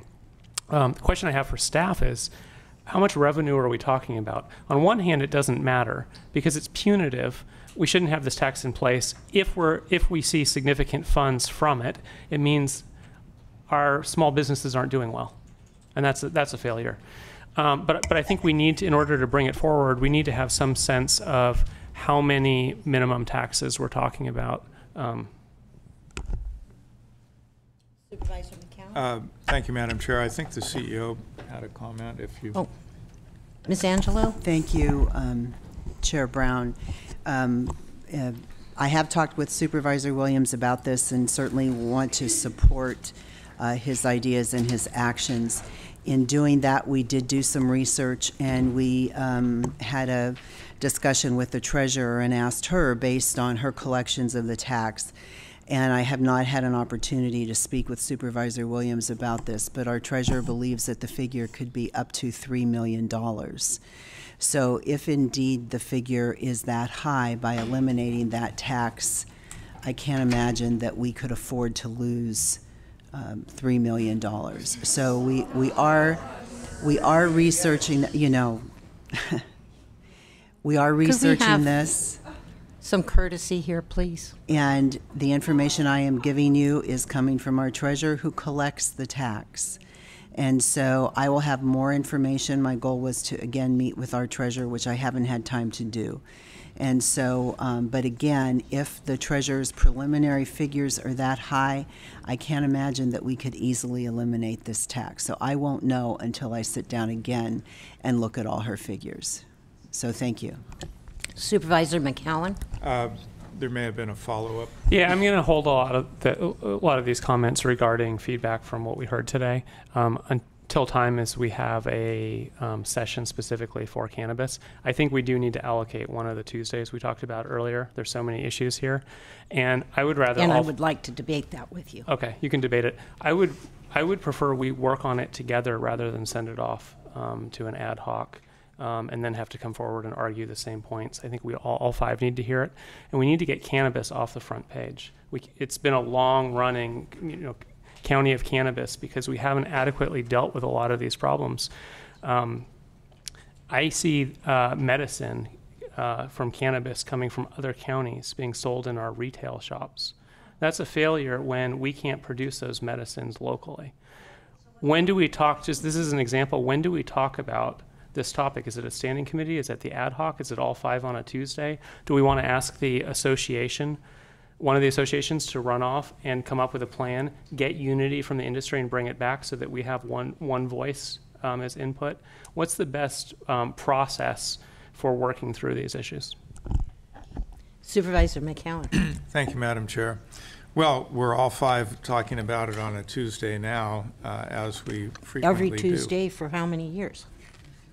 And it'd be great to get it off the front page. We're in a huge transition period, and unfortunately, it does take time to work through these issues. And frankly, as soon as we resolve an issue and take action on it, the same people come back on the same issue and say, now we want you to do this. So we worked through a very lengthy process to adopt opt-out and opt-in, and now we're already having people seek changes to that process. maybe that's appropriate, but there's so many issues in play. Sometimes it's frustrating when you take action as a group and then people are immediately back calling it into question. With regard to the tax, I think some adjustment there is appropriate, but I don't think the appropriate move is to eliminate the minimum taxes, which are extremely low compared to the tax schedule in most jurisdictions, most of which base it on square footage, and they have a tax per square foot, and no relationship whatsoever to what was produced.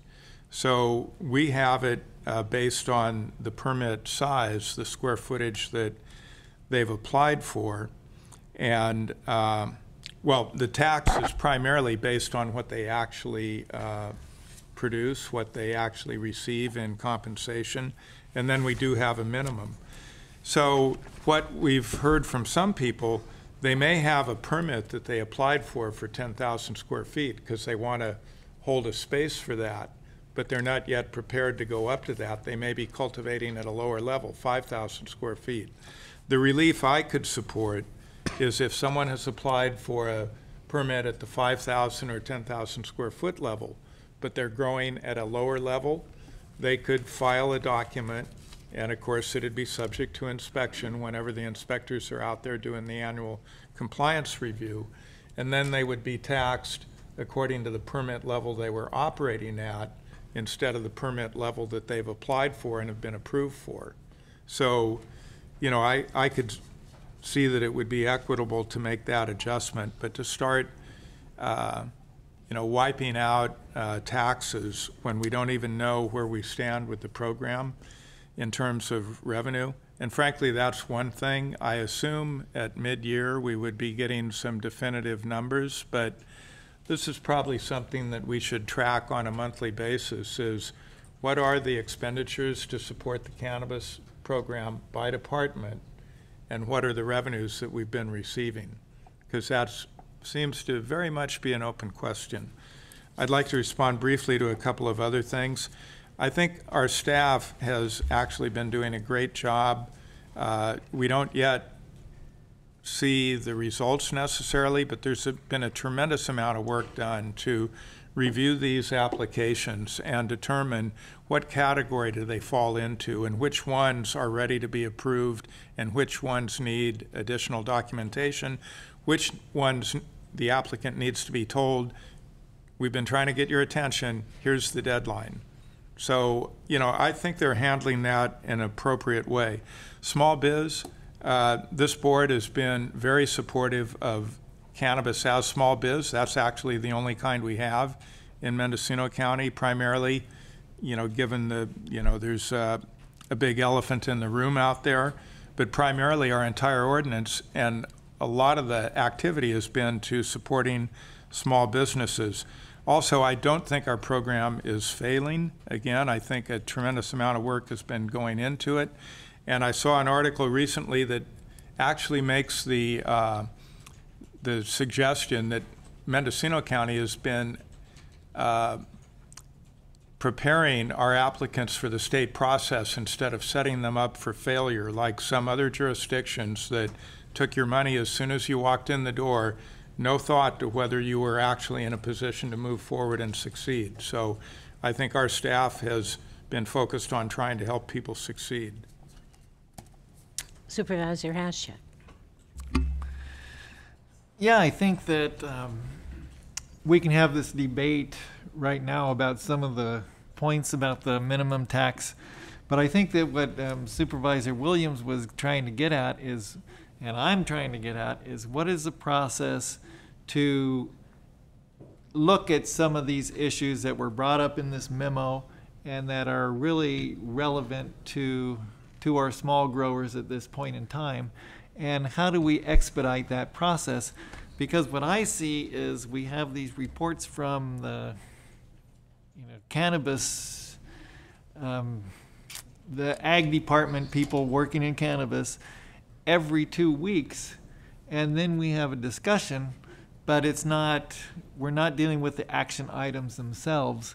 And so how do we need to move on the action, and we're using a lot of time of these people who should be, helping to expedite the program, so 10% of their time every 2 weeks, half a day, is spent, here. And certainly there's a value of hearing the concerns of the citizenry, but at the same time, we need to move forward. And actually, we did have a series of action items that came forward in December. And areas that we needed feedback on, areas for the ad hoc. I believe some of them were a directive of the board and a consensus, and are on our directive sheet, and that will be coming forward so we can go over. But we have done a lot. And I am concerned about the GMO issue, and I think we need to look at some type of non-GMO language for our ordinance, and I'm pretty set on that myself. I think it's important that we state it not only in the cultivation ordinance, but also manufacturing, because you could get it from elsewhere. But I think that has been a big concern that we have not addressed and need to go forward on. Supervisor McCowan. I do have thoughts on the GMO, but before I get there, if I do, the question's been asked, how do we go forward? And we can operate as the committee of the whole, which is frankly often not the most efficient, or we could have an ad hoc again. There was an ad hoc report on November 16th. The board adopted many of the recommendations for modifications to the existing ordinance. There were several items that were deferred to staff because they required additional. It was in November instead of December? November 16th is when the ad hoc reported. Okay. The changes that were ready for adoption were adopted on December 11th. Okay. But direction was given to staff to work on maybe 3, 4, 5 additional items that required more work before they were ready to come forward. In addition, there were half a dozen major discussion items, one of which was pretty popular, and most of the rest, it was kind of a mixed reaction. But that was a different board. It was a shorthanded board. I think it'd be very appropriate to revisit those issues presented here. I do think an ad hoc can be an effective way to do that. I think we could have a short turnaround time of 45 days. I think some of what you're saying is appropriate, but some is not. I mean, we've been there, done that. We do have a listing. I want to make sure that we've covered all of that. That was a board directive. Well, frankly, it's appropriate to suggest an ad hoc, I believe. And for purposes of continuity, I'd be willing to serve. Okay, and I think that Supervisor Williams wanted to see a full board going over the issues. I'd be willing to take the ad hoc. I'm curious which supervisors besides myself would like to serve on it. Supervisor McCowan just expressed that. Well, I heard he expressed interest. I don't know about the other 3.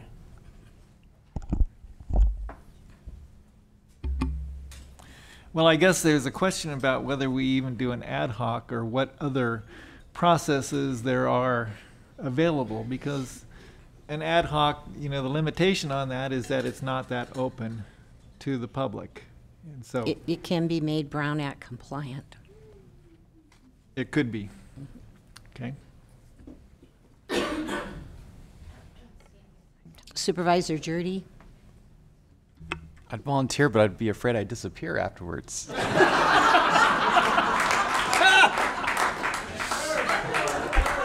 Well, with all due respect, I'm still here.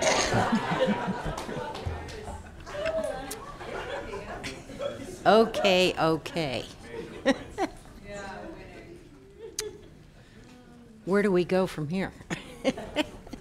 I'd like to entertain a motion, but before that motion, I want to restate that I would like the non-GMO language to put into the ordinance and also manufacturing. And I do have some verbiage that Chair. I'd like to submit. Chair Brown. County Council. If I could. So again, the item as agendized, recommended action motion, accept informational update on the implementation of the Mendocino County Cannabis Program, cannabis facility business licenses, and cannabis compliance efforts, and provide direction as appropriate. I think that we're going off topic. Okay, well, it's saying discussion and possible action. And we have come up with directives, and I'm trying to, we've come up with, let's do an ad hoc, let's do a full board, and we've also come up with, well, it's my issue, and that's not non-GMO language. So what are you telling us we could do and what we can't do? Please lead us forward. We over time already. I understand. So again, direction can be given to staff to bring something back before the board on these topics. That would be one thing that this board could do. And then the other thing is the chair can always, has the power to appoint an ad hoc, so. Okay, Ms. Angelo. Chair Brown, just in your comment about non-GMO, I just do want to say that staff is working with Supervisor Hasjack, who plans on bringing a GMO item to the board at the February 5th meeting. So you may want to just have Supervisor Hasjack bring that. I'm assuming Okay. it's the same item. Then I'll withdraw my recommendation. Thank you. For myself to submit some language. Supervisor McCowan. Thank you, Madam Chair. Supervisor Haschek mentioned there are other options besides the board working as a committee of the whole or an ad hoc. What is your recommendation to move this issue forward? Madam Chair. Well, when I see that there's at least 4 people on the board who want to or are willing to be on this ad hoc committee, if there were one, then it seems like we should just do it as a full board and dedicate some time to these issues. So, does that answer the question? It seems like if there's at least 4 of us who want to be on the ad hoc, why limit it to 2 then? Because we don't want to put Supervisor Jurdy in a compromising position.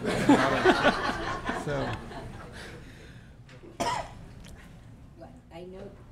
Yes, you are looking for direction. We do need to move forward. So gentlemen, ad hoc, no ad hoc, do we bring it before a full board? I can see we're going to have another debate. Supervisor? And Full then we'll board. go to full board. Supervisor? I simply think an ad hoc would be more efficient in being able to bring things forward. Can I flip a coin? You could issue a directive. I see. Supervisor? Do any supervisors want to take a step back so that we're down to 2 and we can use the ad hoc approach? Or do we all do enough of us feel like we have a vested interest in this that we want to be part of it? I don't think it's just vested. I think it's, representing all constituents countywide and cannabis as a whole.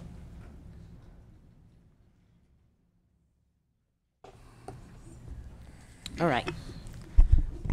Well, how about a compromise? We have an ad hoc for a slightly more limited scope, not to present every single, not necessarily to come with a recommendation on every item, but to identify the issues that need to be addressed and working with staff to bring that forward for a full day, cannabis only, no holds barred, rumble in the jungle meeting. But to not to have the cannabis keep coming back on our agenda where we are hearing comments but not taking sufficient action. Agendize it for an all-day meeting where we could just go through it all. But I do want to say that's making it look like we never address anything, and we have worked hard. And I've heard that from a lot of you. It's just every time we take one step forward, you push us back 2 steps and want us to come 3 steps forward, and we try to do that as well. We are concerned. I think I can speak for the whole board, and you are to be recognized. Jude, I can see you laughing. But we have worked hard on this, and we do our homework. And of course, the ad hocs have even gone one step further because they have put in a lot of time. But we're serious about this, and it is a little offensive to say you haven't done anything, and you need to do this, and you need to do that. You know, there's other things we need to get onto as well. So, Supervisor Williams. Could it be two ad hocs, one to focus on addressing the cultivation issues in the current ordinance, and another to think about economic development, manufacturing, zoning? Could we split it? Is it too large of a scope for one ad hoc? Supervisor McCowan? Well, I agree that could be an approach. It seems like they're separate enough topics, because frankly, a lot of the things presented here really don't have to do with the cultivation ordinance per se. Okay, so cultivation, Supervisor Williams and McCowan, do you want to take that as an ad hoc? Well, I certainly would be willing to serve on cultivation, but Supervisor Williams expressed strong interest in the economic development aspect also. Okay, so which one are you going to join? I know you won't disappear. I'll be your protector. I think cultivation. Yeah. Cultivation? So you will be with Supervisor McCowan. Supervisor Haschek, would you like to be with Supervisor Williams on economic development? Well, you know, We need to have order. Clerk's gonna throw her something at me. Well, I'm still not sure that ad hoc is the best approach for this. Okay. Yeah. County Council says we can't take action. you can appoint an ad hoc. But I can appoint ad hocs. Supervisor McCowan. Thank you, Madam Chair. So I would suggest, I think two ad hocs could make a lot of sense. I think there's a lot of work, there's more than enough work to go around, but I think each ad hoc should probably reflect a balance of one supervisor who was here previously and one of the new supervisors to make sure we get more fresh ideas on each of them. Again, I feel my best contribution would be on the cultivation ordinance, which I've worked on extensively. You know, Supervisor Williams, I think you expressed a preference maybe for the economic development if it's one or the other. So would this look like something along the lines of McCowan and Haschek on cultivation, and Williams and Jurdy on economic development? That might be a pretty good balance. Will you agree to that? Hey, we got to the end. So clerk, did you get that? General consensus of the board to appoint two ad hoc committees, one on cultivation issues on current ordinance consisting of Supervisor McCowan and Haschek, and the second an economic development zoning consisting of Supervisor Williams and Jurdy. Is that correct? That is correct. Okay. Y'all feel good about it? Supervisor McCowan, I'd like 1 to, minute. Yes, thank you. So micro enterprise and some of these things cross over into the business ordinance, but frankly, the board has been very supportive all along of anything having to do with micro business, micro enterprise. Please bring us your specific recommendations for what exactly needs to be changed in the county ordinance, and in what instances does that really require a change in the state law? Because we can only go as far as the state goes. Ms. Angela. Chair Brown, thank you. I just want to be very clear for the purpose of the new supervisors. The cultivation ad hoc, as lead staff for the ad hoc, of course my office always supports the ad hocs, but we will have the ag department will be supporting that ad hoc along with the executive office. And for economic development, we will have Brent Schultz and whoever he wants from the planning department. So I want to be real clear so you understand. There will be a lot of staff time in these two ad hocs. There's been a lot of staff time on cannabis the last 2 years, as there has board time. But that's how we'll divide this. Thank you. And we do have limited staff. I just want, especially our new supervisors, to know that. We put a lot of work on our staff, and that brings me to thanking all of you for all your work the last 2.5 years and bringing this forward. I really appreciate what was presented today, and I think the others do as well. So we're going to now move on to our next item.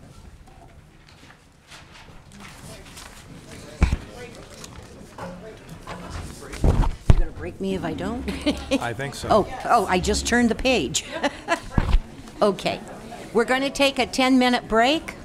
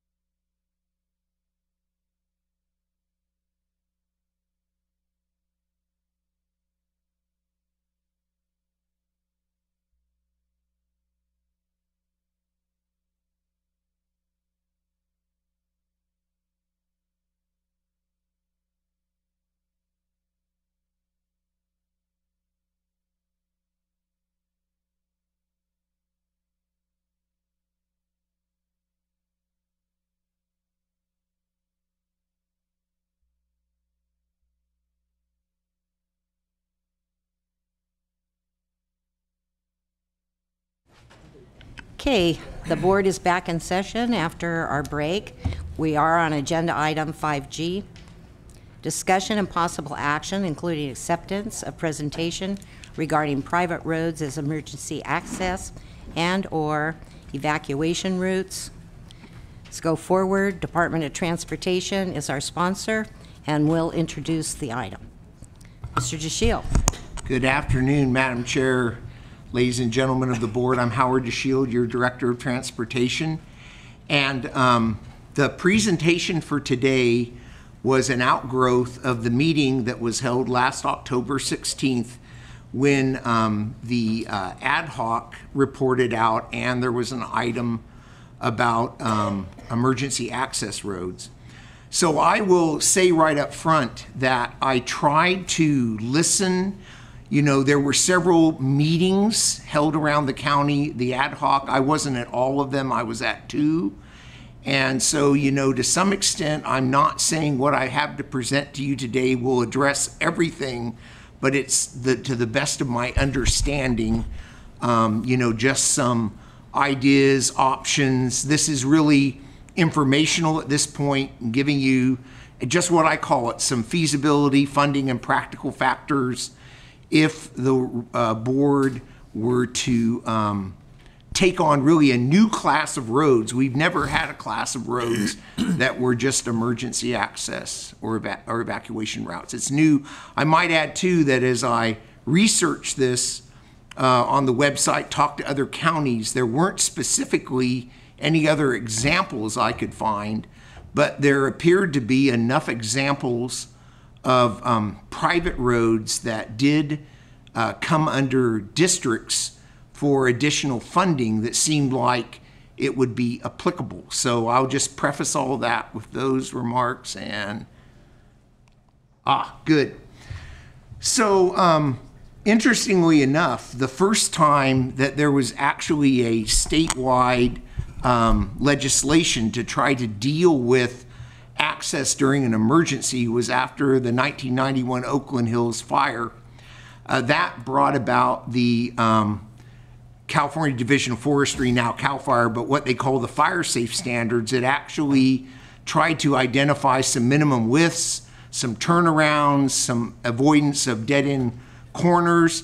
So, you know, there are new development applications we get that follow those. But again, that was 1991 and after. And from what I could tell, the assignment from last fall was to try to consider how we could increase or give additional access using some private roads that are available in an area. And I actually, during this presentation, will look at 2 case studies. That doesn't mean it's the only place we could do something like this, but I'm the kind of a person who likes to just have real life examples. So the one that was discussed last October was the Furco Hall Road.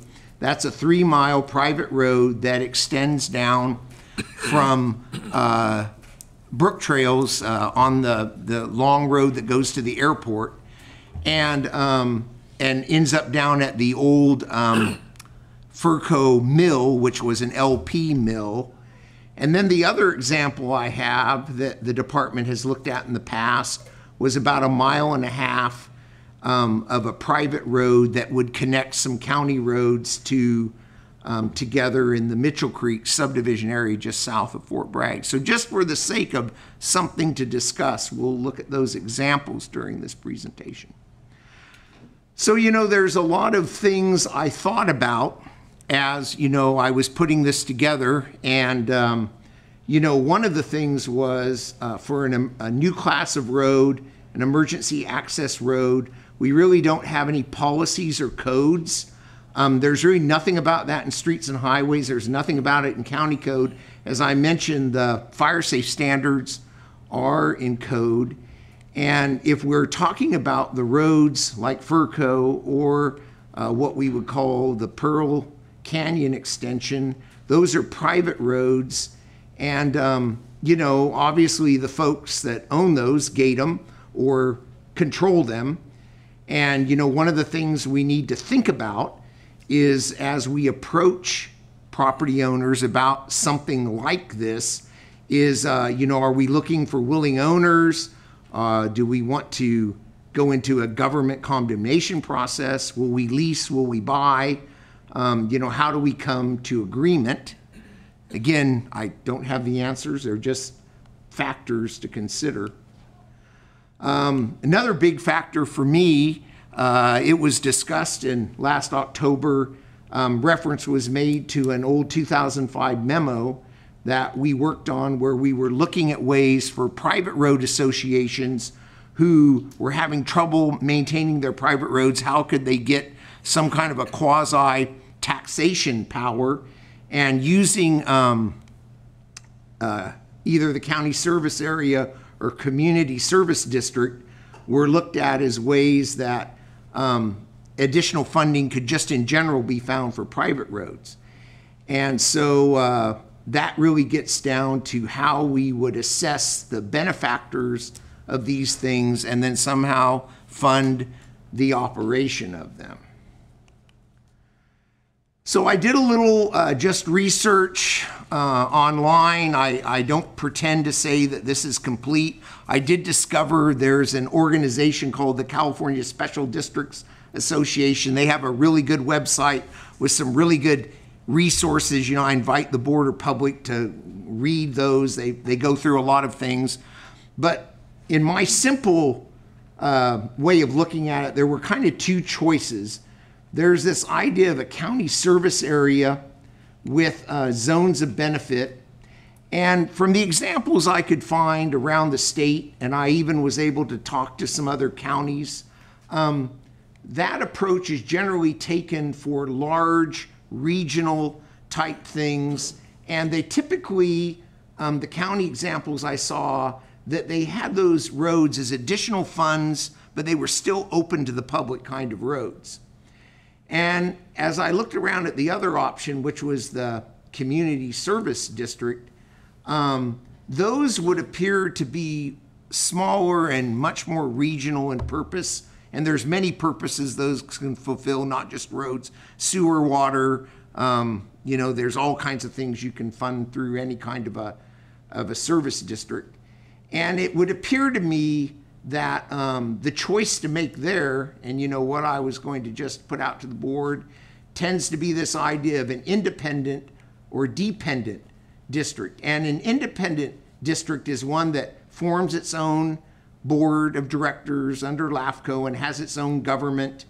And the other one is a dependent community service district where the board of supervisors yourself or a city council or some other existing governing body would sit as the governance of that, and it would be dependent on whatever that other legislative body is. Frankly, I couldn't tell much difference between a dependent CSD and just a CSA, because all your CSAs would be like dependent CSDs. But again, I'm just a layperson on that. Anyway, those, you know, given this desire we have to keep evacuation roads, or at least what was discussed in October with the Furco Road, to keep those sort of private and in consideration of the owners, you know, it just seemed to me like these would be private roads unless there's a disaster, and then we would have agreements with owners that would be willing to open them up, and that really what we would be trying to fund is a right to do that and to have these roads in good repair and, you know, available in the event of emergencies and disasters. It just seemed to me that that was about as good as any, and then it would really be up to the board whether we were independent or dependent. So, you know, a little more of my analysis on, you know, what's in common, whether it's CSD or CSA. They're all, you know, have to be formed under LAFCO. They would all appear to be subject to a 2/3 vote of the people in the district that would be paying for whatever service. Again, I didn't get into the details of that, but that would appear to be the same anyway you did this, independent, dependent, CSA, CSD. They're all required to have Brown Act compliant meetings. They're all required to, establish a clear-cut accounting for the funds collected have to go for the purpose intended. It also would appear that any work done would be subject to public contracting code. You know, that it's public money, where's the CSA, CSD, independent, dependent, and it would follow that. So there didn't appear to be a lot of difference to me in that. So now we'll get to the case studies, because I like to think in terms of practical examples that we can look at to think about some of the things we'd be faced with. The road that was discussed specifically in October, the Furco Road, was actually one of the roads that Brook Trails used to identify as a emergency route. And so I drew that on this map that kind of shows a regional lot breakdown. Because one of the things that was discussed at that meeting, there were folks here from Brook Trails, but there were also some other folks out what we would call first gate, second gate, third gate.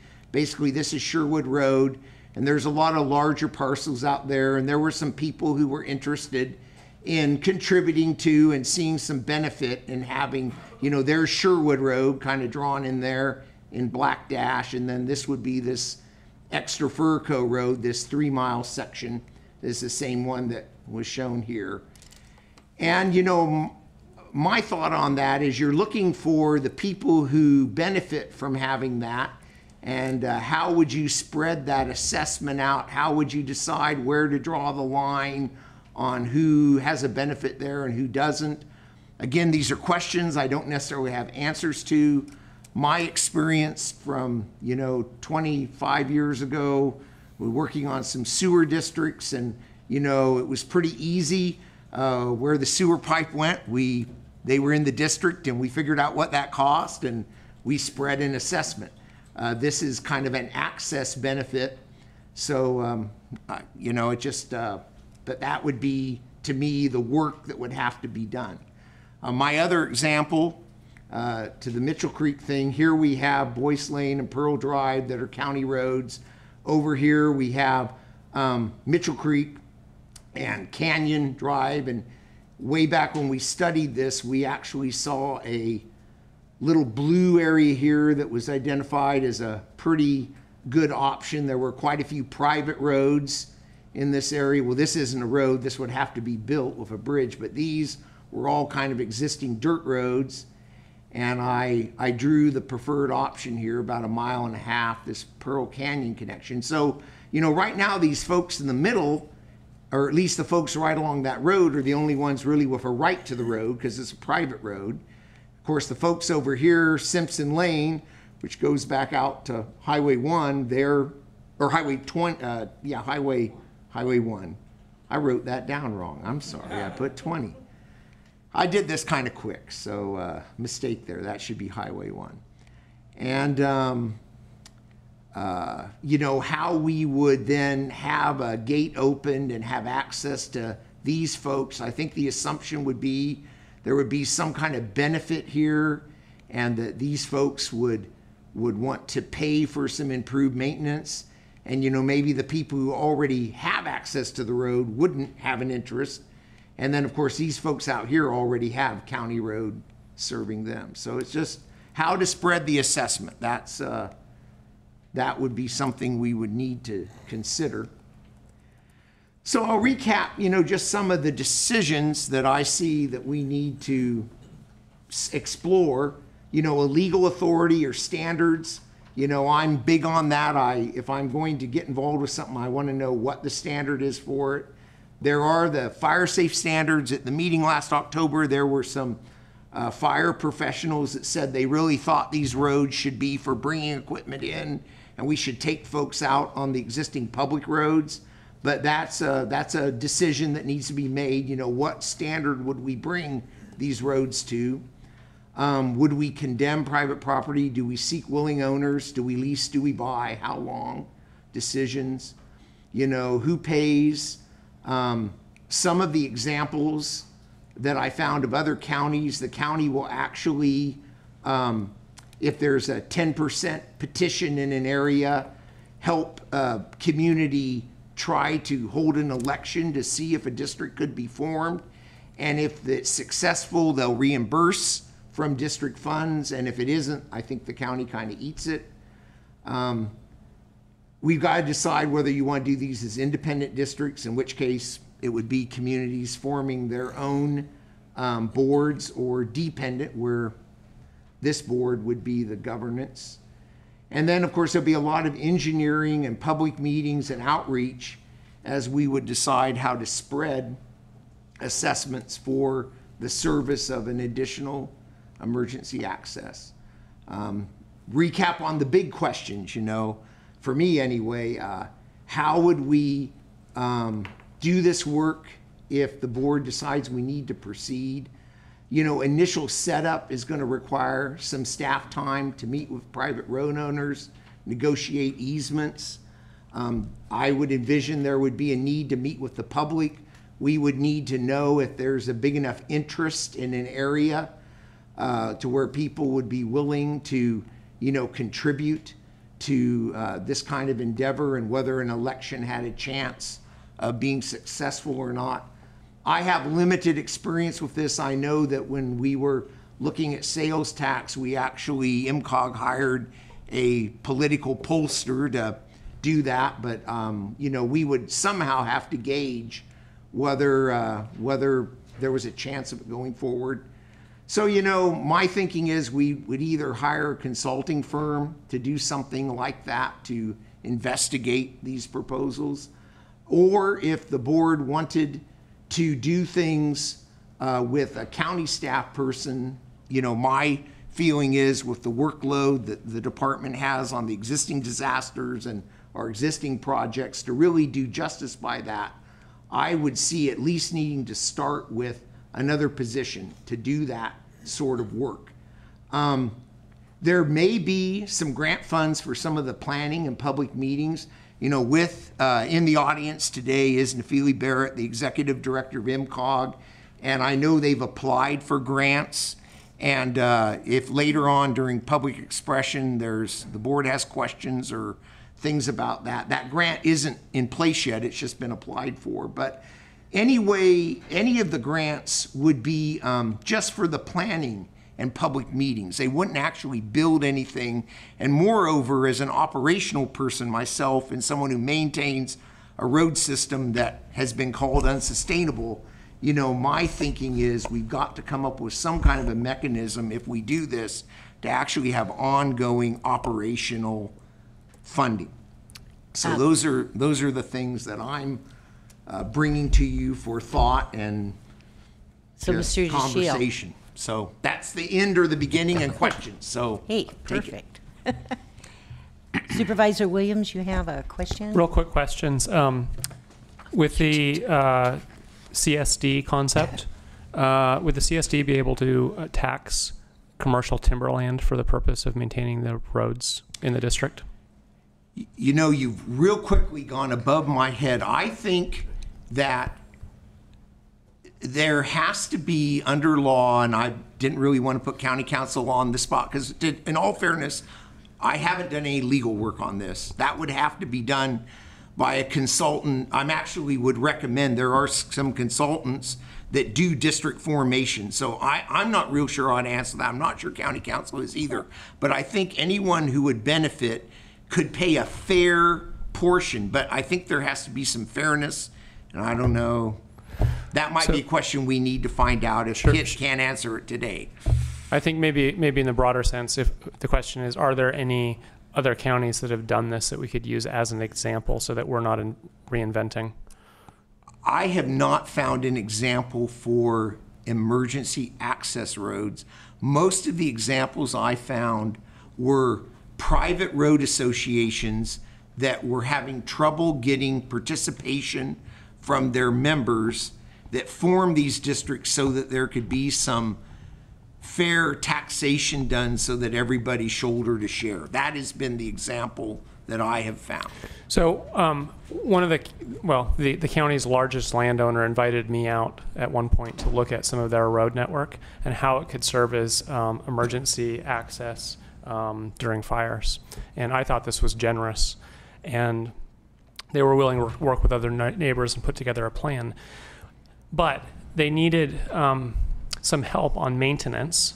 And I don't think they necessarily want to assume the liability, right? Once you start grading and putting down gravel and calling it a road, what happens when people during an emergency try to use it as an evacuation, find that they can't, and now you have a single lane a mile or two long with minivans backed up who can't turn around.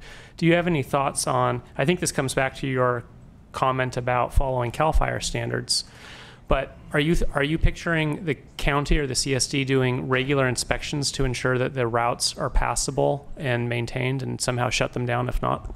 Well, through the chair, that gets back to what I said in one of the slides, is developing a standard and a policy, which we wouldn't have. And those are exactly the kind of things we would have to think through with a standard or a policy. And then last, is this an area, if we want to pursue this path, is this an area where we should be asking for the state to help us with CEQA relief? Is this, and we heard the presentation earlier, I think this feeds into, if we're trying to build an evacuation route network, we don't really want to get bogged down by CEQA. It's not development, it's for emergencies.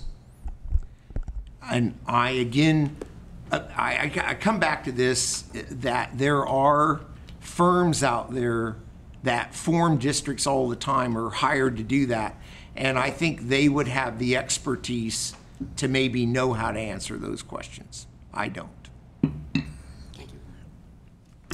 So Supervisor Jurdy and then Supervisor Haschak. Well, I want to start by thanking Howard and anybody else who had a hand in preparing this and researching this. I've had some meetings with the Mitchell Creek neighbors now that cannabis is kind of in the back rearview mirror, focus back on emergency access. And they're looking at a couple of promising options. One, you mentioned the Pearl Canyon, which is actually, I mean, I've walked it. It's not in bad shape. About half of it, the western half, is graveled well. The eastern half was graveled well not that long ago, and it's just washed out a little bit.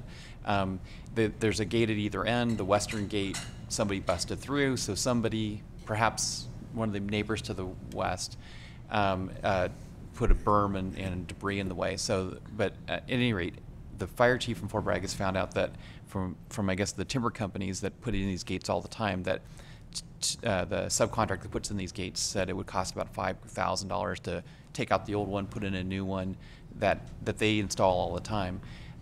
So it's not terribly expensive, it sounds like, to put in these gates at either end of a road.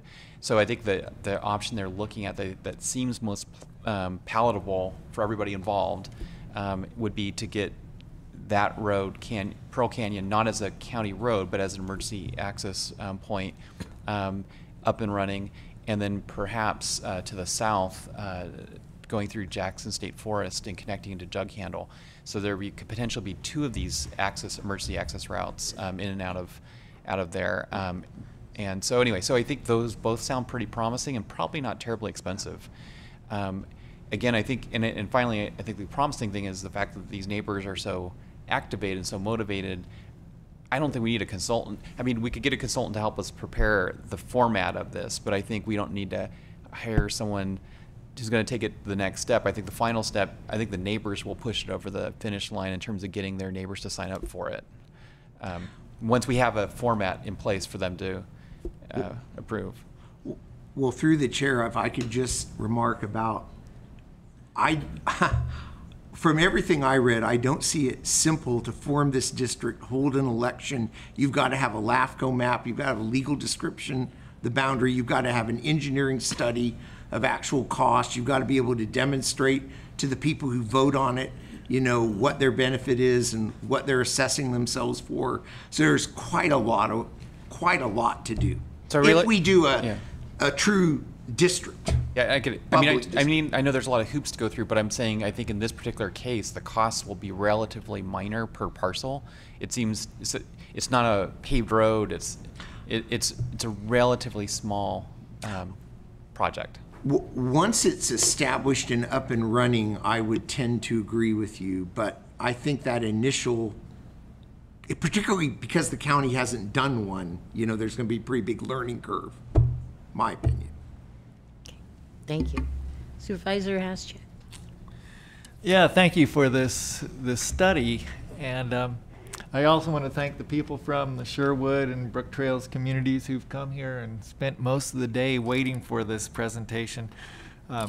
It shows a lot of perseverance and dedication, and we've seen that all along from when the ad hoc committee met in Willits last October. Is that when it was? And we had 150 people show up, and to every one of those meetings that I've gone to up in the Sherwood Firewise Community Council, that there's a good 50 to a couple hundred people showing up. You know, we have this situation in the Brook Trails community where the county built this road and authorized this community to be built in Brook Trails with only the one way out. And now with climate change and everything, we're seeing that it's an incredible hazard. And these are people who are paying taxes to the county and are just looking at, like Supervisor Jurdy said, you know, a emergency access route. And it's just, I don't think it's going to cost that much money.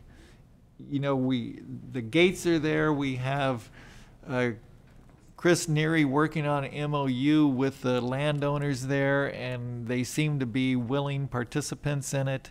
And so all it would require from the county, from my point of view, is maybe a little grading work, maybe signage, and possibly gravel, but we're talking about summertime, basically. And so I don't think it's that of a huge of an outlet for the county. I just think that there's got to be an easy way that we can, as a county, can help these communities get together and do what the very basic is needed to make them a little bit safer in these times. And I think the key to it is communities, because only two communities were looked at. And we have communities all over this county where it'll take just a little bit of money. But the little bit of money, of county money, escalates when you look at all the communities that are exactly like Simpson Lane and Brook Trails. I mean, there's a tremendous amount of them. And so if you do that for certain communities, we've got to look at them all and do the same. So, you know, that escalates and multiplies the amount of money and the effort the county is going to need to put out. But I don't want these other communities lost, because they're just as inspired. You have 14 different neighborhood groups through this particular area in the Western Hills. In Deerwood, for instance, you have 3 different groups because of the way it's built. It's one way in and one way out. El Dorado, Redemeyer Road. County never followed through on the road that would connect Redemeyer to Lake Mendocino Drive because of Homeland Security, and after 9/11, a second route for the people in that area is pretty much being cut off, which we need to work on. I should say I need to work on, because it is the first district. But anyway, you know, there's lots of groups, lots of areas within the county. So we can't just think about 2 communities. We do something for 2 communities, we help 2 communities. We've got to help all our communities. Supervisor. Could we ask DOT to provide us with a map of the communities that have only one egress, so that we could all look at? This should be a quick GIS, right? I don't think so. I think it's huge. So what committee will take on that task? Where's the ownership there? I would say one of the standing committees. Okay, and then what about a map of all of the unmaintained county roads? I think we have some. If And- it's a county road, And the reason I Yeah. bring it up, but unmaintained, because in some cases, I think it's a community by community investigation to determine whether a second evacuation route is the most cost effective versus a safety zone. If there's a large enough cleared area, that may provide similar safety and be more feasible. So I'm curious what land the county owns as unmaintained roads to see if we could create any of those safety zones. and it's also, I think you just send out a questionnaire countywide, or you make the point and have either an email or a phone-in situation or something set up. I think there's lots of communities. You think of Cave Creek, back of Pine Mountain. I mean, there are so many. And I think that hopefully all these people, after the disasters we've been through, are meeting, getting to know their neighbor, because in some cases they didn't know their neighbors, and working on these particular issues. But I do think we could do a call out countywide and have people call in to identify those. But that seems like a lot of work. I mean, not just for them, but for us to digest all that. I would think there would be some sort of shortest path algorithm in ArcView that could identify. Maybe we could work with CSU Chico. They do a lot of mapping, and see if this work has already been done in a way where, you know, a few clicks we can get the results and look at the map rather than weeks of labor. Right. Supervisor McCallum. Thank you, Madam Chair. So, of course, one issue is liability. So the cost to open an emergency access might be relatively small. I can imagine the MOU that the private property owner would sign would exempt them from any liability naturally, because why else should they open up their private property if they were going to be held accountable for whatever may ensue from that? So then the other choices seem to be the county, unless a community service district were formed. And presumably a community service district could shield the county from liability. But again, we're getting into legal issues there.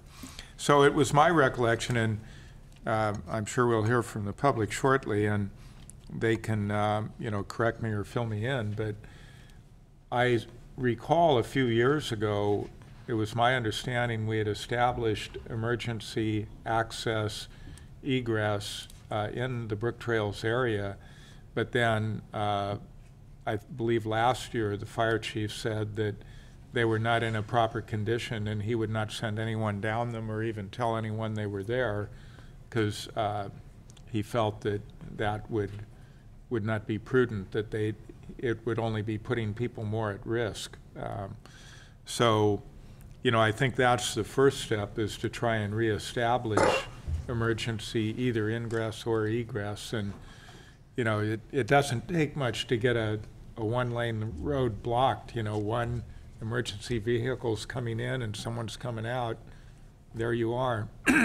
So it's a little challenging coming up with what are the routes, which direction, and how do you enforce that during an actual emergency, when the tendency is people will go whatever route they think they can. But so, I'm fully supportive of the county working to try and get these emergency access routes opened. I'm concerned about the potential for the county accepting liability based on trying to improve conditions. So. Supervisor. Yeah, I guess I'm just looking for a way to make this happen, because we can't go through another fire season without these emergency access routes.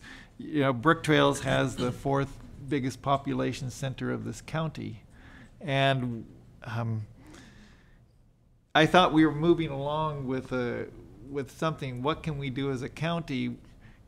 And I understand there's liability issues for the county and the maintenance of it. But in the big picture, if we're talking about a minimal $10,000 for one access route from Brook Trails, this Furco Road, that's a small amount in the overall transportation budget. And I don't think that we can look at our citizens and say, we haven't tried everything we could. And all these other, I don't understand all the CSDs and CSA and all that about how we could implement that quickly and easily. And I see that we've gotten to a point where we can implement it if there's a little will from the county. Yes, and talking with one of the Brook Trails Community Service District directors, there was, and I don't know how far these talks have gone, but there was an idea about a boulevard district. So I'm not sure where that's at, but that's the board of directors. So let us go to public comment. First we have Keith Rutledge. Thank you. Welcome. Thank you very much. Thank you, Howard, also for your work. And that 2005 report was something that I had brought up at that meeting previously because funding mechanism is really the key here. I think there's a lot of technical issues, but the money is part of it. And there was one other section in that report for a special benefit assessment. So I wanted to make sure that we mention that because that does not require a CSD or a CSA. Zone of benefit.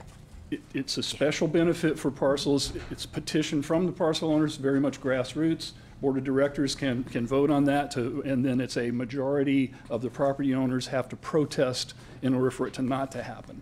So it's a different kind of process than the CSDs and the CSAs. There's not a district board. There's no bureaucracy. You road engineer that FERCO route. It's this much money to improve it, this much money to maintain it. There's this many parcels that it serves. The road engineer says the ones closer get more benefit, the ones further away get less benefit.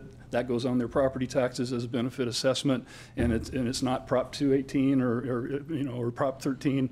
Any of those. This is because it's a special benefit as defined by this road engineer.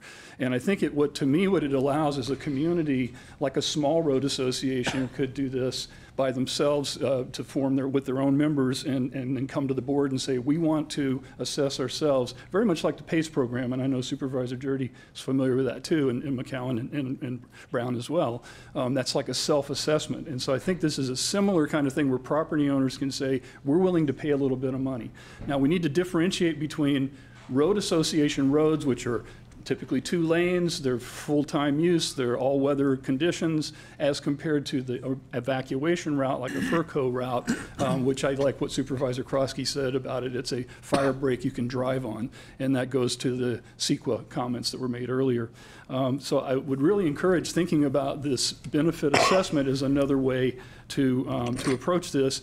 You've already mentioned Brook Trails as an entity is taking on the MOU, which is a licensing type of an agreement. So rather than a permanent easement, it allows the property owner to have a little bit of play. If it's not working out for them, they can cancel that license.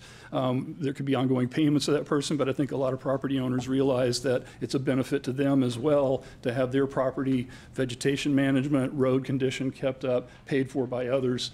There's grant money available from the RCD for roads, for erosion control. There's money available from CAL FIRE. We've already applied for some of that for vegetation management on FERCO. We should find out soon about that.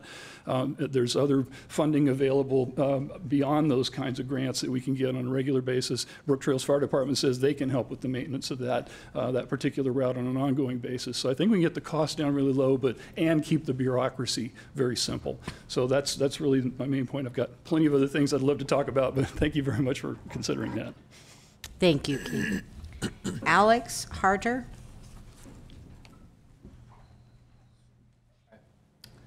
I thought I'd speak to this since I've been bringing this up at the farmers market for the last year with the Brook Trails Trail Association biking group over there that was really interested in this too. But luckily the Firewise group has been doing this, and you've pretty much spoken to all the issues, I'd say. So I guess the only 3 things I can think of left that aren't private would be things that wouldn't be a complete waste of public money to some extent, and I think the very least and most useful is probably to check the road afterwards to see if it actually works or not for the process. But I mean, if you just used public media to let people know they could form these locally and form their own communities around this, that wouldn't hurt and probably wouldn't cost very much either. And of course, just really prevention is probably the main fire problem. So if you want to actually have people have a safe enough route through safe enough property, it isn't just that route through that property. When you have fire that jumps hundreds of feet and easily cooks things 50 feet away and everything. So you want to make sure that you're just doing what the fire department has always been doing. This isn't that related to what I brought up before, but it would kind of help if the forest people had to do this through. We're not completely hack and squirted and ready to burn at a moment's notice. And since Measure V was not about hack and squirt, I will not bring that up. But thanks for your time. Stephen Whitaker.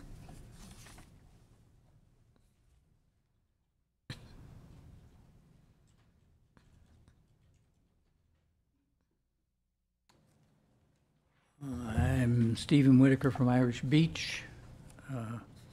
Chair Brown and members of the Board of Supervisors, thanks very much for taking a few minutes of your time and my time to talk about this problem that exists in Irish Beach. Back in 1988, the property owner, William Moores, and the Irish Beach Water District signed an agreement. And if you dig through that, you find page 18. It says an emergency access road connecting the easterly and the subdivision street from Forest View Road shall be improved in accordance with the following standards. So that refers to an emergency access road. And you would think that that means that people could use that in an emergency. Turns out not to be the case, because in 2004, William Moores wrote a letter, and I have 10 copies of this for you, to the Irish Beach Water District that said the road in the acreage area is not a public road. We're not interested in having numerous keys distributed to multiple owners of property in Irish Beach area, as we have already had problems with local residents trespassing into the area and using mountain bikes in areas and degrading the rock road conditions with our permission. So mountain bikes are destroying the roads in the backcountry in Irish Beach. So how would we protect the people that live at the north end and the south end of this? There are only 3 homes in the north end. They're about 200 feet above the main section of Irish Beach. I hope you all got my letter with pictures. You can't see the elevation there, but it's about 200 feet, very steep slope in a fire that would go in a second. Okay. And the southern end, or the southeast end, there are about 6 apartments. So we're talking about very small groups of people. And they also live right above a very steep slope. So fire there is going to be very dangerous for those 2 small groups of people. I don't think they could do anything in Irish Beach on their own, like we're suggesting for some of these other places, Brook Trails, for example. It's too small an area for them to do anything. They really need part of a larger group like the County of Mendocino. So I hope that something evolves from this. I was delighted to see this as an agenda item, and I hope that something could be done for a few people that live in a dangerous situation in Irish Beach, although I don't know what that solution is. So thank you. Thank you, sir. Anyone else? Public comment, please come forward. State your name for the record, please.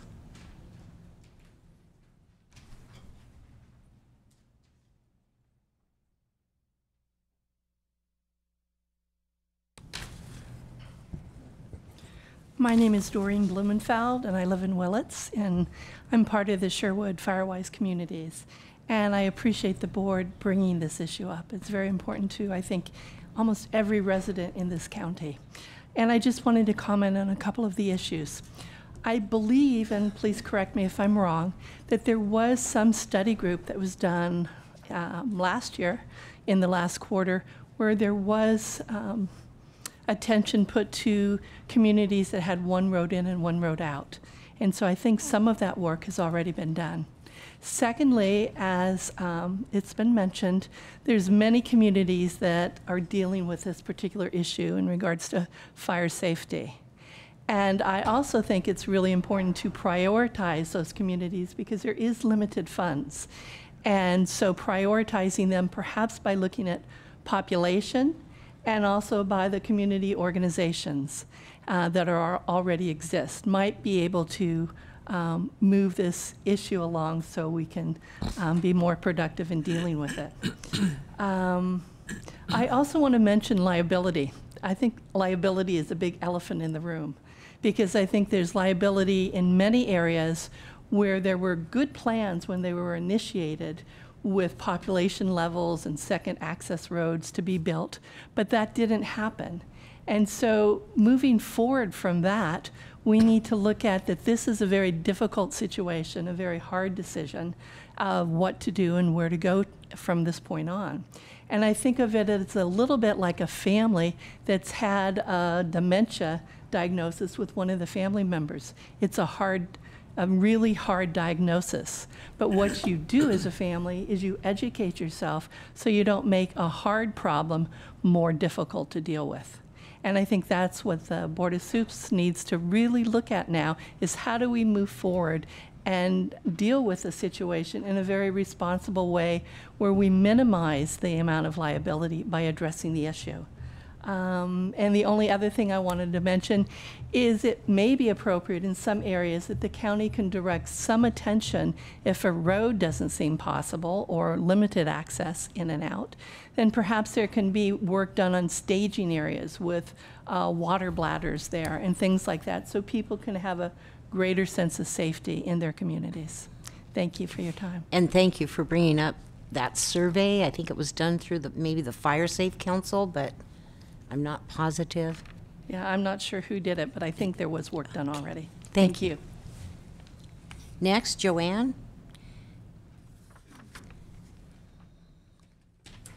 Thank you. My name is Joanne Cavallari, and I'm a resident of Brook Trails for about 30 years now, and I'm here with the Firewise group.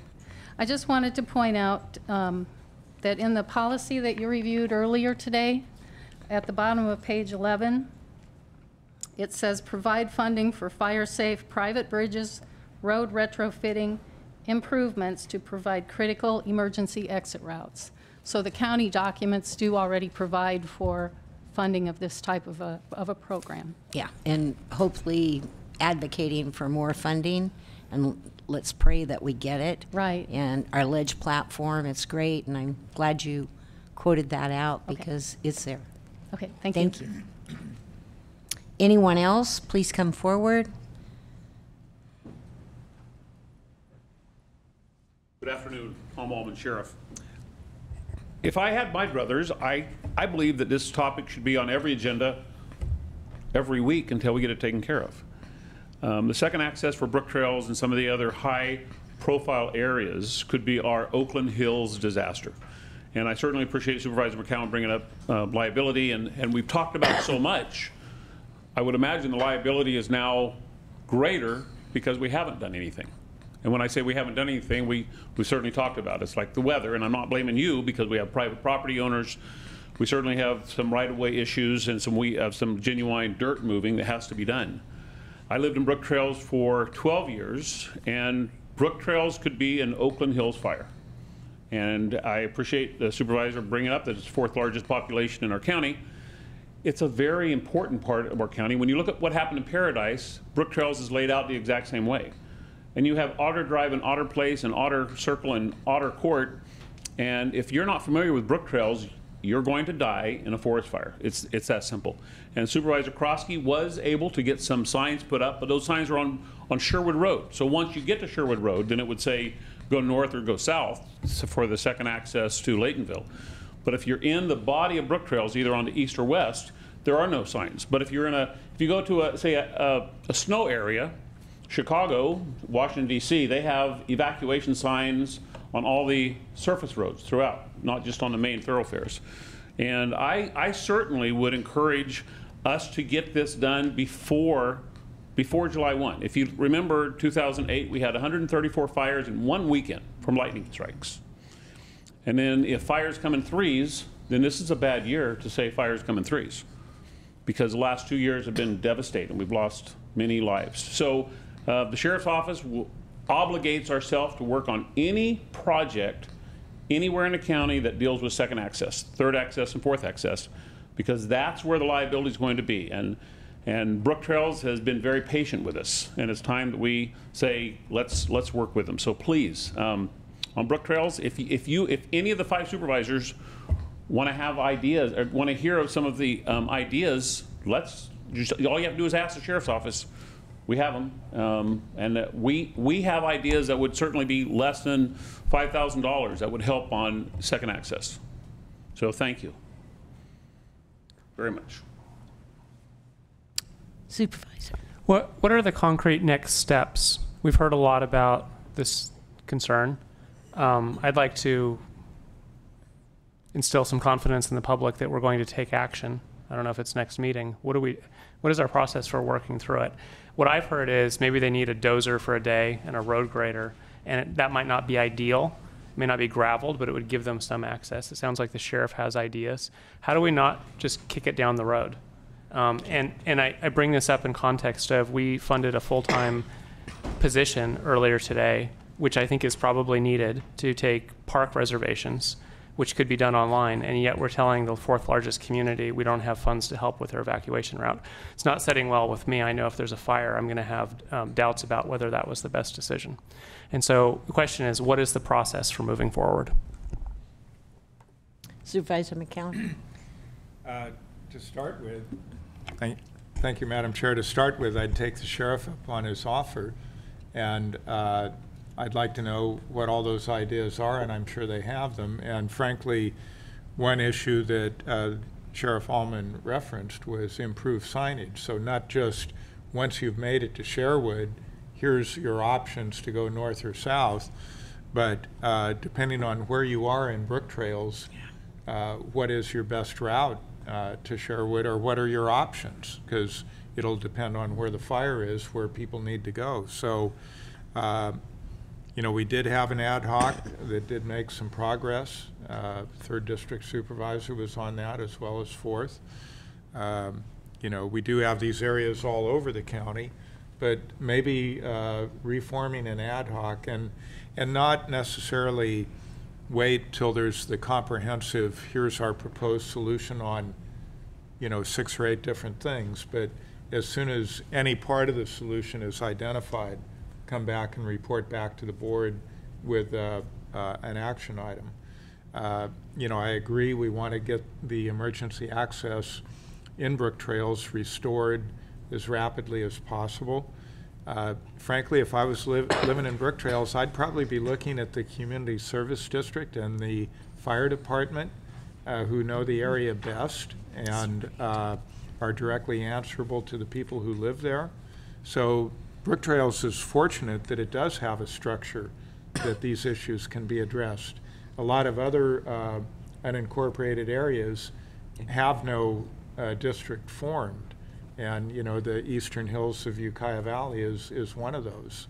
And there's work to be done there to restore the emergency access that was in place, you know, quite a few years ago. So anyway, I think if, you know, if we have 2 supervisors who want to be on an ad hoc, again, work with the sheriff, work with our emergency services office, and let's at least implement the low-cost issues that can be put in place immediately. In terms of Brook Trails second access, first of all, and the county through MCOG primarily, which provided the funding for studies, identified potential routes. And one thing that was lacking were willing landowners. We had landowners, in fact, stand up and say, you even think of coming through my property, I'll be suing you. And even if we had the cooperation, we had the route identified, the estimates 10 years ago might have been 15 to 30 million, depending on the route. So the long-term solution to the second access is a difficult question a priority, but a priority in line with a lot of others. But let's at least make sure we get an emergency access open and improve signage. Yeah, signage is a real key. Supervisor Haschek. Yeah, when we talk about the second access, that's a different issue than these emergency access routes. And my understanding now is that one of the owners who was reluctant, to say the least, about putting in the second access route is now ready to go with the emergency access route. So, did I say that right? Mm-hmm. Okay. And so that's a very positive change because times have changed and we do need to do something. I would certainly welcome being on an ad hoc committee to work on this issue with Sheriff Allman and the Rick Ellert from the OES. And I think that this needs to be worked on and we need to come back with some real tangibles that we can present before, hopefully, way before July 1st. Mm-hmm. Supervisor Jurdy. So at our first meeting of the year, we did appoint an ad hoc committee on second access, not specifically emergency access, and that was Supervisor Haschak and myself. If the board agreed, we could ensure that the second access ad hoc could also look at emergency access, could be so empowered. And perhaps a direction for the ad hoc might be that work with the Department of Transportation, Sheriff's Office, and just maybe identify, pick a number, the 5 largest population centers that are served by a single road in and out, and then come back with an estimated budget for bringing them up to snuff for an emergency access route. We're not talking year-round road, just a. And we can bring back those figures. It might, for all we know, we might be able to address the 4 or 5 or 6 largest population centers for less than $100,000. Supervisor McCallum.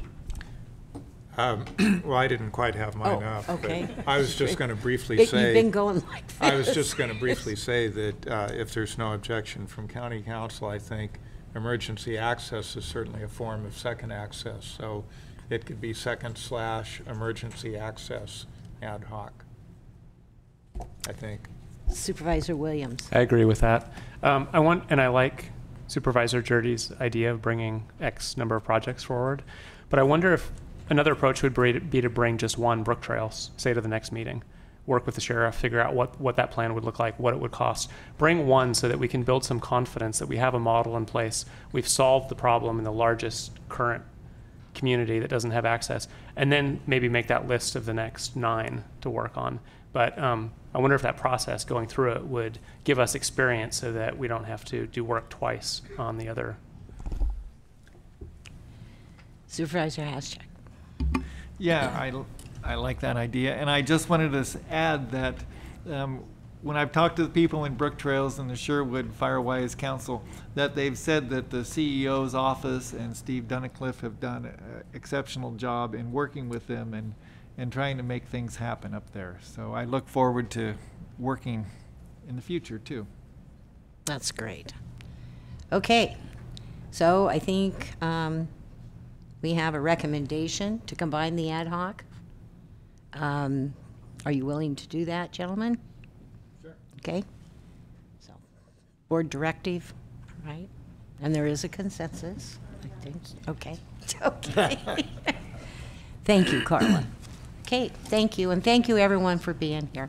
We got to do this. My sister lived in Paradise, and she lost everything, but there was a lot of planning, and she was just here, we're still here in Ukiah, and she talked about if there hadn't been that planning, they had convalescent homes and assisted living where they had 200 people in one complex or more that they were able to get out. I mean, it was pretty amazing. It's awful, the number that died, but it was pretty amazing what planning does, and I think it behooves all of us to do those you know, to make those plans and go forward. Yeah. And they were all trying to get out the same way, with emergency equipment coming the other way. Yeah. Thank you. Next item, we're on agenda item 5H. Howard is still here. It's Department of Transportation, the director's report.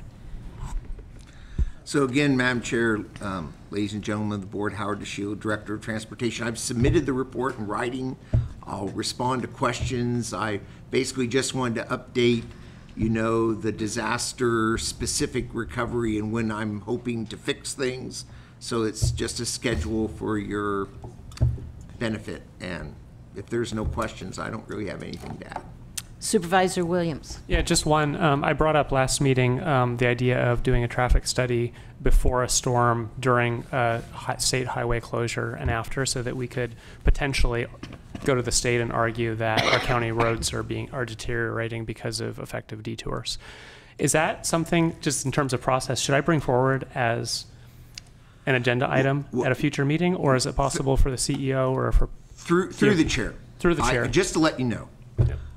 Because we knew 128 was going to close again, I put the counter out, or staff did, and I drafted up a letter. I'll send it to the clerk and yourself, and I've written up a little draft letter. As I've informed you, it's my interpretation of Caltrans policy and the Streets and Highways Code that they are not required to reimburse us if they don't designate a detour. But then again, I didn't want to stand in the way of perhaps a letter being sent, and then maybe Caltrans would just decide to help. So I have put something there. You should see that in the coming week, and a traffic count difference. I already had an average, you know, normal traffic on Flynn Creek. That's the one we did, about 200 vehicles a day. We'll see how much it goes up, and I'll send that to the CEO, clerk, and yourself. Thank you so much. You bet.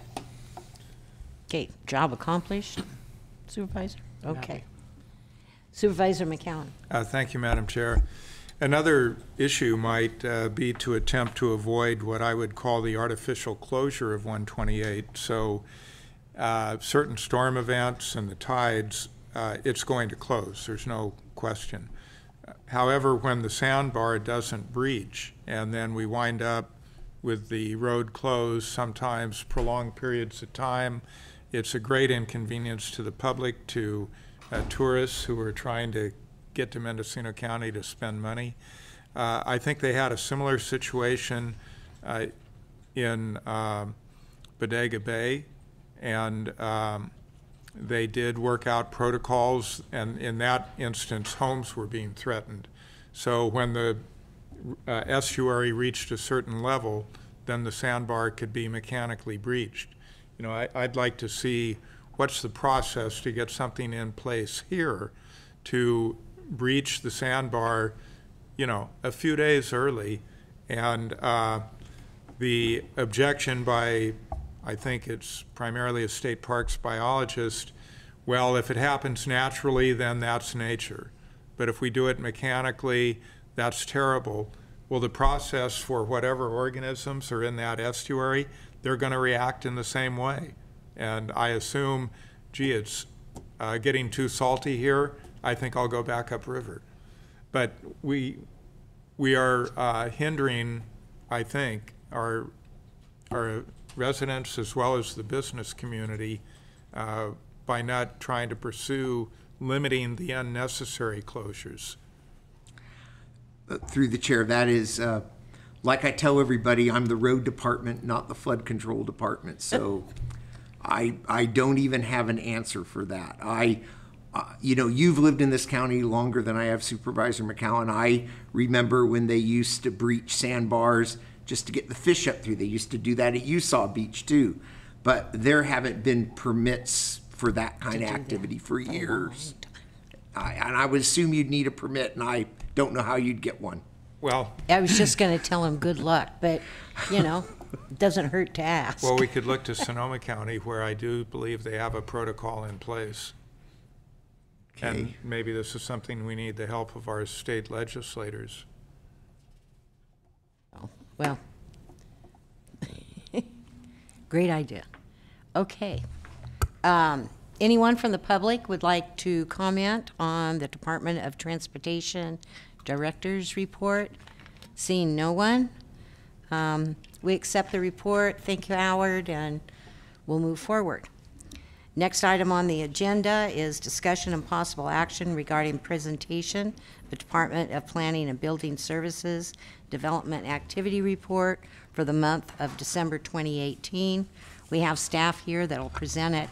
Thank you for being so patient. Thank you, Madam Chair. Brent Schultz, Planning Director, board members, CEO Angelo, and County Council Elliott. Adrian Thompson is also here. You have the report before you for December.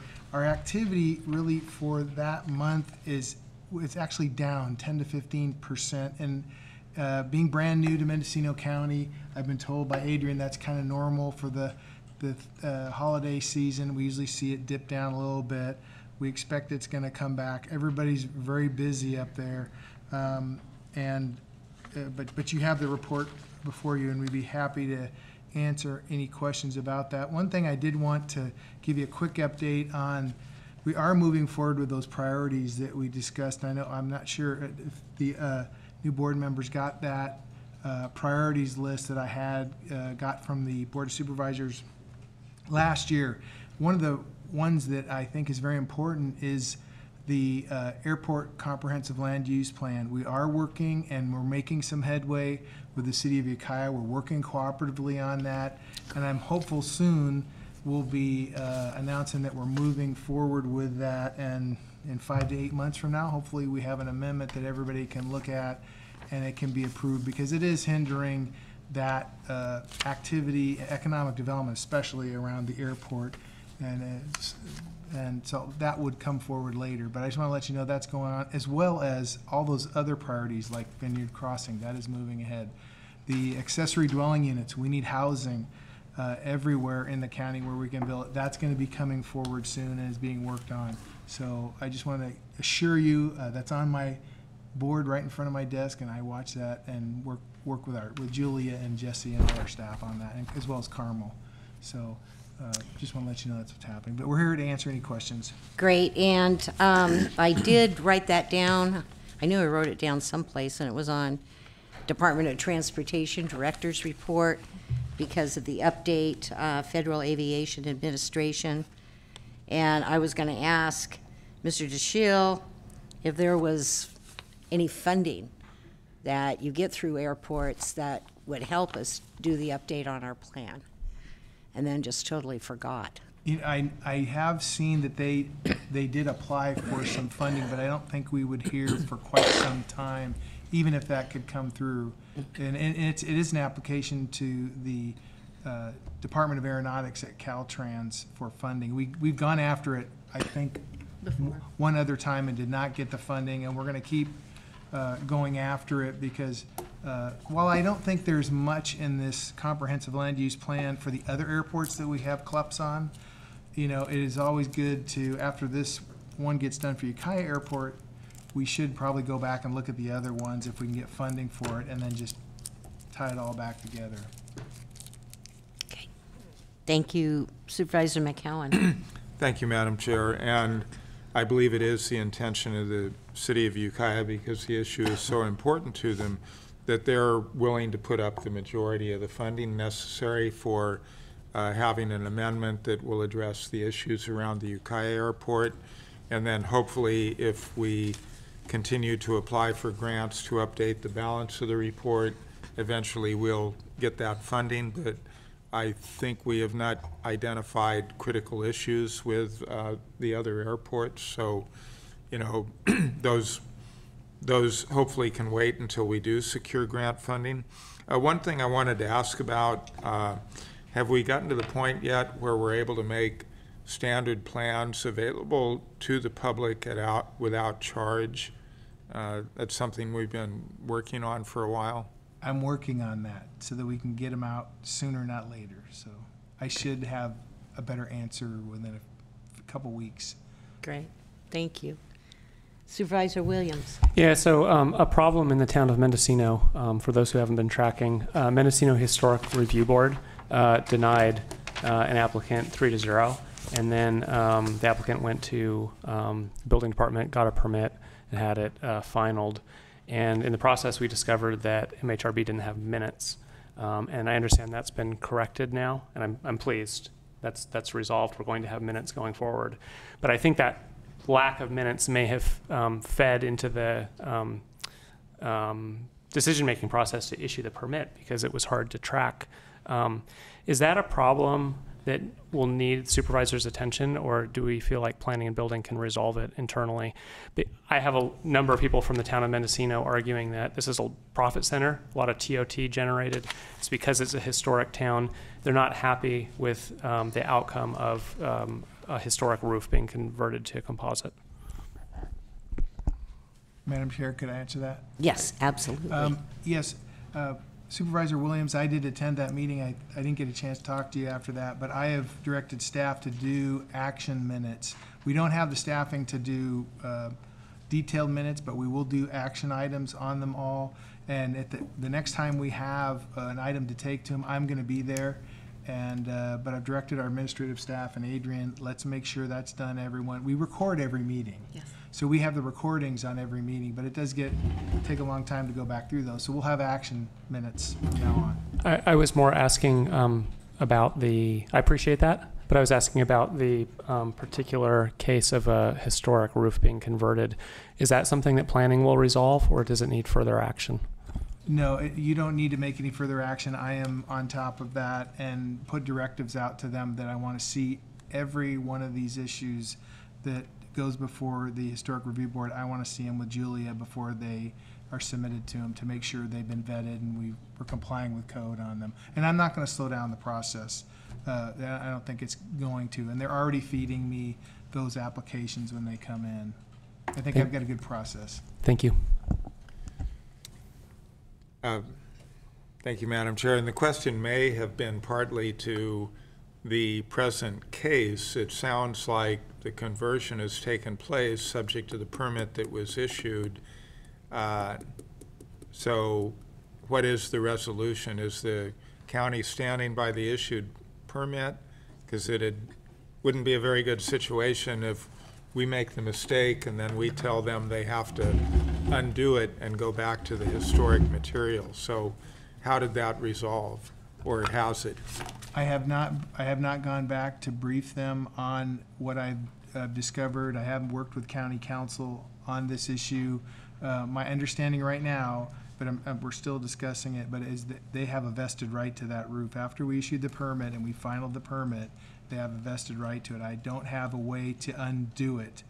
That's why I put new procedures in place so that this doesn't happen again on that, on any roof there, or any exteriors, windows, doors, and I told them I am concerned about historic preservation. I do not want to see the town of Mendocino hurt in any way. So I'm going to stay involved in all these meetings till I'm sure the staff is doing it right. Thank you. Okay. Any public comment? Please come forward.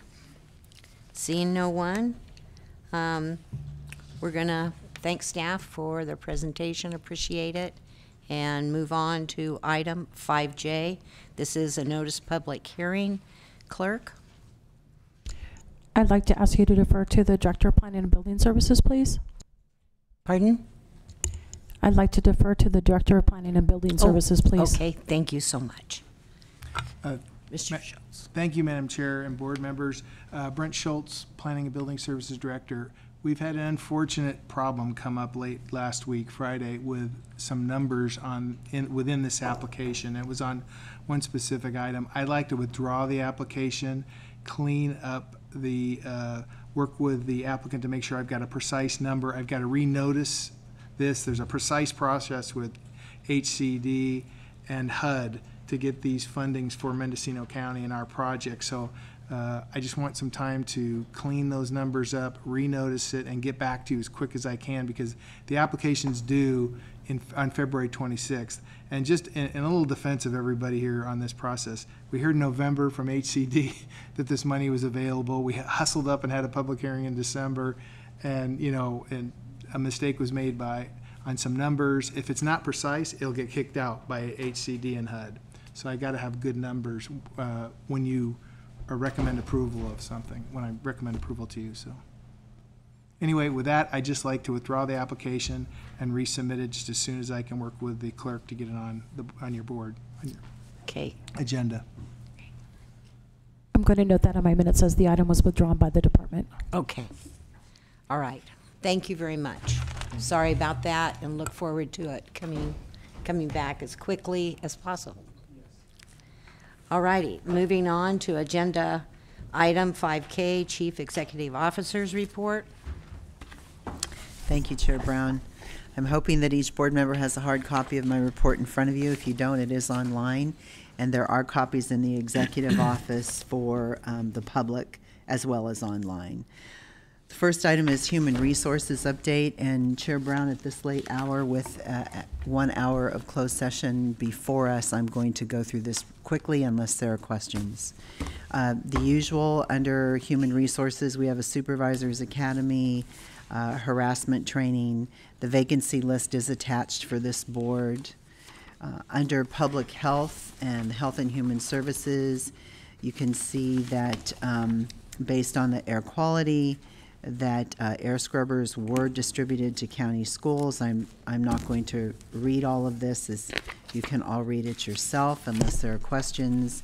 The annual foster care holiday event was listed in here. Of course, that was in December. You can see somebody added a nice picture of Supervisor McCowan to the CEO report, who was at the holiday event. And again, I'd just like to say I gave a donation. Oh, good. Because I couldn't be there. We were gone. Yeah, it's a nice event that they have every year. You can see additionally the emergency purchase of the air scrubbers. This is on here that back in November of 2018, due to the campfire in Butte, smoke from the fire was so thick that we needed to act quickly because it was deemed hazardous. And county offices were closed early on November 9th due to those air quality conditions and the conditions in the buildings. So as an emergency response, industrial air scrubbers were brought in to improve and maintain acceptable air quality in county buildings. That was at the cost of $41,000, and so the county is processing that invoice. And so I wanted to be sure that the board knew that this was an emergency purchase, had to do with air quality and the health and safety of our staff. It and the was public. needed. Yeah. Thank you. Okay, on the next page, on page 4, Cultural Services Agency Update, I believe that with the item, you saw our library director this morning, but you can see usually this report talks about the events that occur at the library and the museum. I would like to comment, though, that for at least the last couple years, the Ukiah Library staff wanted to have additional office space, and the administration for the library, for all the libraries, is at the Ukiah Library. And so there was a desire by the last 2 librarians, and of course the staff, that the administration of the library move off-site so that that space could be utilized for library staff that actually serve the public rather than administration. And that was not talked about this morning when the item came up as far as library administration moving over here into this complex. But that has been a desire over the last few years. And for those of you that have been involved with the Ukiah Library, you also know that there has been a movement to either renovate that library or possibly build a second library, thinking that there wasn't enough space. So the movement of the library administration out of the Ukiah Library was actually to satisfy the library and their need for space. Additionally, I would like to say that we have 6 parks. We have 6 county parks. We don't think about it too much because they're there. We have Low Gap and we have some others. All of our parks are beautiful, but if it wasn't for the volunteers that actually serve those parks, we wouldn't have any improvements in those parks. And over the last few years, I would say over the last 12 years, when we eliminated our capital projects plan because we were in a financial downturn, and then of course we after the deferred maintenance, we brought that plan back. the parks really also suffered. And so, under this board's direction, we are trying to give more attention to the parks, work with the volunteers, get them involved more, though again, without those volunteers, we wouldn't have any improvements in the parks, and actually treat those parks as really the jewel of Mendocino County that they are. Not only are they enjoyed by tourists, but they are enjoyed by the people that live here. My guess is that every one of you has walked one of the parks over the last couple weeks. So again, that wasn't anything that was mentioned this morning, but I think that, the attention given to the parks right now will ultimately benefit the county. And the last thing on that, on Cultural Services Agency, is that when there was the consolidation of the museum, the library, and the parks, yes, there is a benefit to the parks. It is a needed benefit. But also there was a reduction in staff. There was a reduction in staff and a reduction in costs. And again, as the staff came forward today and asked for a position, they didn't talk about the fact that that had been part of the plan that they delivered to this board early on. So I wanted to clarify those few points in case there were any questions about that position. The animal shelter update, Mr. Molinari does a very good job of giving you an update. I'm not going to read all of those. You also have an update on feral cats there, which is a big issue for this county. And then you have the upcoming board meetings, which of course we will add to the new meetings that have been added to the calendar. So you have a vacancy and recruitment update and ongoing list of boards and commission vacancies. And with that, Chair Brown, unless there are any questions for me, that is my report. We will do, under your direction, Chair Brown, we will be bringing the list of board directives forward at the next meeting.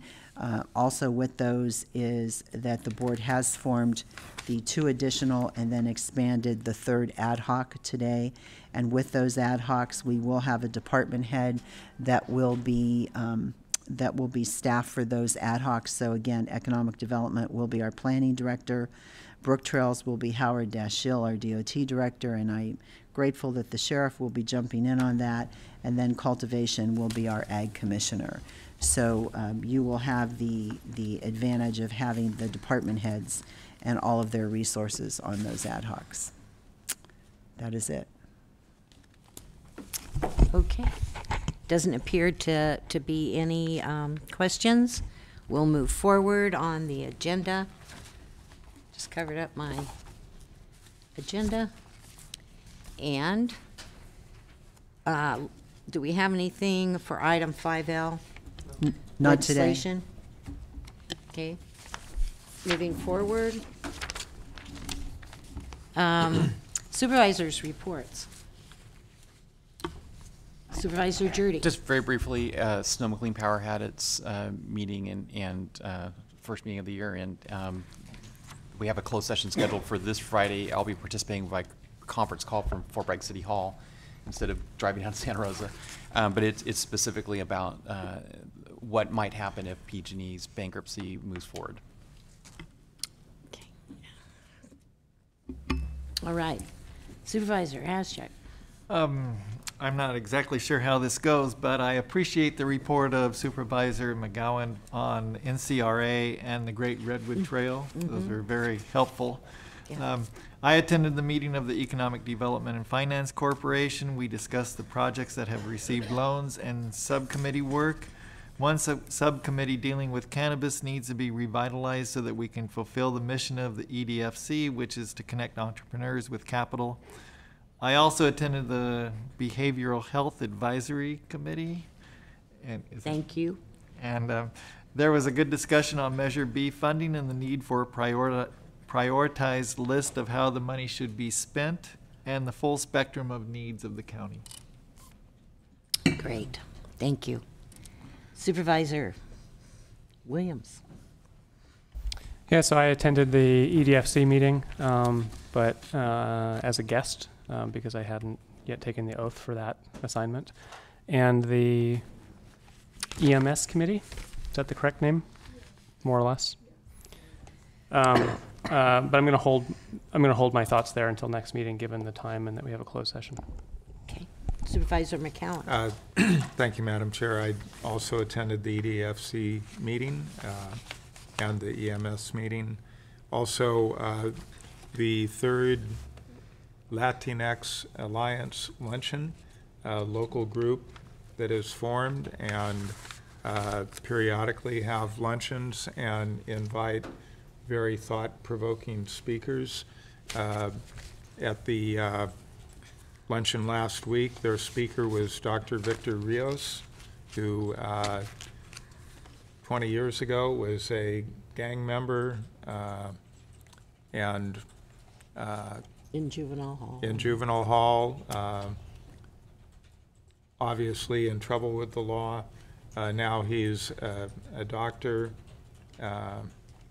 PhD, lecturing at, was it Santa Barbara, perhaps, and also a motivational speaker, talking about how we need to break the school-prison pipeline, that we have what we call at-risk youth, which he would prefer to call at-promise, because he was once an at-promise youth, but he initially wasn't getting the help that he needed to succeed. So by focusing more on the needs of youth who come from a more difficult background, they don't have the advantages that some of us have had. So having success coaches and things like this, and just changing the mindset of how the school system would interact with at-promise youth could help transform their lives. So that was very thought-provoking. I did submit the detailed report on NCRA at the request of the chair. One of the key factors there is that NCRA, the board, has made a decision to substitute counsel on the environmental lawsuits. That's a very clear signal. Those lawsuits are going to be settled, clear the decks, move forward. And then I did also include a presentation presented by Alta Design at a recent meeting regarding development of the Great Redwood Trail. So, thank you. Really appreciate it. Thank you very much. I just have the Rural County Representatives of California report. It was a regular agenda. Policy items were mainly discussed and passed as they pertain to travel, code of conduct for board of directors. And we did install new officers, Matt Kingsley from Inyo, Darren McDaniel from, what's Darren from? He is from Merced, and Stacy Corliss, and she's from Mono, as our new chair and first and second vice chairs. And then Jim Wood was honored with a Rural Leadership Award, along with Brian Dolly, who was also an assembly member. And anyway, so Mr. Assemblymember Wood was there, collected his award, and was well deserving. Golden State Finance Authority was mainly business like that, but we did elect a chair, Kevin McCann, and vice chair Bob Williams, and they will serve for the coming year. And other than that, most of it's other items, and I did talk about the letter that RCRC authored on our behalf to do with the governor's budget and getting us into the state budget for property tax backfill. Okay, thank you. So, yes, I was just waiting to see. Okay, we will be adjourning to closed session, and we will go over in closed session items 9A as stated on our agenda, 9B, 9C, and 9D, and we will report out as soon as we're through. Correct? Thank you.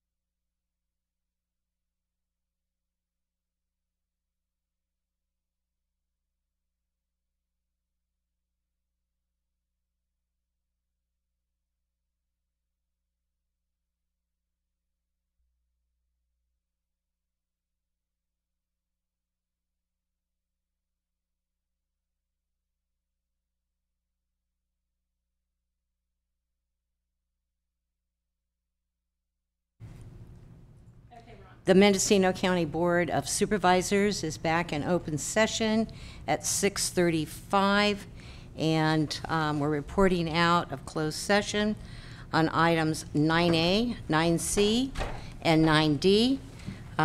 Direction was given to staff on 9B. The Board of Supervisors met in closed session and authorized County Council to further engage outside counsel to initiate and join Napa and Sonoma County in filing for party status in the following current California Public Utilities Commission adjudicatory, is that correct? Adjudicatory proceedings, in addition to our prior filing in the wildlife mitigation plans, R 18-10-007, proceedings to consider revisions to Electric Rule 20, undergrounding, and that's R 17-05-010. This motion was made by Supervisor Williams, seconded by Supervisor Haschek, and the vote was as follows. All supervisors voted in favor of the motion. And with no other business, we are adjourning for the night. And Carla wants to get her hands on that.